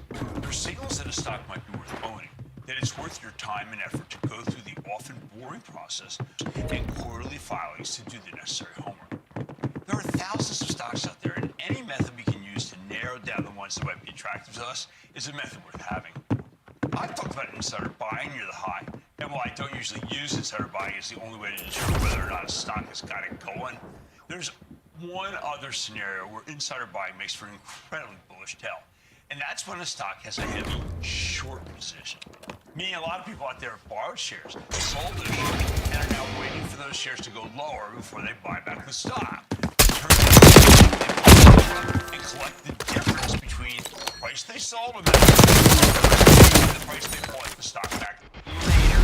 That shorting is like regular investing. We try to buy low and sell high, right? Is that what we do? Shorts just turn that around. They try to sell high and then buy low. When a stock has a high short position, that means a lot of smart people have serious conviction that the stock's headed lower. In fact, it takes more conviction to short a stock than it does to go long. Because when you're short, the potential downside is infinite. When you're long, a stock starts losing money when it hits 0. Shorts lose money when stocks go higher, and there's no lid on it, right? The other thing about short sellers is that if there's all of a sudden get some great news, a short squeeze. And it sounds exactly like what it is. In order to close out the positions, the shorts have to buy. This is called covering, short covering.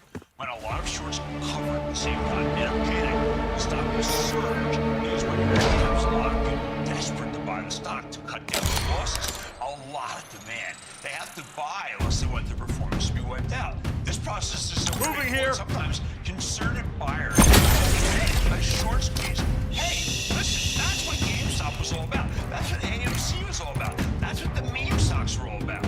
So where does insider buying fit in the short selling equation? Okay, let's say you have a stock with a high short interest, and some of the people who run the company start buying shares for themselves. Or maybe an outsider takes a more than 10% stake in the business and indicates it wants more.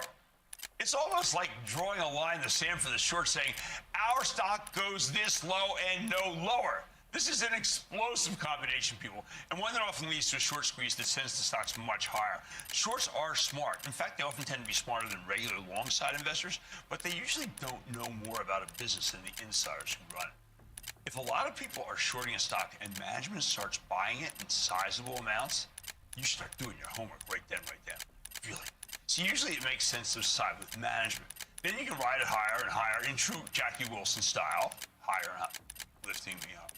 As the shorts panic and push shares higher in their desperation to cover their positions, cut their losses, and move on. Similarly, when a company with a heavily shorted stock announces a gigunda buyback, bet bigger than any previous one, that's another line in the sand situation where management's contradicting the shorts. Companies often repurchase their own shares, and while not all buybacks are bullish, some of them are just outright waste of money. A substantial new buyback in the face of the shorts is often a good reason to take a closer look. Now, a note of caution here. You need to be very careful when dealing with a company that's in the crosshairs of the short sellers, especially when people are nervous and the market's in bad shape. Know the landscape. The shorts have the ability to wreck a stock, even if the fundamentals of the underlying business are fantastic. These days, Stock owners no longer have the benefit of rules. They used to slow down short selling and make it harder to create bear raids. When I got started in this business, it was much harder to bet against stocks, but the SEC gutted those rules under both Democratic and Republican administrations, all in the name of creating more efficient markets. Without these protections where you can't smash the stock down, the shorts can easily assassinate stocks. They smash them down anytime something goes wrong. We see it during the financial crisis back in 2008. Oh my God, we saw such a horrible period. And we saw a smaller version of that during the mini banking crisis in 2023. So the shorts was like shooting fish in a barrel. So many regional banks treat like they're going backwards, but other than a few ne'er wells, like of course, in recent years, the short sellers have found themselves targeted by bull raids, facilitated by social media platforms, so they have to be careful. But only when the meme stock crowd goes up after them in force, and you never know when that's going to surface. These are highly unusual situations, though. You can still find great opportunities in stocks where the shorts have overreached and the insiders are buying. But before going into one of those situations, I have to warn you that balance short sellers. That means even the short sellers are wrong about prospects, they can still demolish the stock. Many times the shorts are right, the stock is smaller. Just don't underestimate the stock. In the end, the best protection against bear rates are stocks that make good, solid dividends. Because when you short stock, you have to pay those dividends to whoever you borrow the stock from. That's a good return. When you see a stock with big dividends being attacked by shorts and yields going higher, that's often a terrific place to be, especially when the insiders are snapping up stock too. So maybe the bottom line here, insider buying plus heavy short. Good LC right here. Enemy movement.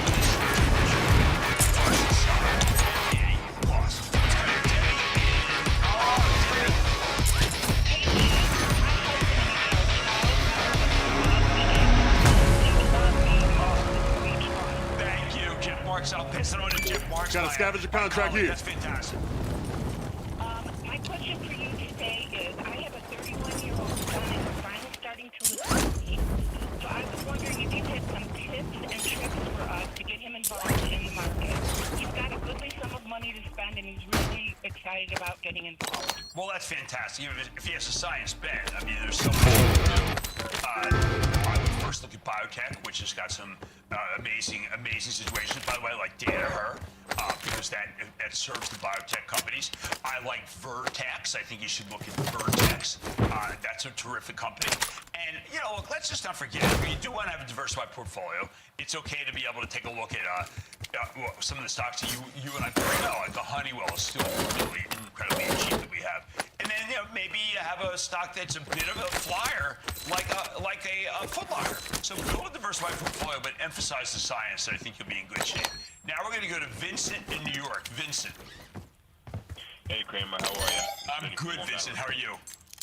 Well, what advice would you give a 26-year-old that's been day trading for about 2 years and is looking to, you know, do better and go as far with this as he can? All right, but let's look. If you're day trading, it's a full-time occupation. So what you want to do is put some money in the Vanguard Total Return Fund, and the Vanguard S&P 500 Fund, and just keep putting money away every single month. If you have some good day trades and you've made a lot of money, take off some of that capital and put it in those Vanguard accounts. That's the way I would suggest do it, because I want you to have exposure to the broader market, not just to the stocks you're trading. All right, look, in most cases, a stock with insider buying and heavy short interest equals buy. As long as you can avoid situations where the shorts are determined to crush the stock that you own. Much more made money at. I still have some tools in my belt that I want to share with you, including my method of trading around a core position. So stick around.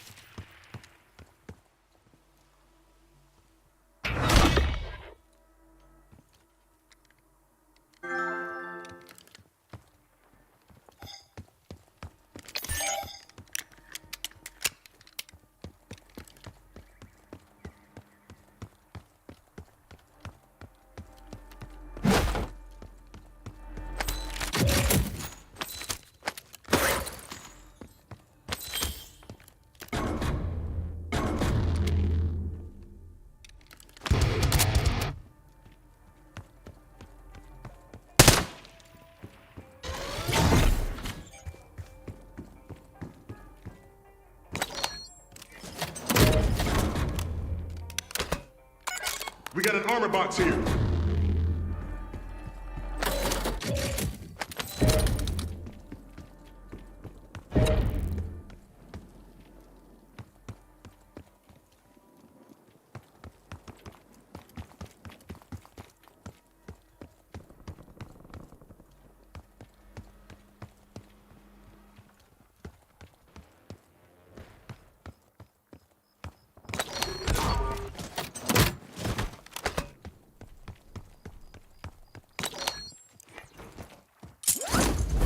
Can save.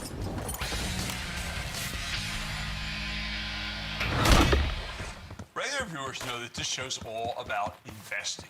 Owning stocks for the long haul, not really short-term trading, because it's much easier to be a good investor than to be a good trader, especially when you're doing it part-time. However, knowing how to trade makes you a better investor. And trading around a core position is one of the most basic and useful disciplines out there, especially in markets that often get hit by wild swings. That's most markets in recent years. So what does it mean to trade around a core position? Okay, let's go through it step by step. First, you need a stock. Pick one that you like, one that you got an opinion about, one where you have a bias, a stock you believe is headed higher over the long term. What you're really searching for here is a great company with shares that might get tossed around by market volatility, even as you believe they'll ultimately go higher if you're patient. Now, if you were just investing, then you just have a position in the stock. Buying in gradual increments, because we all know that buying all at once is just pure arrogance. And, Got that paper here. By the way, this whole process of buying in increments is something that we're constantly showing you how to do if you belong to the CNBC Investing Club. We also talk about trading around positions.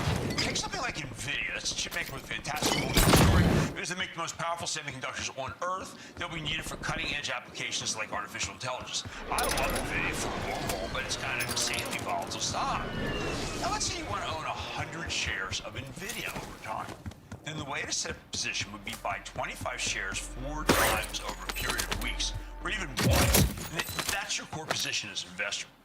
But let's say you want to trade, something that's hard to do, but also cheap. Because home gamers can now fit in, they can fit in and fit it out. There's no stock commissions.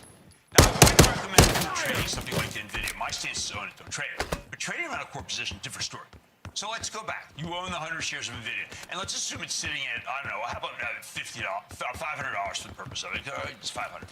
Every time the stock jumps another 5%, you could sell 25 shares, a quarter of your position. You shave a little off to bring in some profits. So once NVIDIA is 525, you'd own 75 shares. Keep scaling out the same way on the way up, but don't ever sell the final 25 because that is your core position. Then you wait until something happens to knock the stock back down, and as long as nothing's changed with the underlying thesis, you use that weakness to stock up on more NVIDIA. We've done this for the Chapel Trust. It's going to happen pretty often because, see, since we're in a world where stocks can get crushed by all kinds of factors, nothing to do with fundamentals, that's what happens.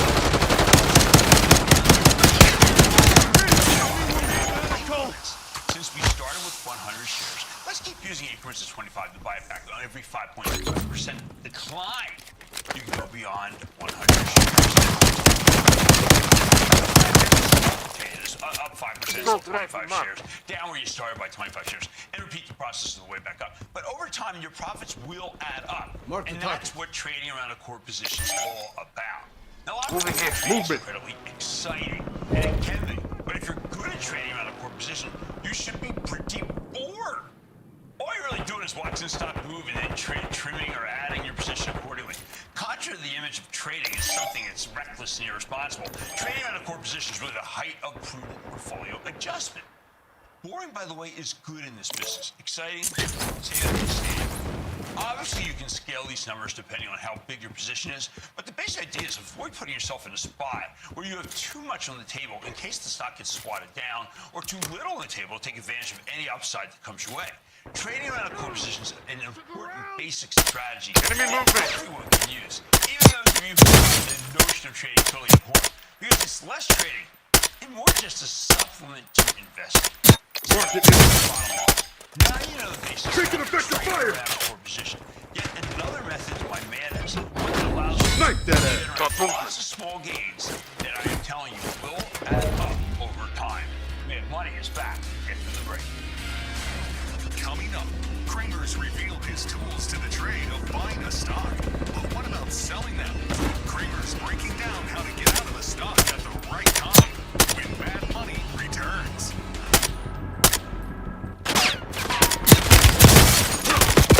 Moving here. Moving.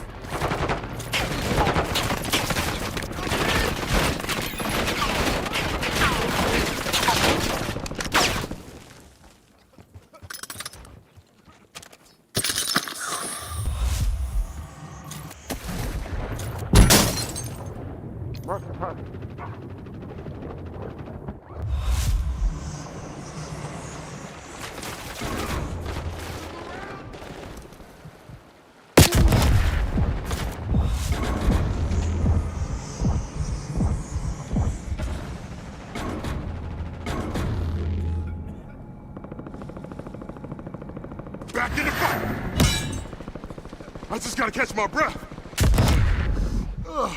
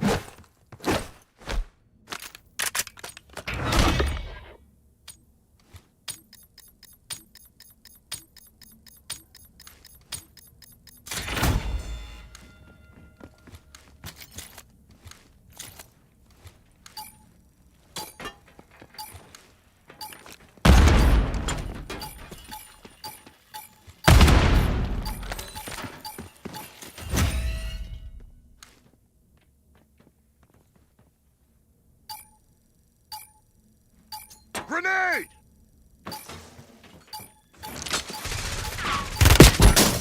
Taking effective fire!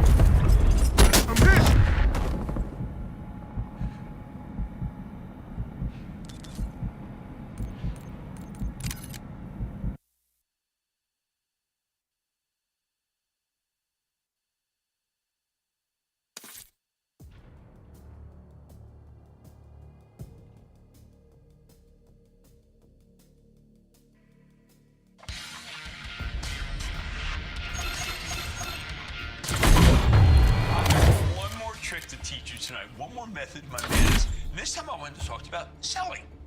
How do you know when to sell hot stock? You ask me about that all the time. How do you get out before the party ends so that you're not one of the last people around who gets stuck cleaning up the mess? Now, this is a question that needs to be answered because there's a lot of money to be made by owning hot stocks with lots of momentum. But when you play the momentum game, you need to know when it's time to leave the table. There are always naysayers, and eventually the naysayers are almost always proven right. Because sooner or later, virtually all hot stocks implode. Remember, talking about the hot stocks here. Remember everything that roared in 2021 collapsed in 2022? That's what I'm talking about. But the collapse usually occurs later rather than sooner. And all the negative talking heads who kept you out of the momentum stocks with a recklessness disguised as prudence actually cost you a great opportunity to make money. People shy away from these stocks because they don't know where they're going to stop. They don't know where they're going to top out. It's understandable. And I'd be afraid to buy them too if I didn't have a discipline that let me know when to get out. Lucky for you, I do have one, and you're about to learn it. First, when I'm talking about hot stocks, I really mean hot speculative stocks. Stocks of companies up with fairly low market capitalizations. Usually these stocks begin with very little research coverage from major Wall Street brokerage houses. They often don't even have earnings. They may not even have sales. I would never buy these for the chopper shops. We're not talking about that. These names can go up for a very long time. They can catch fire and stay on fire for years when they have the wind at their back. The key to figuring out when interest has peaked and it's time to sell, it's not from the stock. It's by watching the analyst coverage. You have to use your own judgment here. But a good rule of thumb is that once one of these hot stocks has at least a half dozen analysts covering it, the run is going to peter out because the stock in question is becoming too well known. It's the rare speculative winner that can keep winning after it gets big. You can find out how many guys are on a stock by looking it up online. This isn't hard to find information.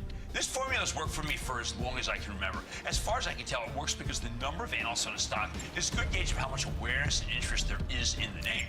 Hot stocks get tapped out when there's nobody left to be attracted to them to go buy more. When all the people who'd be interested in buying have already bought. They come out of nowhere, attracting more and more attention, more and more backers, and eventually everyone who wants a piece of this stock has a piece of it already. When that happens, the run's over, and it's time to go home. Oh, and if the meme stock guys get their hands on it, take advantage of their enthusiasm to ring the register. That's a great sign that you want out, because they can only push a stock up so much before they run out. Of course, there are other situations where stocks go up.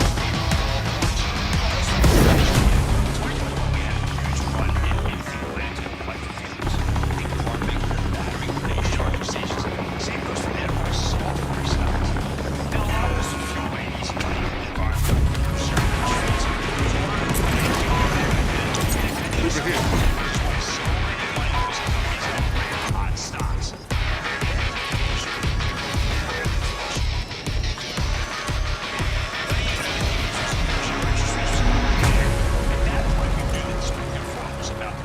Out of the entire market, because that's what always occur when they tighten rates. Now, I very quickly told you we're in a new environment where anything speculative was toast, and instead you want to own real companies that make things or do stuff out of profit. Now, I know it wasn't the most elegant way to phrase it, but these names held up much better than speculative plays that got obliterated in 2022. But putting aside the interest rates issue, when the Fed's not tightening and it's safe to speculate, you need to watch how many analysts are following these little speculative stocks to know when the run's going to end.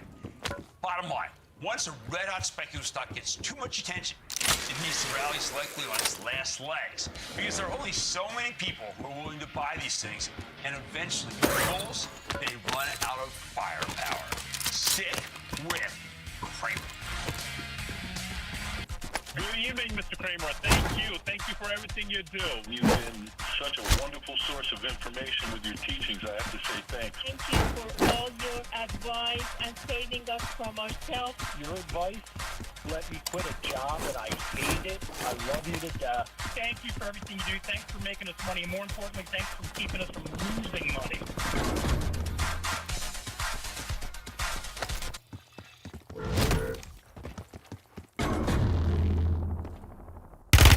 They tagged me!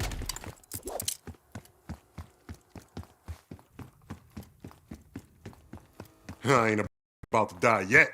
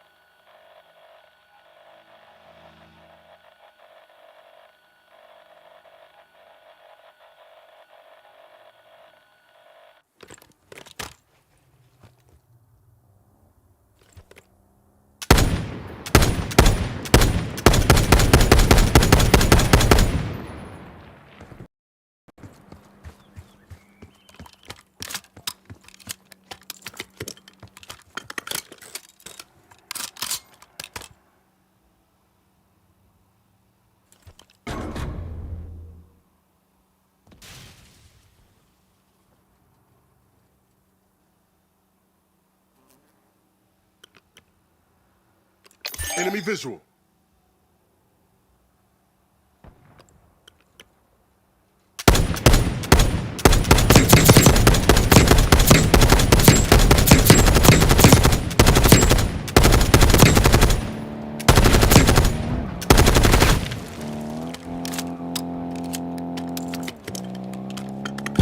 Taking effective fire!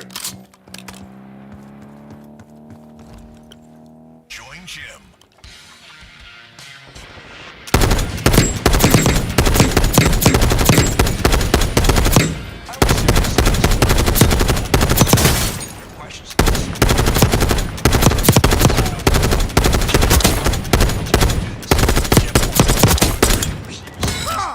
You see that? Your burning questions and your hashtag mad mentions. Jeff does a great job helping out with the trust. Plus, man, like Diddy is doing some great analysis for Mad Money viewers and members of the trust. If you're not a member already, I mean, what are you waiting for? Okay, so let's start right now with Tim in Alabama. And I think his really question goes, how do you decide whether to take profit rather than keep a stock longer to receive capital gains tax treatment? These are always hard issues because I think that you have to worry about that kind of thing with your accounting profession.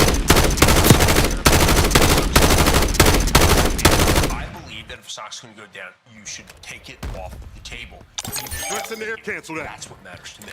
Of course, you want to see qualified Enemy in the advice for area. something like that. But for the travel trusts that you can follow along with at home, you don't really play the tax game too much because everything gets donated to the games. It's donated to charity at the end of the year. Yeah, so. I mean, look, I think it's. I've always felt from Real Money, my first book about investing, that never fear the tax man, fear the losses. All right, next up, we're taking a question from Russell, who asks, I always...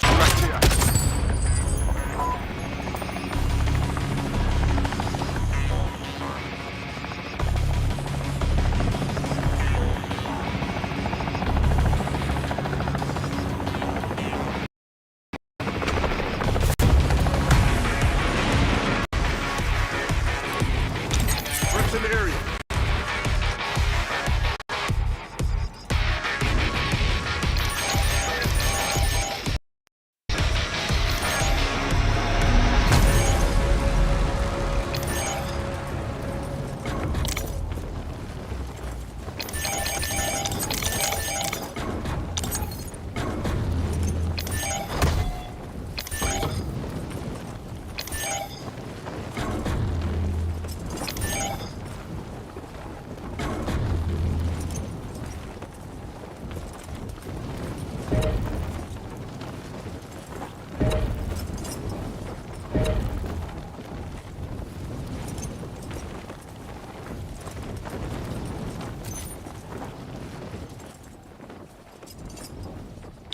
Move it here.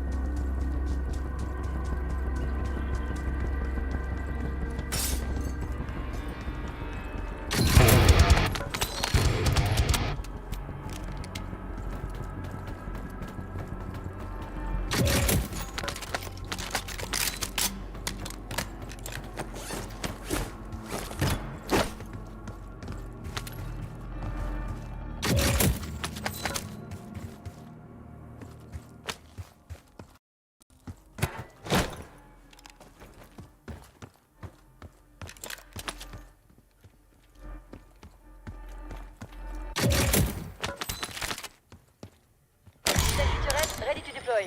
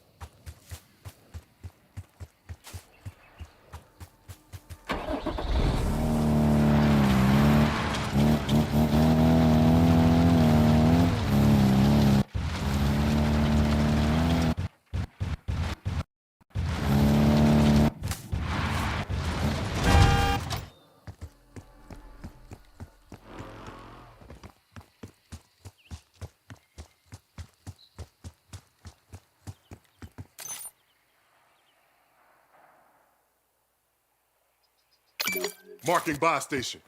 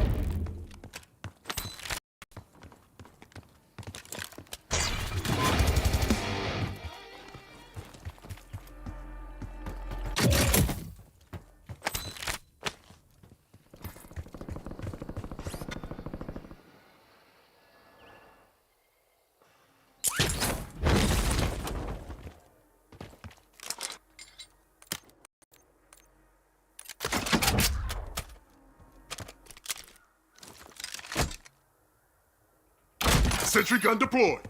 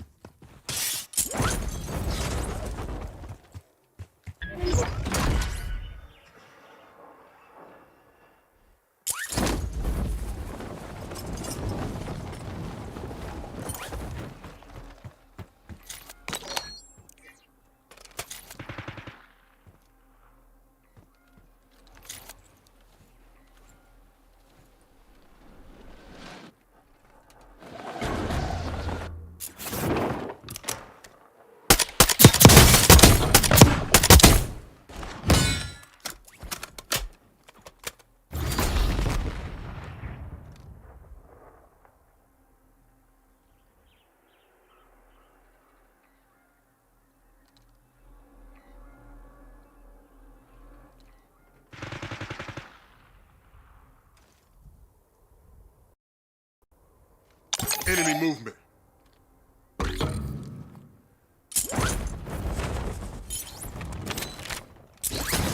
Movement in this area.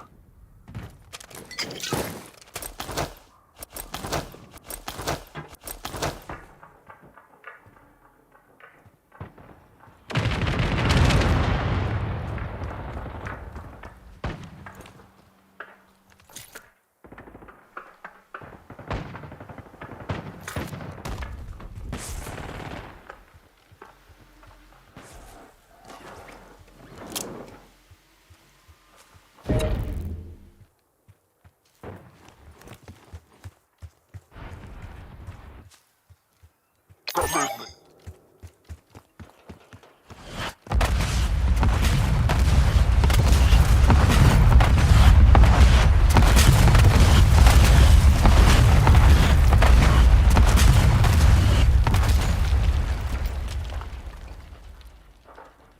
Enemy in the area.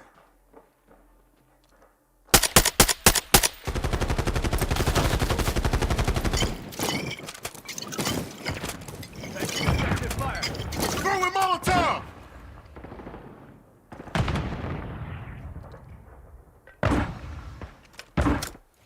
Movement in this area.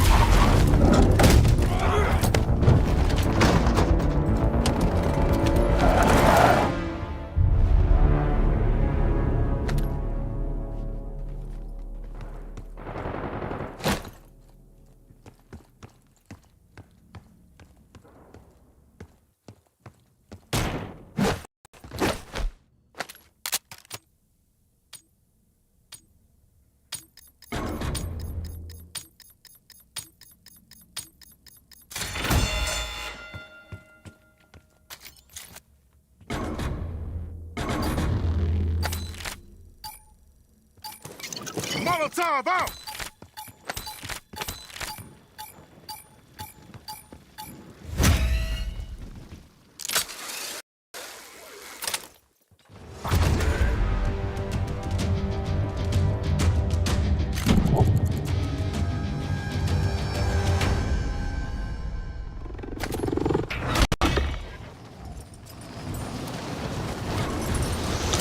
Moving.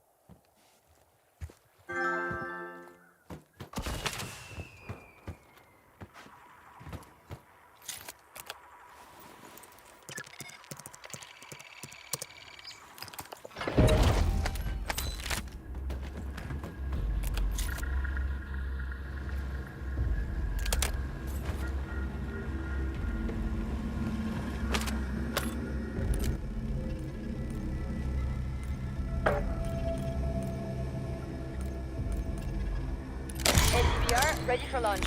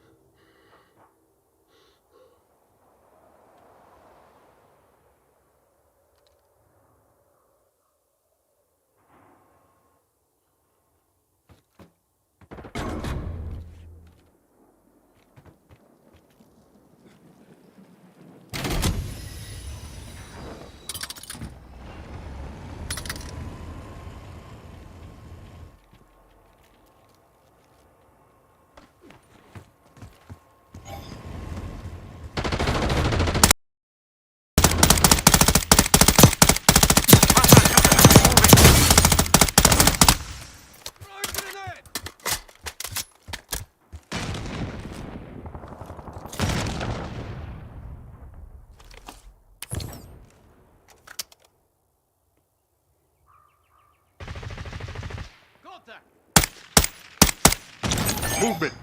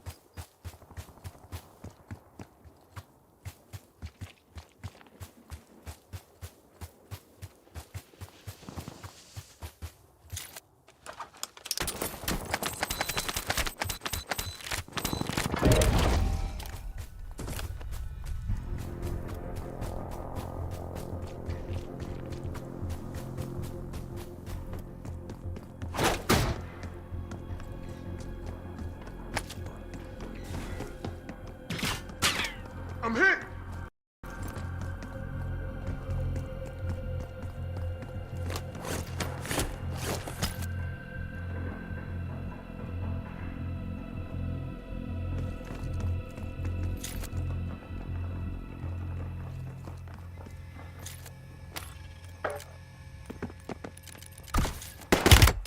Taking effective fire!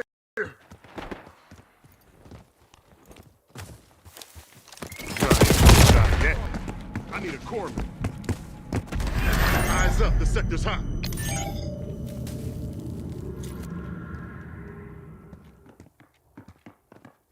Move it here.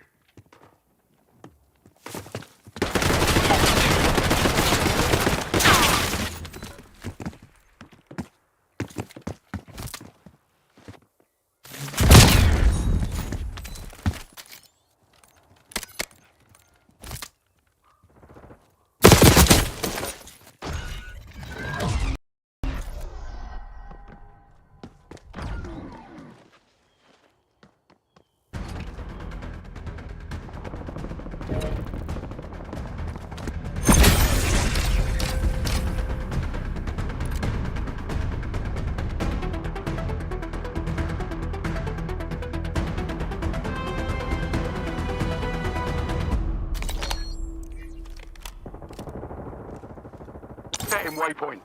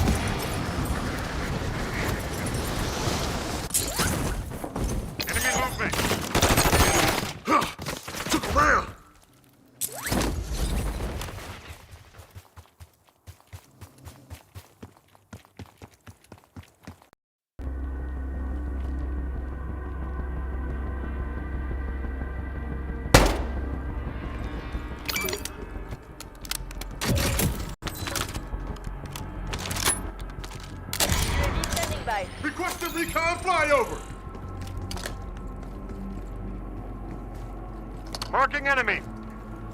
Copy. Disregard. Engaging your target. Buy station sighted. Waypoint marked. Move. Cancel that.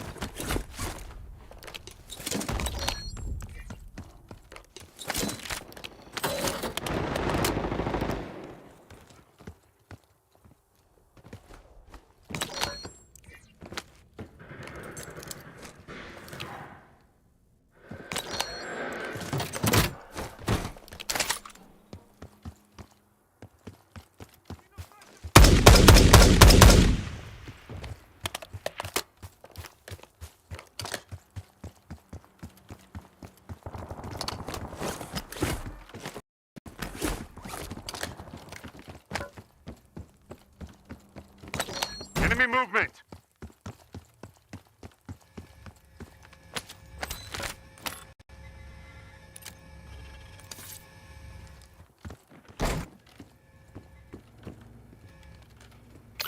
Marked an SMG.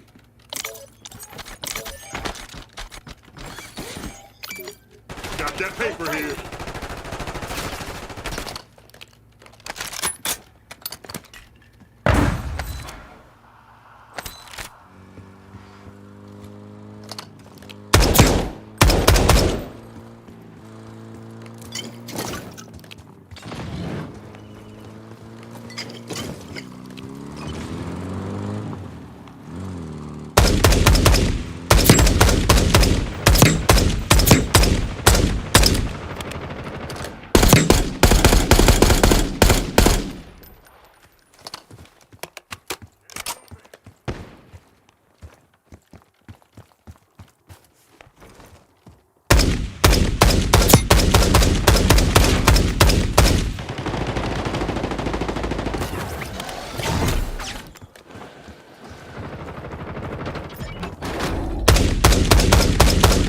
Threats in the area.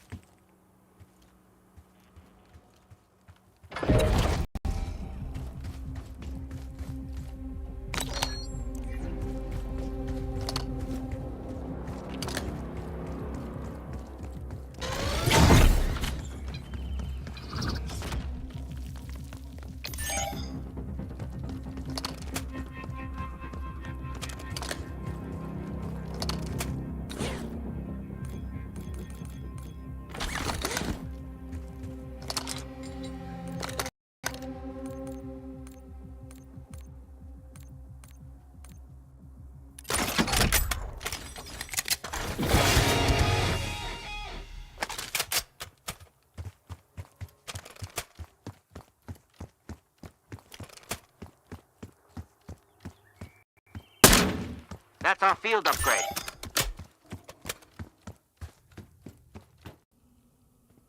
Head for indicated location. Enemy spotted.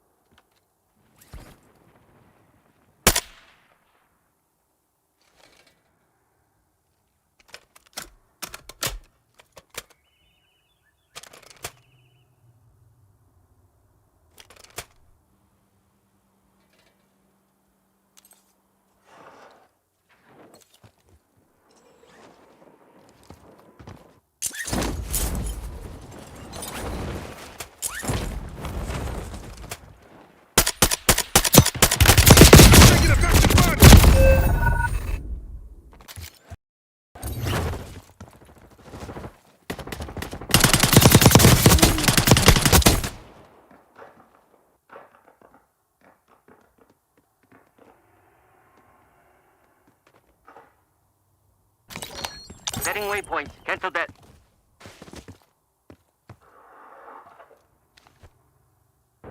Enemy movement. Enemy sniper.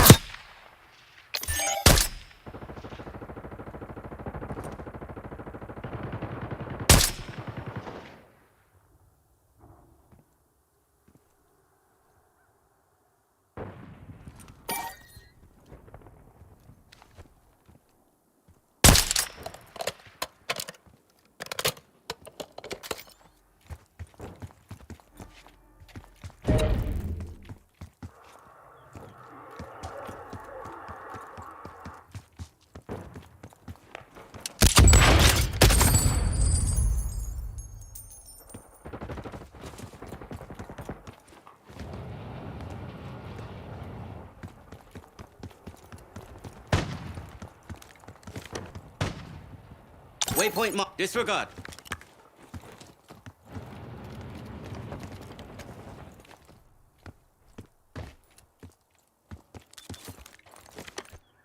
Enemy spotted.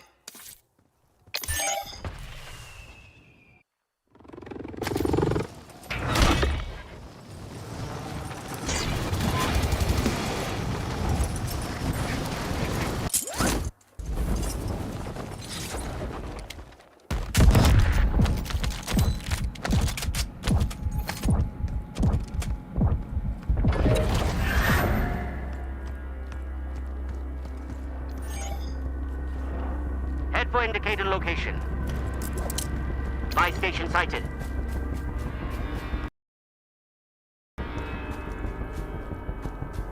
Moving here.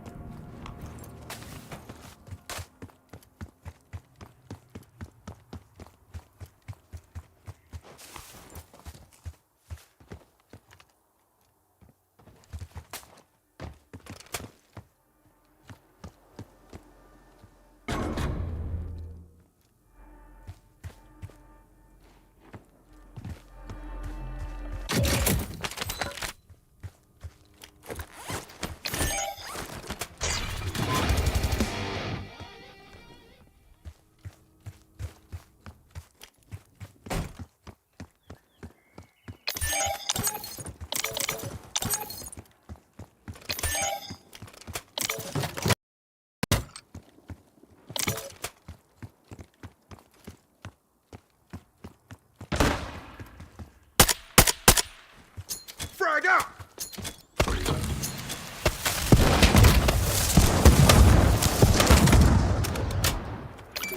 Flashbang grenade here. We have an ammo box here.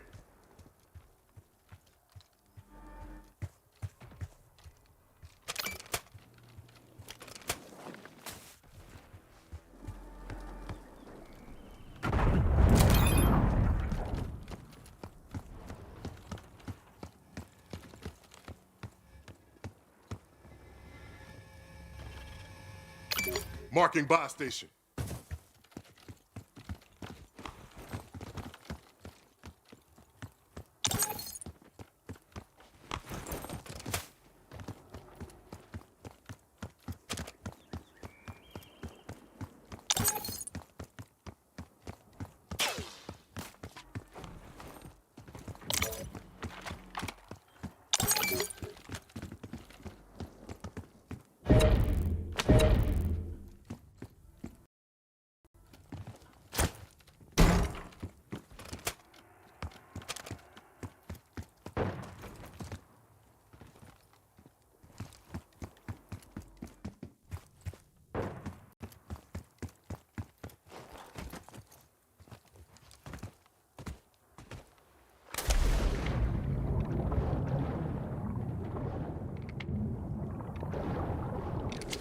Marking enemy. Moving here.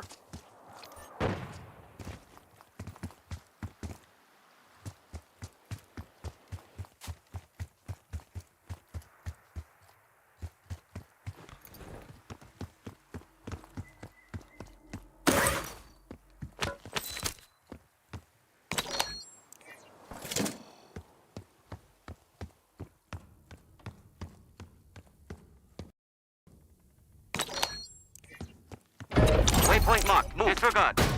Marking contract.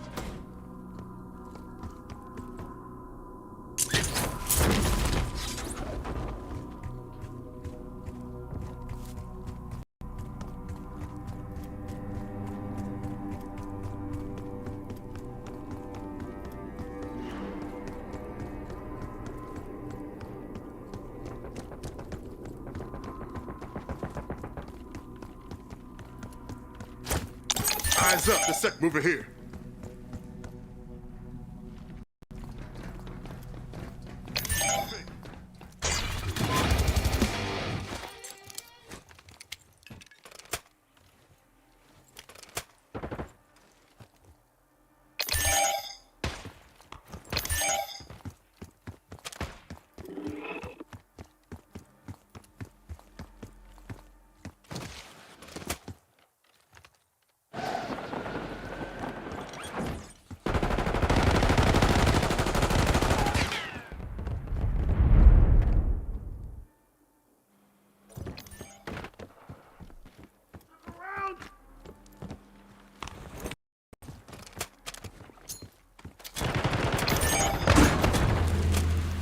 Throwing grenade!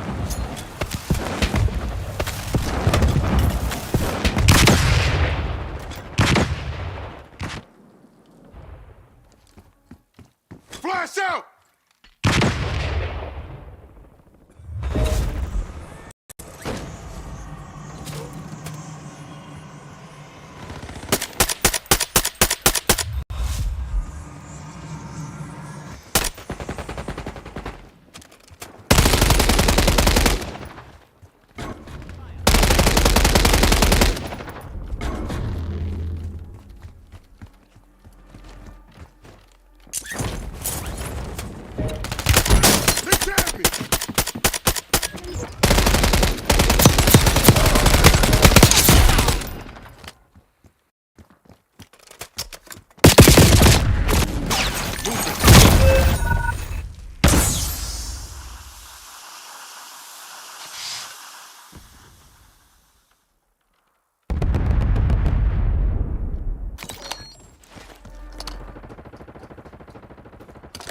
Taking effective fire!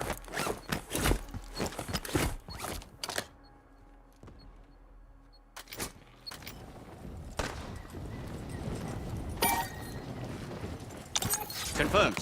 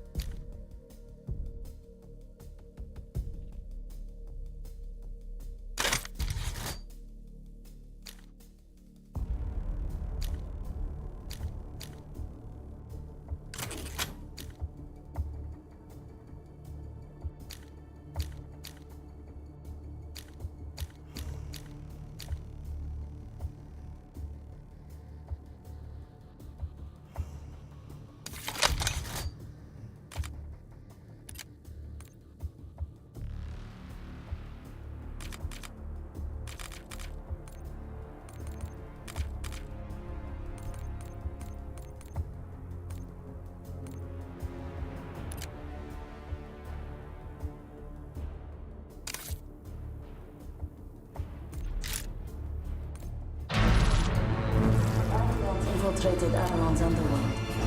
They're after the global crime.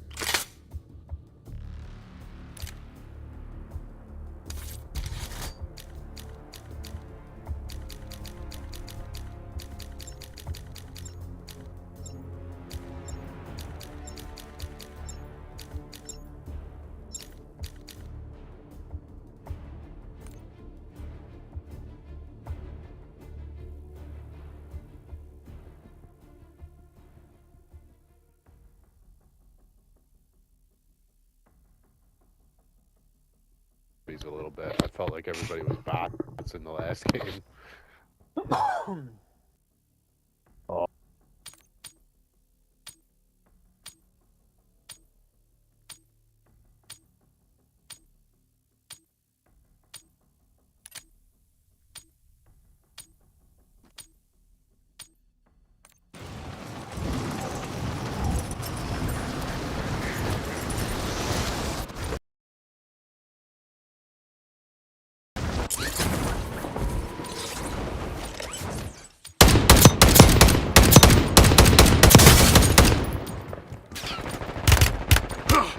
Took a round.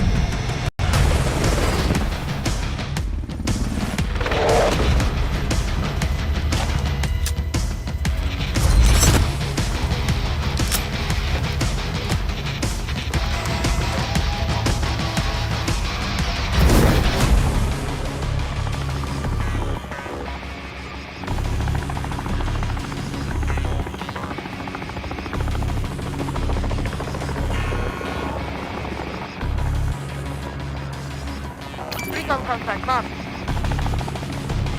Let's land here. Let's see if they can cancel that.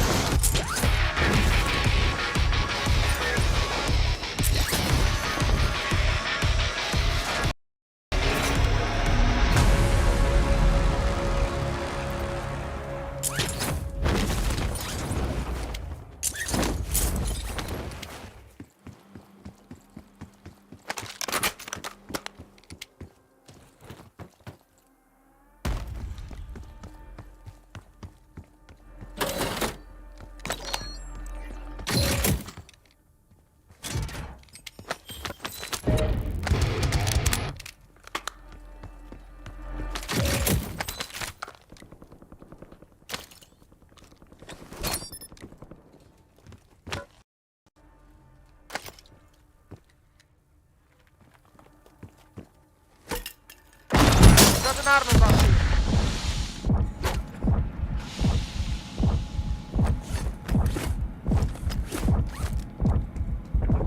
No, provide kit here.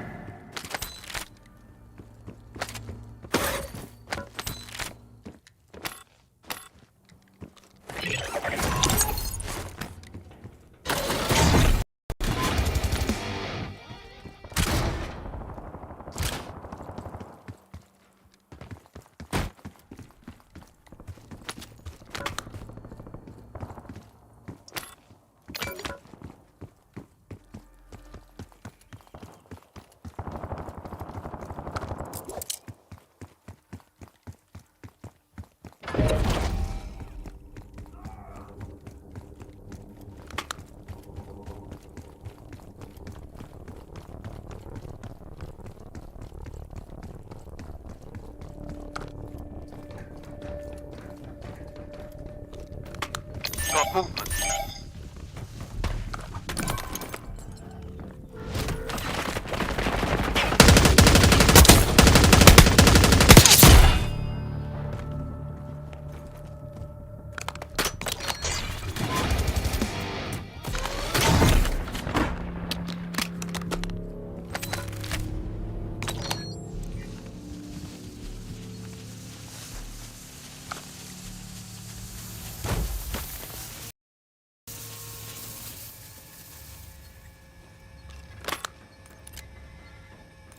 Enemy movement. We got a field upgrade active here. UAV standing by. 1-1, requesting recon at this time.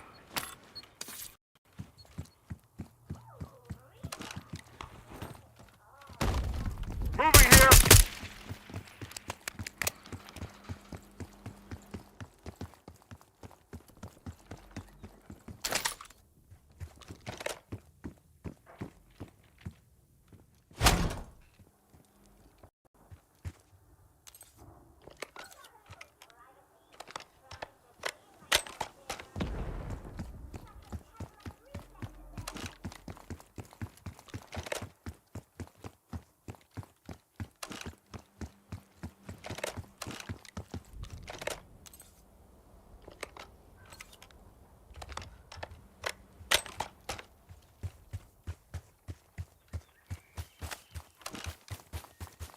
have an ammo box here.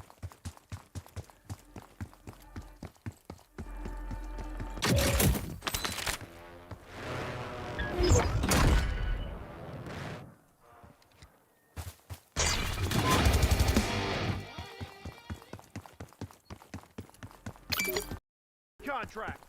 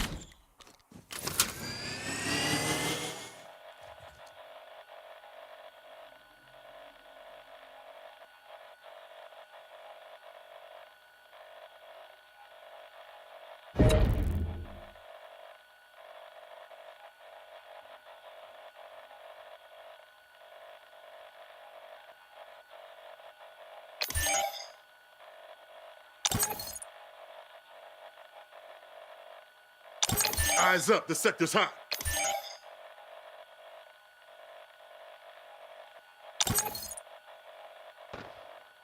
Movement.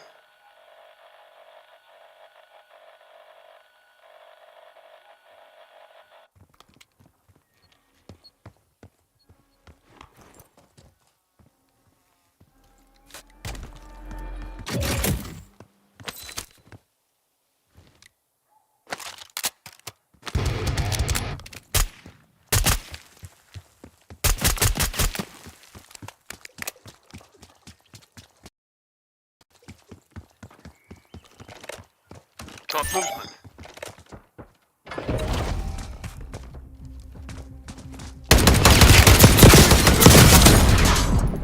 Gotta catch my breath.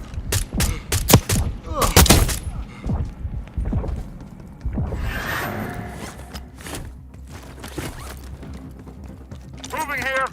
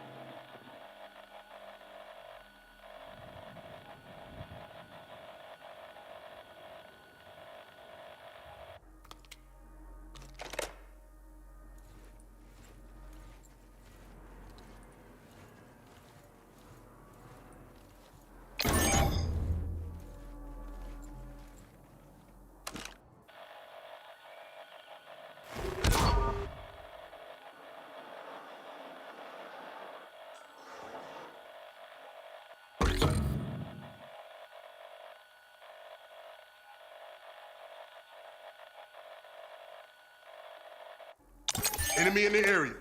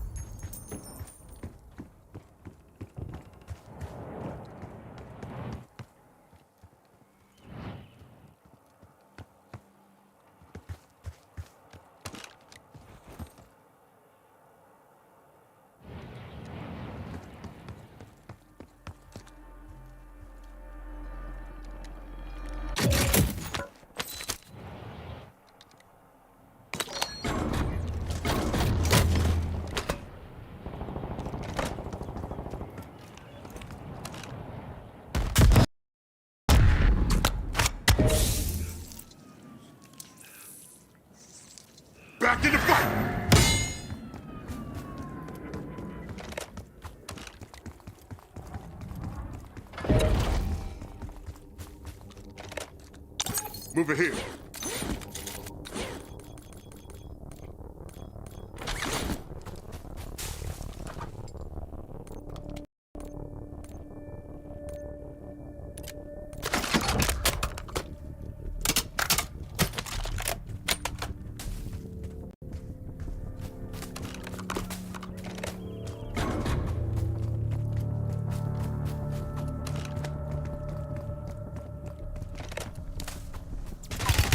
I'm hit!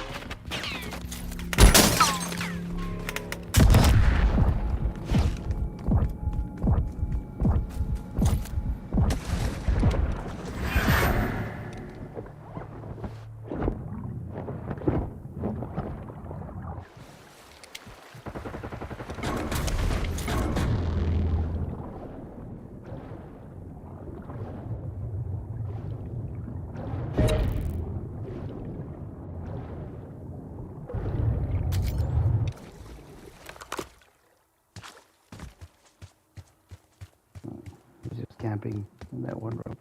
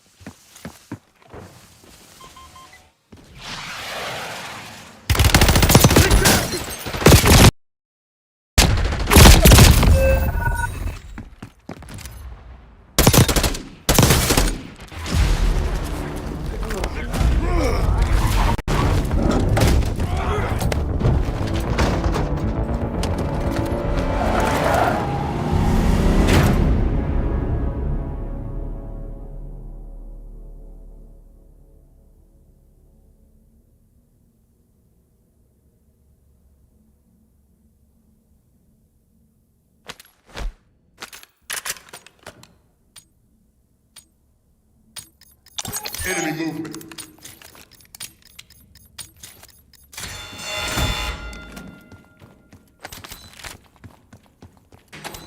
Incoming!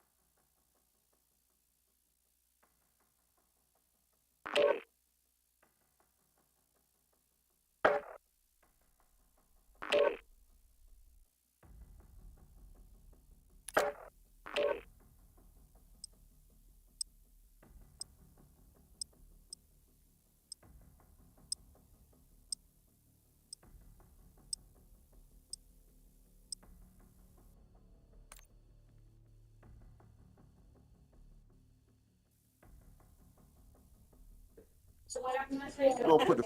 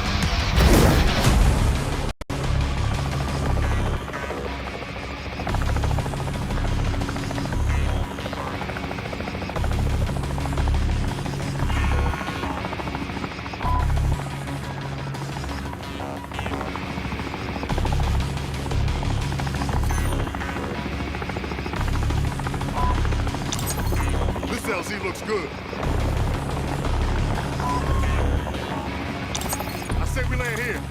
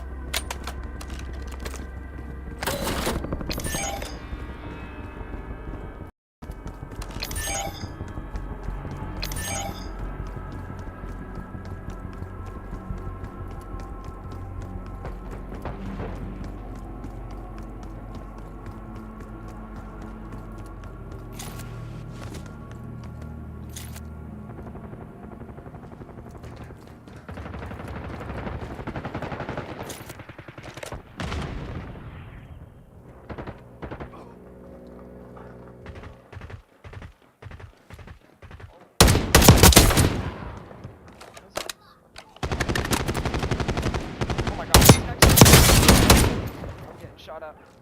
Up on top. Taking effective fire! Body got him. Oh my god!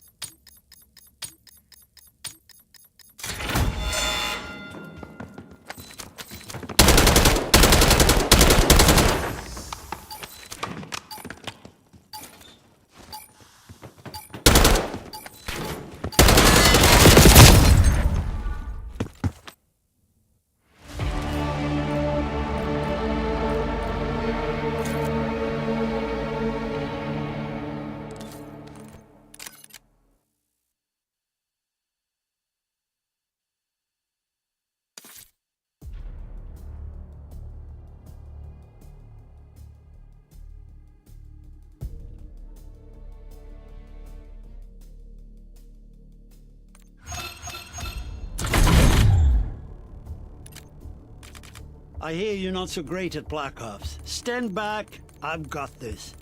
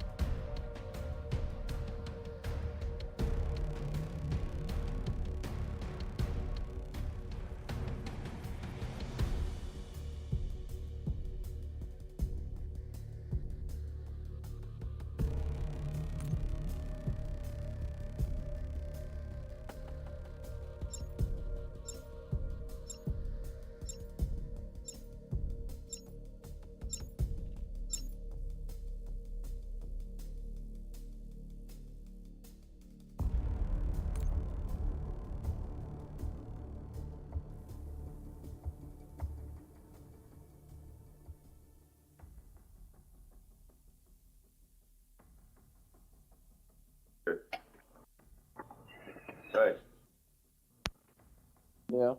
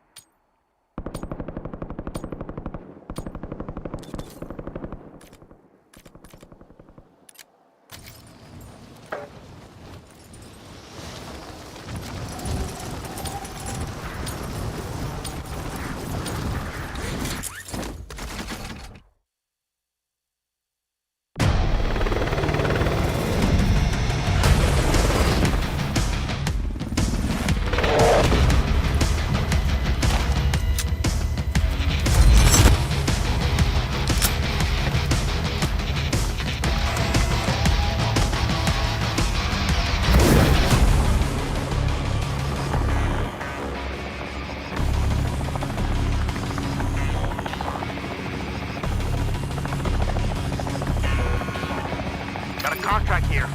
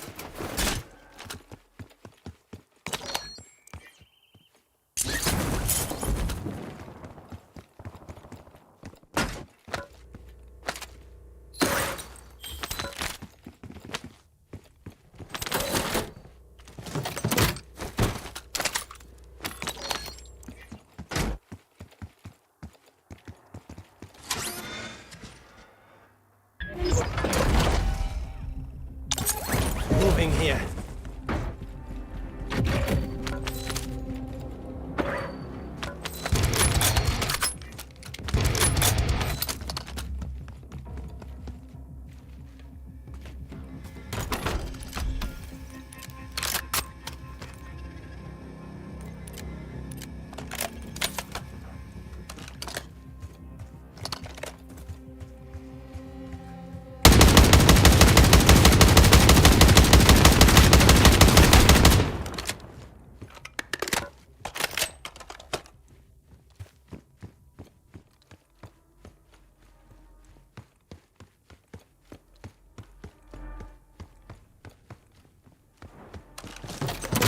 Dropping ammo!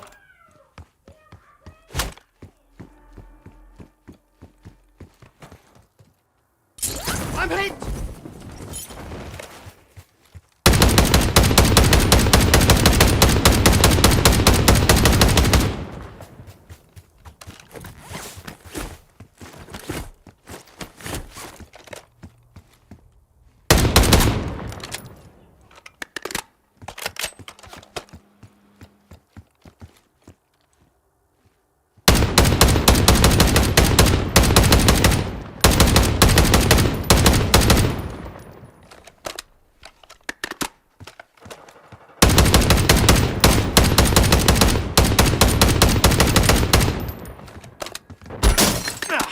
around!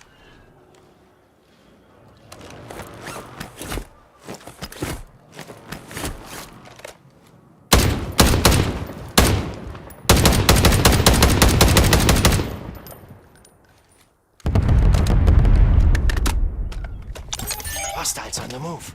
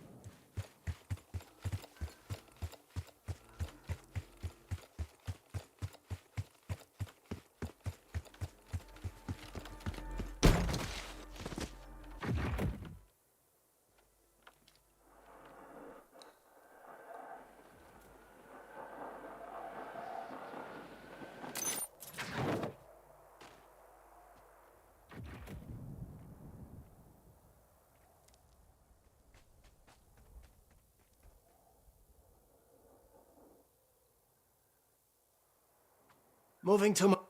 Got a scavenger contract here.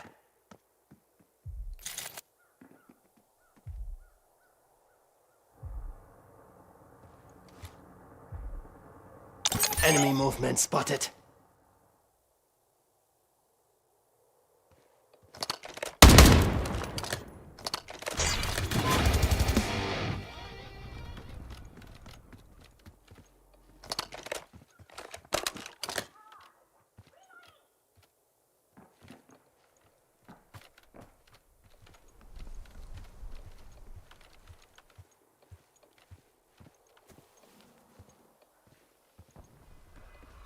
Moving here.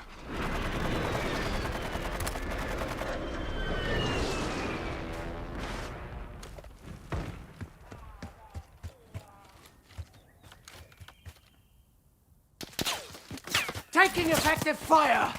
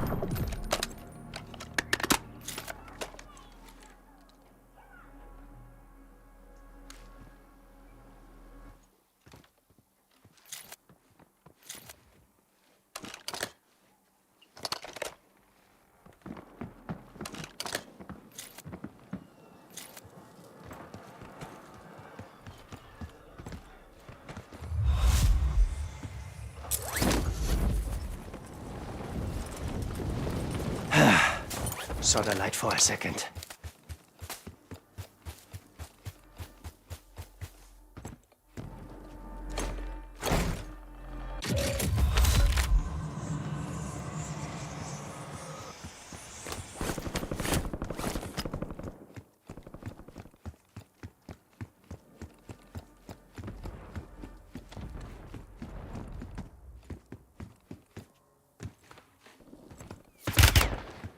Took a round!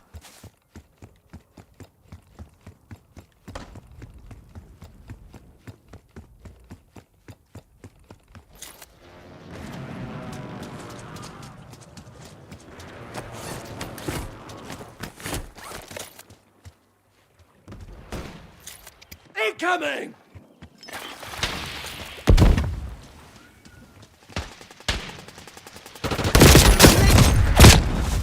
Hostiles moving.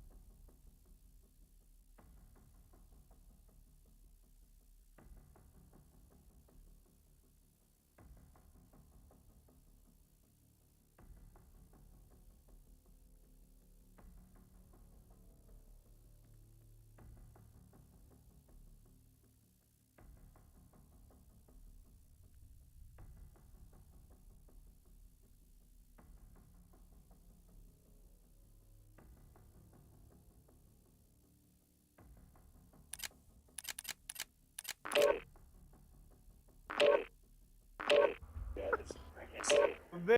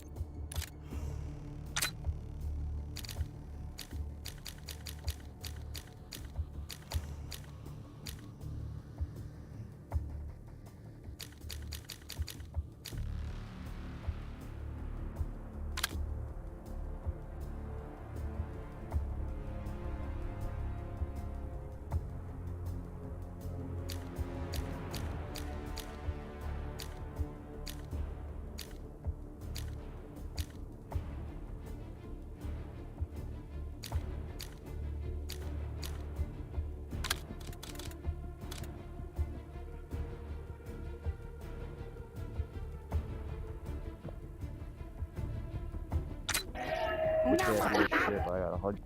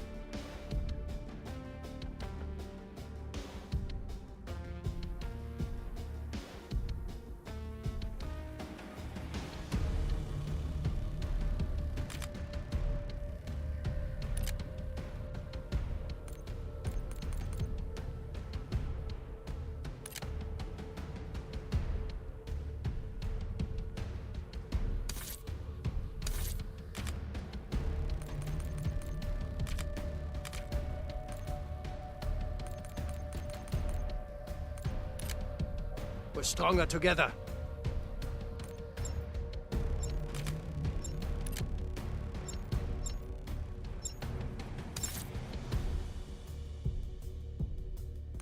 Look at that.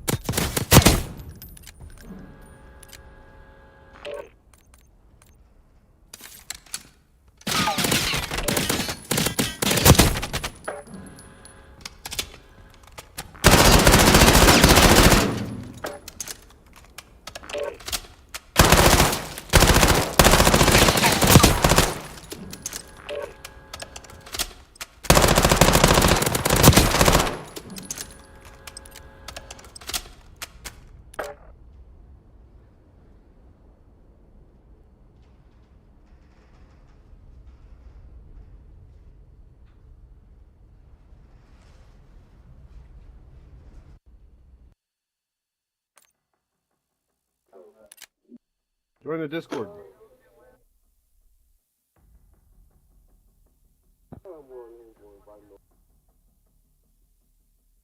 Media, bro. Like I feel like that should be even more tempting. Niggas be flashing money on that shit and everything.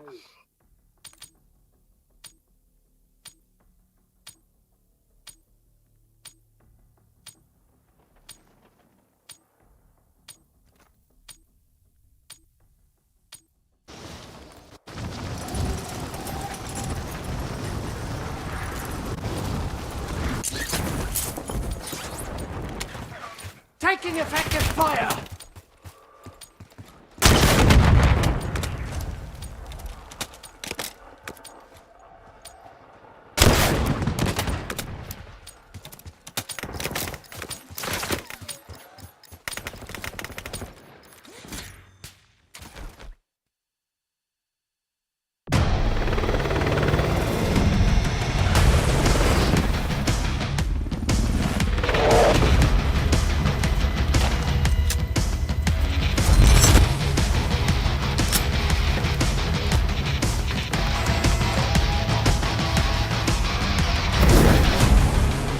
Contract marked.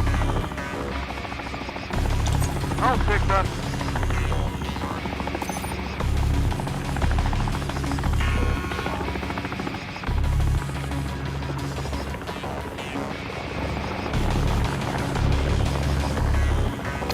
Got a scavenger contract here.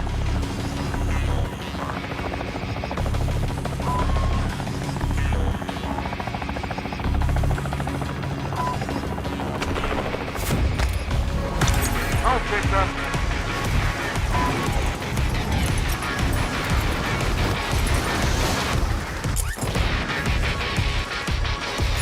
Moving in.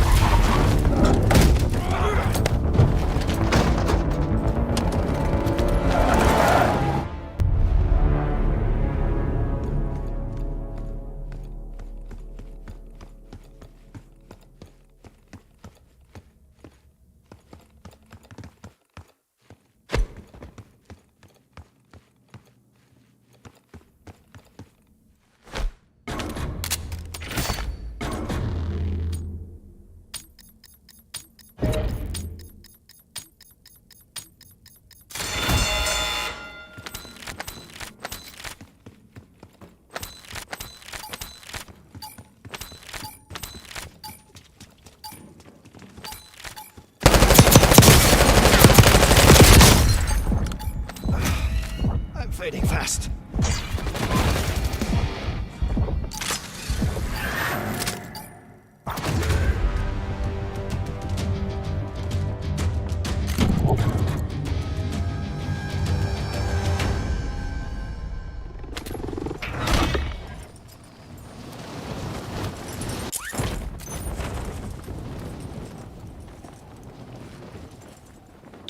Moving here.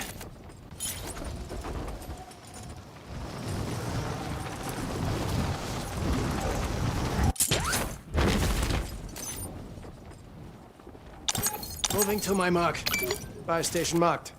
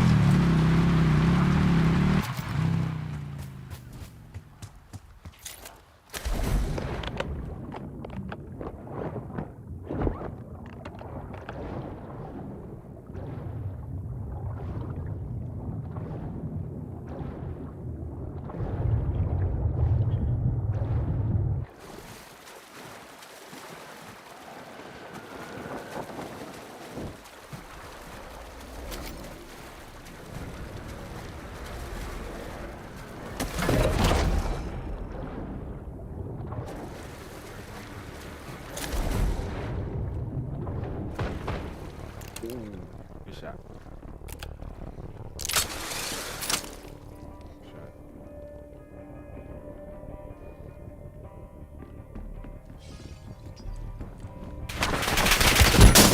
Took you around!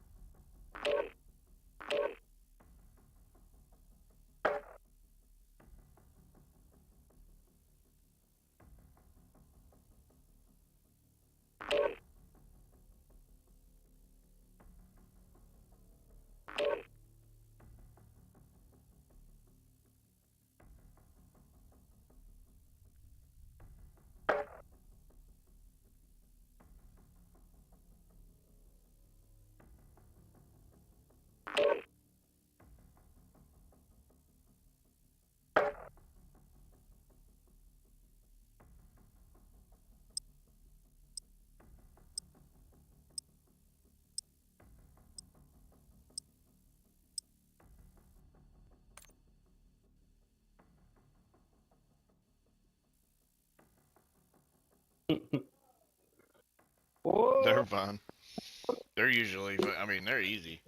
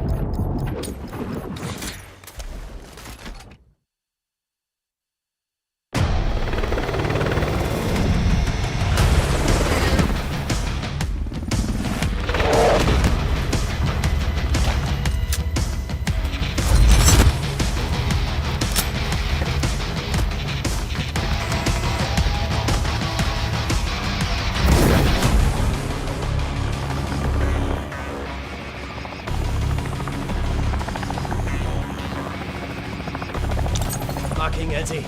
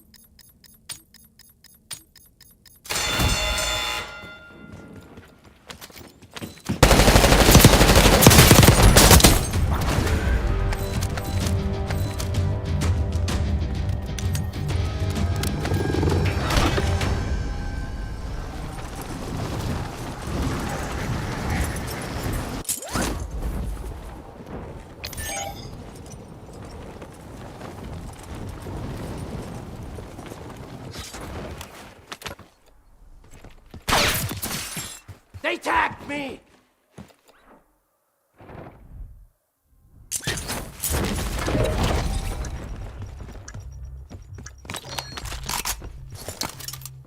Trophy system deployed.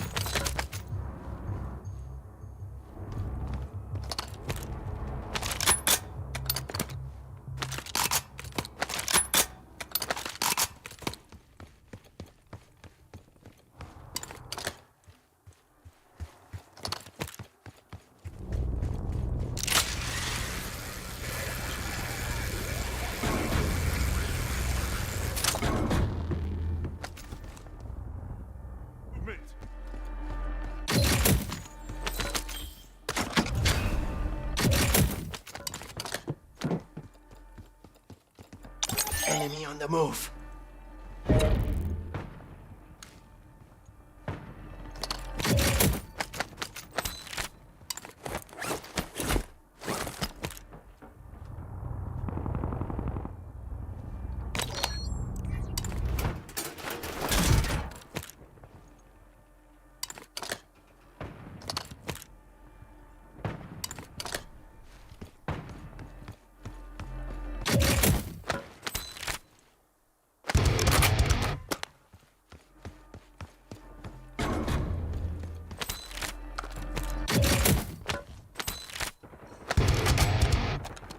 Marking buy station.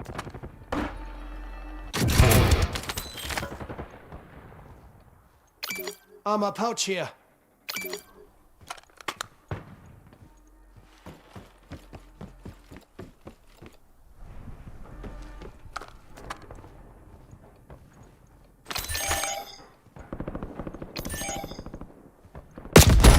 Taking effective fire!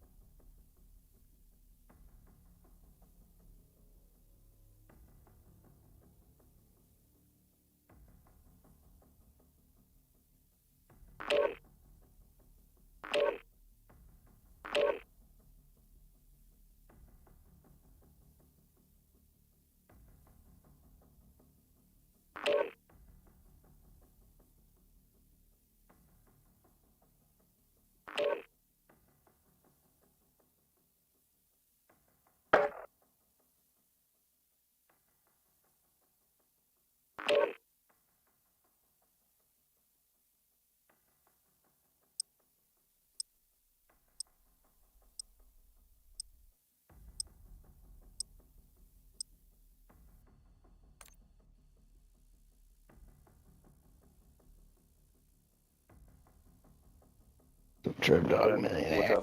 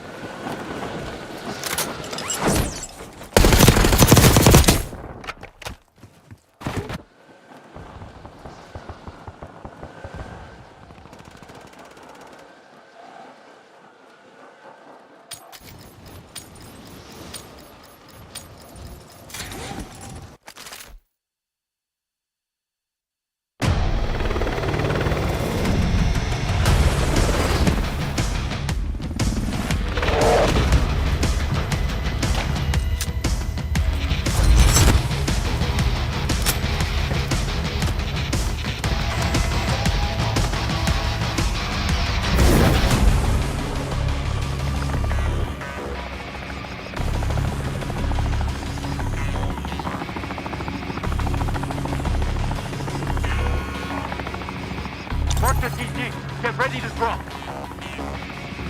Drop point set. Stand by to deploy.